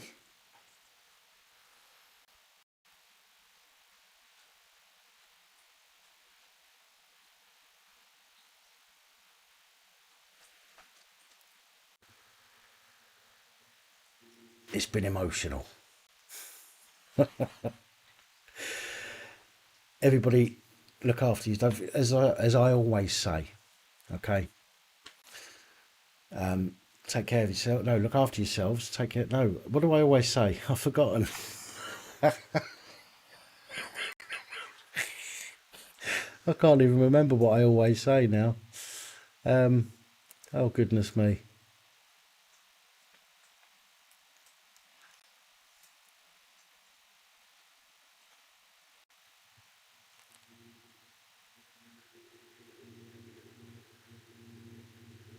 Thank you, Denise.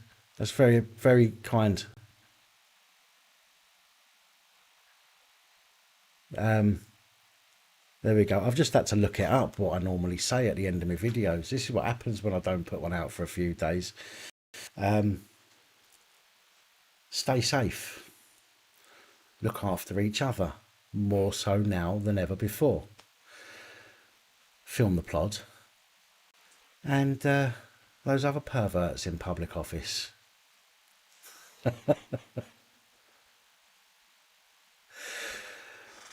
Oh, pardon me. No, that was the chair. It wasn't me. Take care, everybody. Thank you again. And I shall be back with you soon. Well, in the next day or so with another update, letting you know what's happening.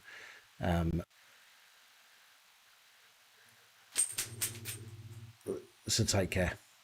I am gone.